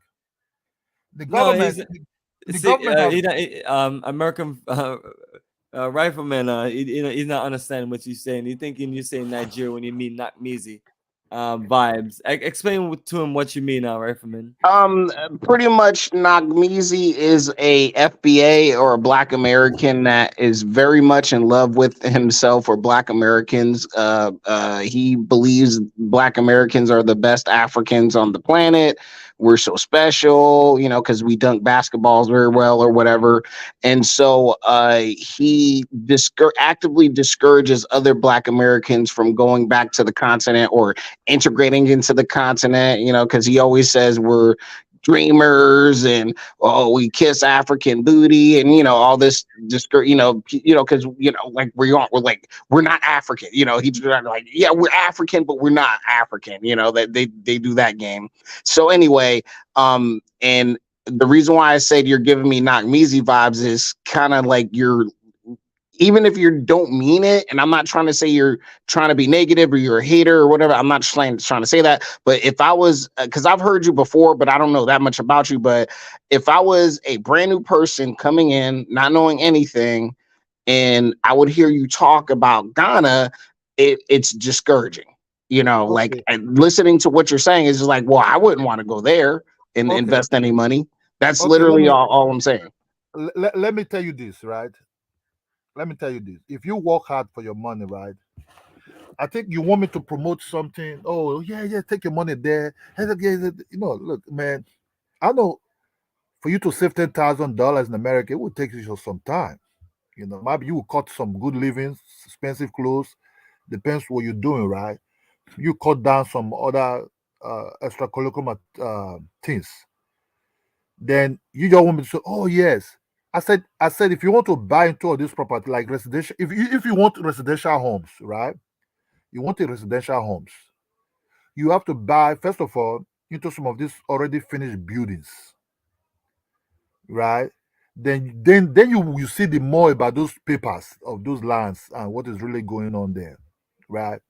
If you're a foreigner, but if you're a foreigner that's been married to an indigent, it's a total different ballgame.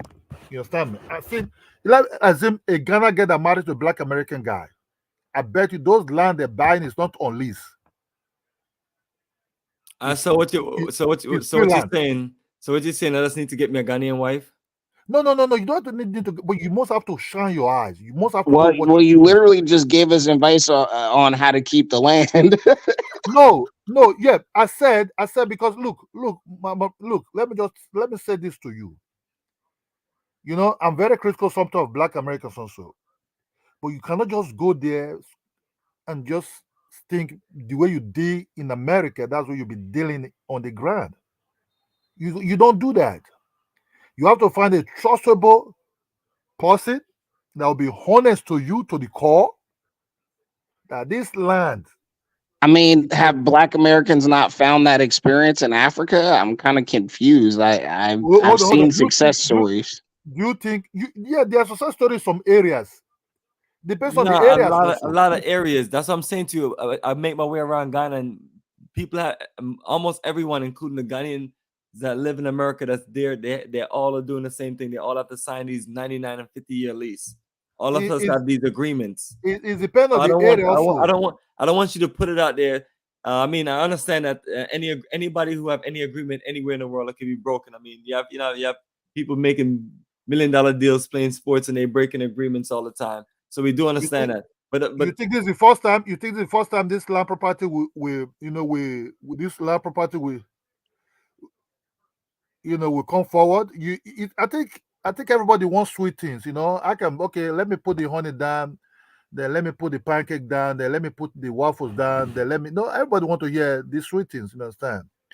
But my man, you have to be very, very careful, and you have to understand. So the little thing they understand, these Hebrew Israelites, this YouTube or whatever internet, they can find out in this Hebrew Israelites on the street say they hate Africans. Africans are this. A lot of things we calculate towards these people, predicament.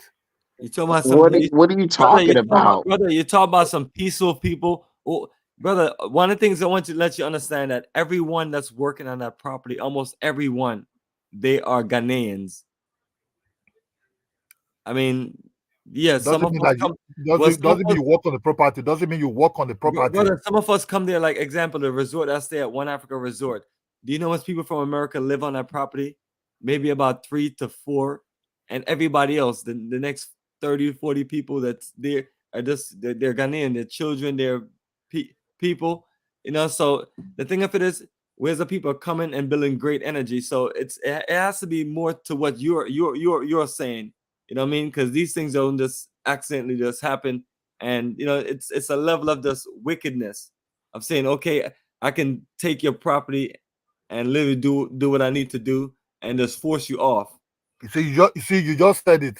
That's what I tried to say ever since. Well, Kid Ola, also think about this. And that happens. That can happen anywhere. But at the same time, too, this is what most countries in Africa have is the lease. So don't make it seem like that's because it's the lease agreement. No lease. Most African, Kid Ola, Go Kid They can Ola. do that go to to whatever Sierra land Leone. they sell you. Also, they can do it to a freehold land. Yeah. Also, like, let's just be So honest. it's just wicked I people. cannot It has nothing to do with I their cannot I agreement. cannot convince you. I cannot look. I cannot, you know. It's not about convincing. I mean, the thing about a reputation matters. If there's No. a hold on, Okay. Kidola, hold on. If there's places in, let's say Ghana, there's a county or a province that is known for land scams or crooked government officials that time and time again are ripping off Black Americans or certain races of people.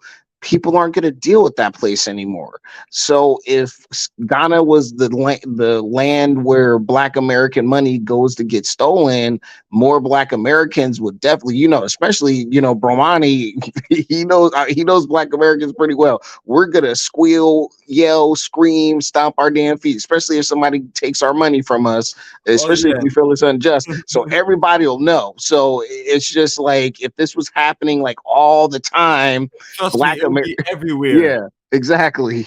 Look at this one video is already just all over the place, and even us we're talking about it. Exactly. It's gone around the world 4 freaking times already. So Let it go anywhere. Let it go anywhere.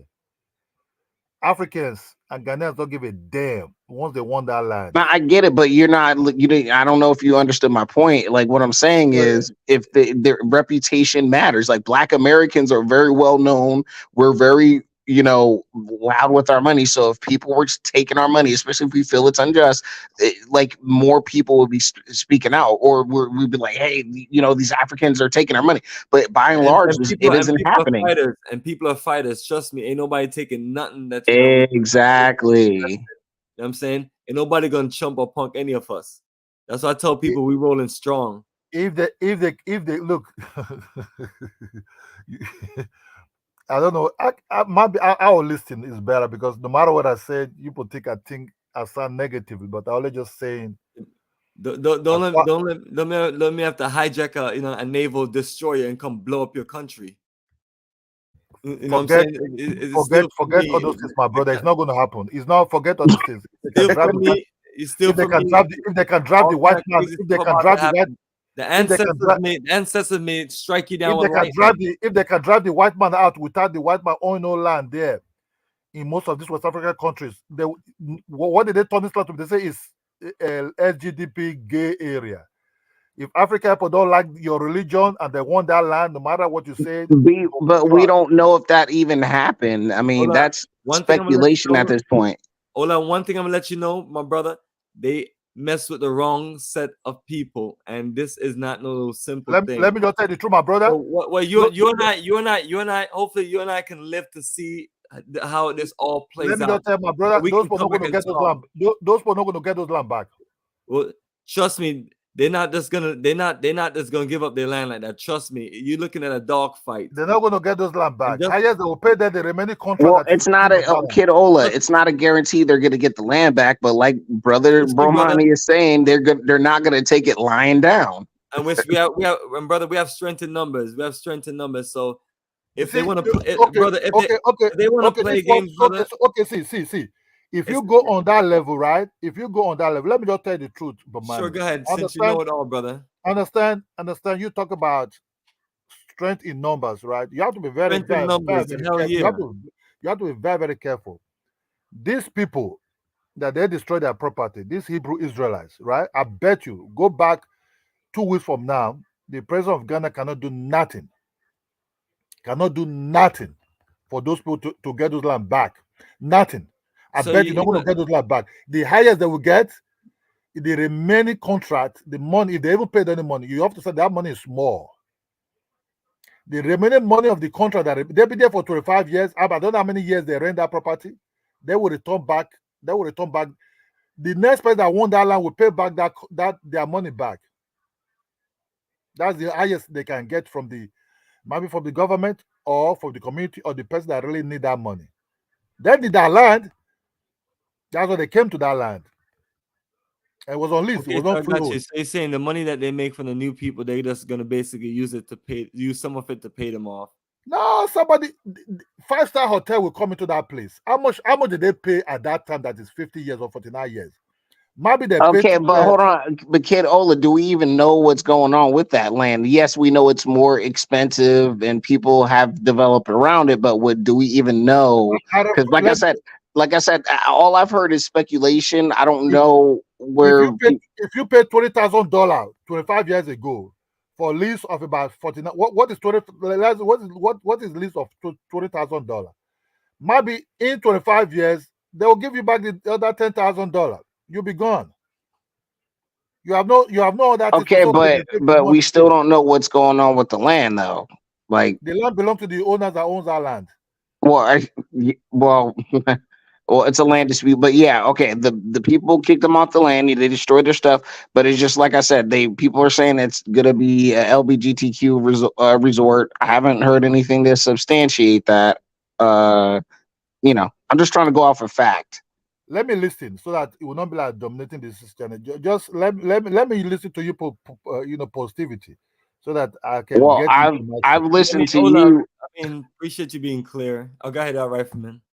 Oh no, I'm just saying, Kid Ola has kind of talked the whole time, and I'm just, it's just kind of funny. Like, I don't know. It's like let it all play out. That's what I want it to do. Because, like I said, a lot of times stuff like this, details are maybe not exactly what they are, and all that stuff. Because, like I said, I want to know exactly why. Like I said, unless Brother Bomani knows the exact reasons, or he's already explained, he's already pretty much explained, they pretty much haven't honored a contract, so these people are kind of suffering right now. But and that's it. That happens. It happens. And that's it. So I don't think people need to take this as a big deal. Like I just, maybe it's a slow news day, so like we got to be like, those Africans are scamming again. I don't know. I mean, I spoke to the people literally involved in that whole organization, and it's basically what it is. It's they decided that they didn't want to honor, and they wanted to just give offer it up to someone else, and they just wanted to forcefully remove them, and that's it.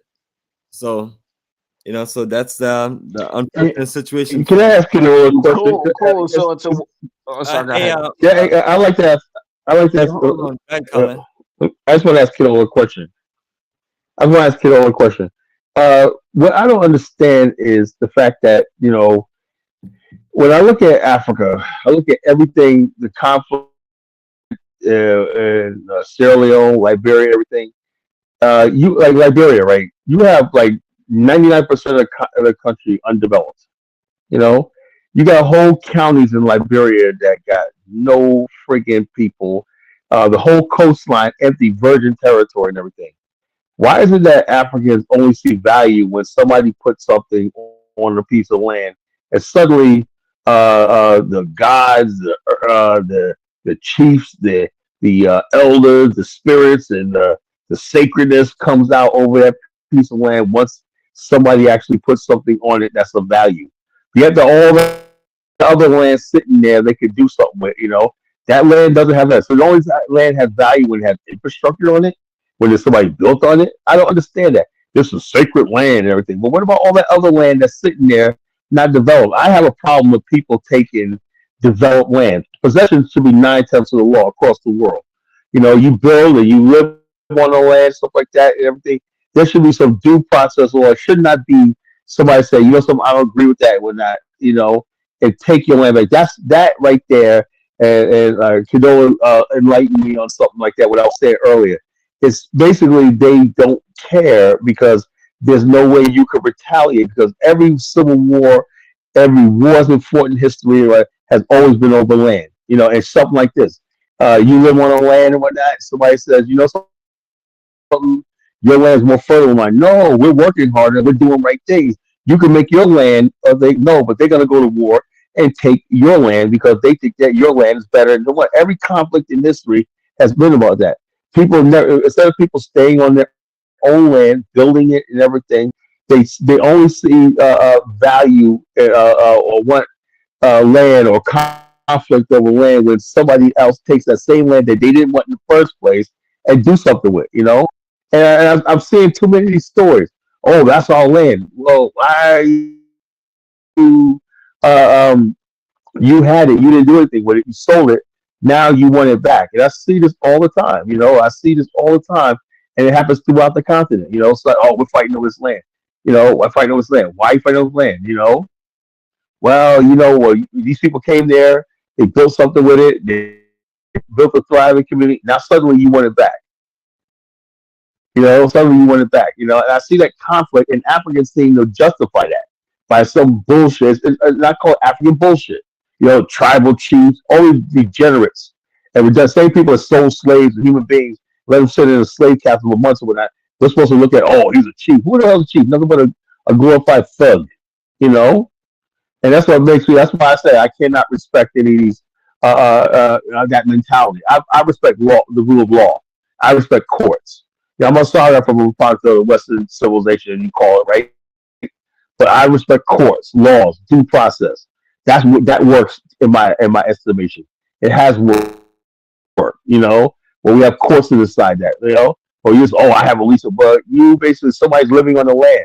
You can't justify take somebody and just bulldoze Hey, out no matter what you think Colin, you own. people, 'Cause that's they just call it, wrong. people don't want to give up their little fiefdoms. That's all it is. Yeah, a little fiefdom, you know. Oh, I'm the chief, but all that stuff needs to be abolished. You know, all that stuff, that chief things, all that stuff like that is nothing but conflict.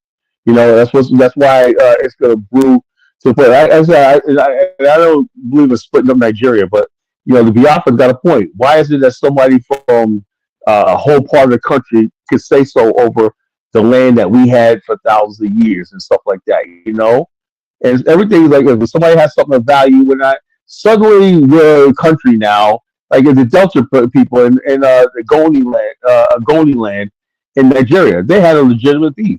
You know, you had a federal government mostly run by houses in Europe, right? Drilling on their land and everything like that. You know, ancient land and everything because they were part of some created federal republic of Liberia, which they had of Nigeria, which they had no power in and no say so. And suddenly you're a part of this country, and that gives them the right to come to your land and drill, spill oil, and rob and rape and everything like that. You have nothing to say.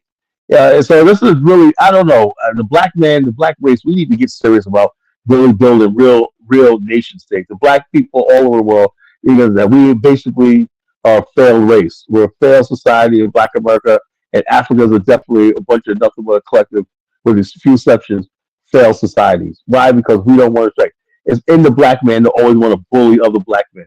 When it comes to the white man, right? You think anybody's going to take shell oil away from him? No.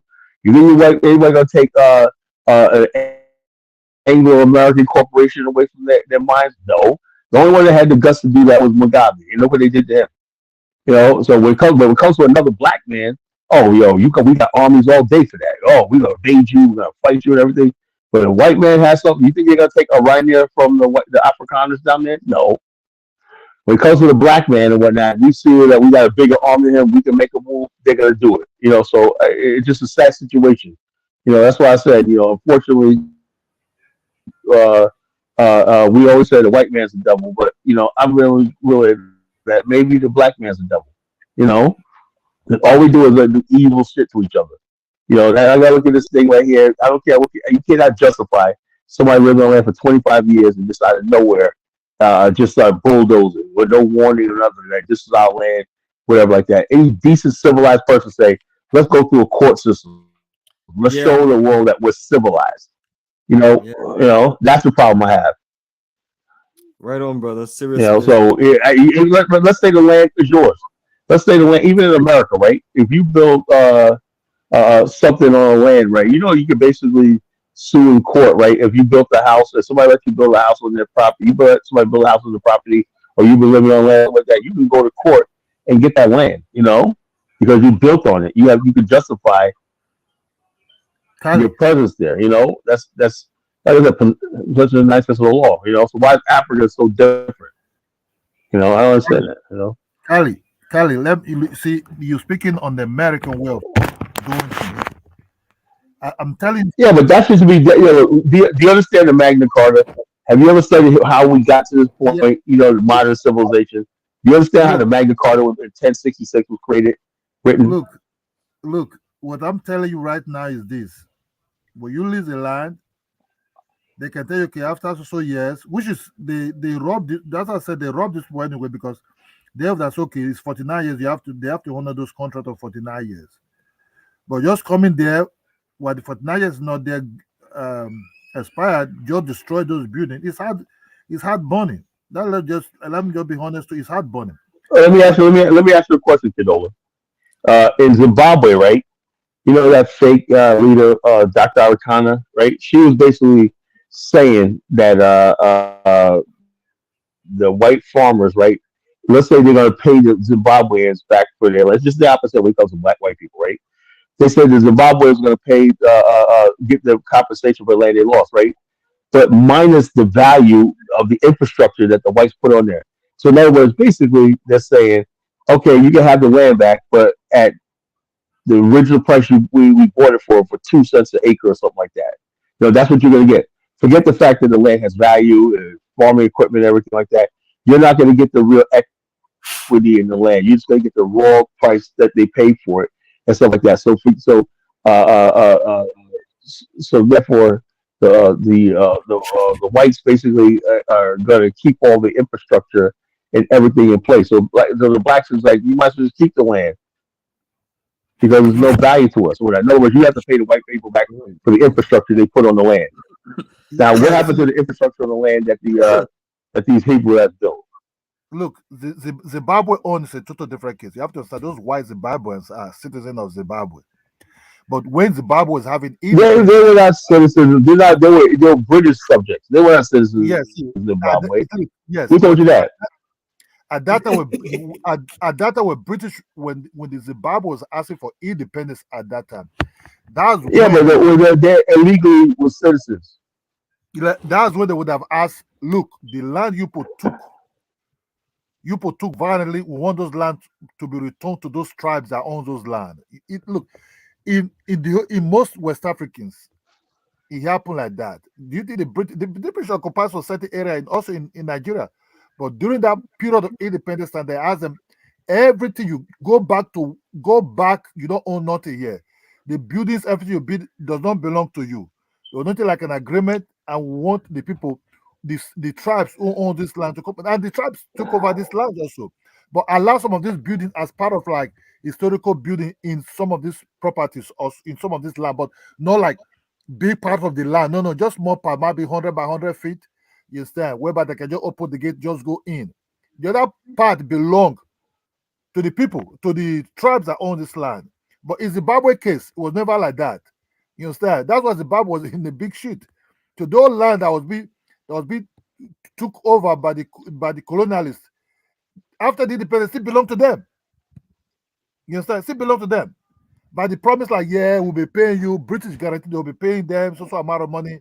I don't know how many years, but it didn't really happen, and all these things.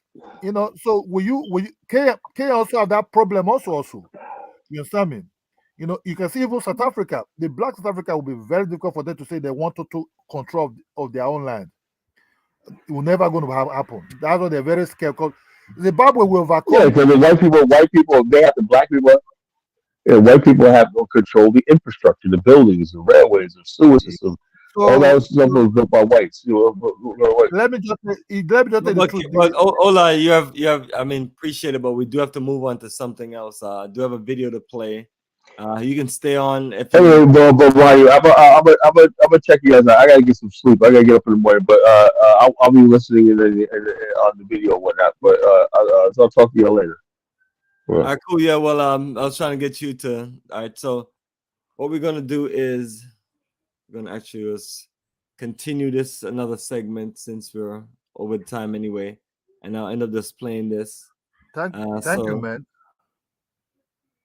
Well, yes, appreciate you sharing what you're sharing, and I can see why they call you a Ghana hater. No, I know you go towards that level. Nobody's a Ghana hater. We Africans, we know ourselves. not this fake friendship that we follow. We follow the real reality, not about being a Ghana hater or not. It's about the reality. And when the reality hit, you understand, not about being a Ghana hater. I don't hate Ghana. Well, I don't have anything there. You say, why should I hate them? They have nothing to do with me. I only just say the reality. We have to speak the real truth.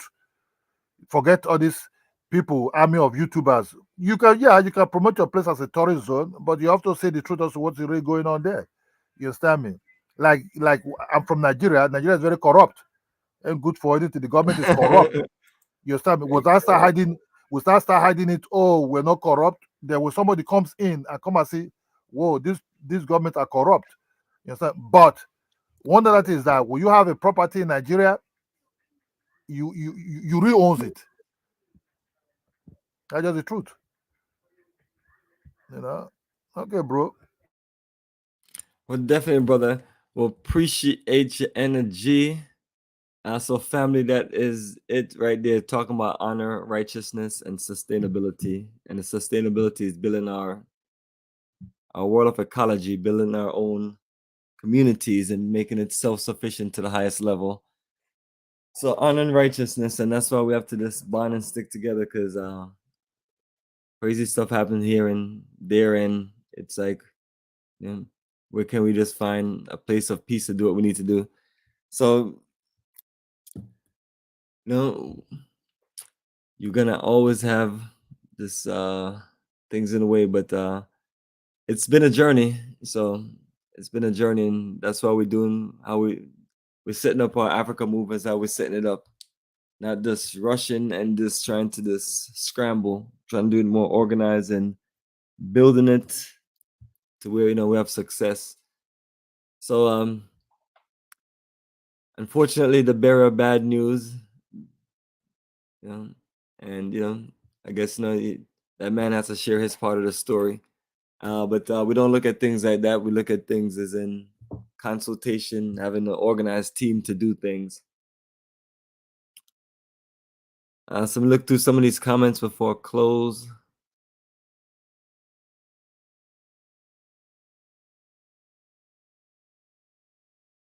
I'm just gonna go through these. All right, Sister Patricia said 400 years ago, our ancestors was taken. They were stripped of everything, and now we're returning back to the continent. It's a problem. Where else are we diasporans supposed to dwell? So yeah, that's the thing. So the better we can organize ourselves and literally just look out for each other and literally just follow the flow of this wherever we're in different countries, make it happen, because we as a people have to figure it out one way or another.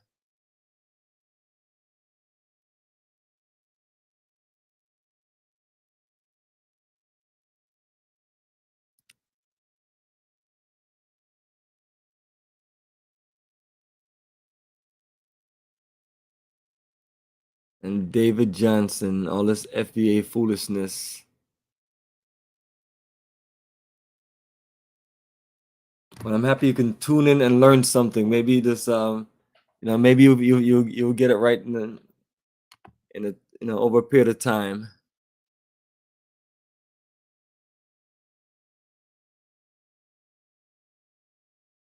Yeah, thoughts on that video I was gonna play.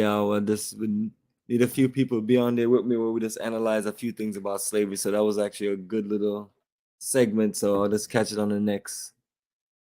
The next time we do another show. But definitely want to talk about that. Should we move on from slavery? And is it holding us back? Things like that. Have those real conversations. And the reality of it is, I look at the situation as this: any oppressed people, you lose your struggle to this build strength and keep you grounded, and many other things. As we'll definitely discuss those things in detail once we do a playback in the future.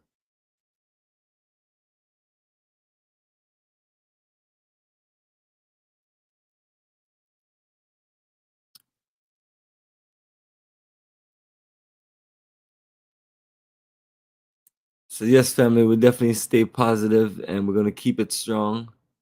But what we're going to do is we're going to close out over that long period. So this is the end of the late night shift.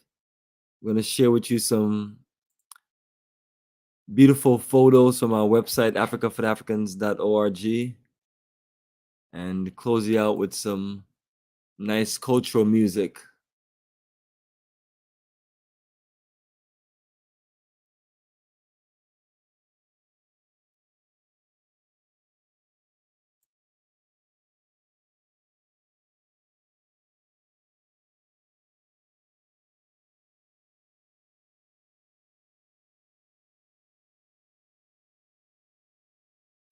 So yes, family, appreciate you joining us on another live stream, and we'll definitely link up with you.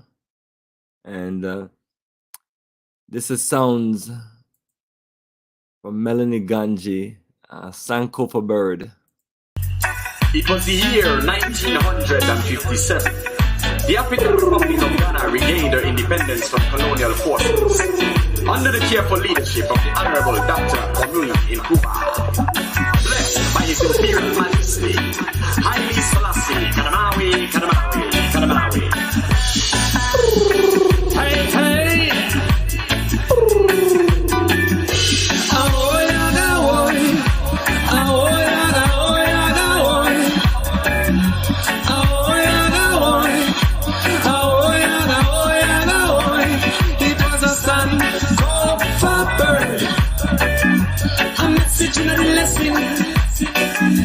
Return to the roots.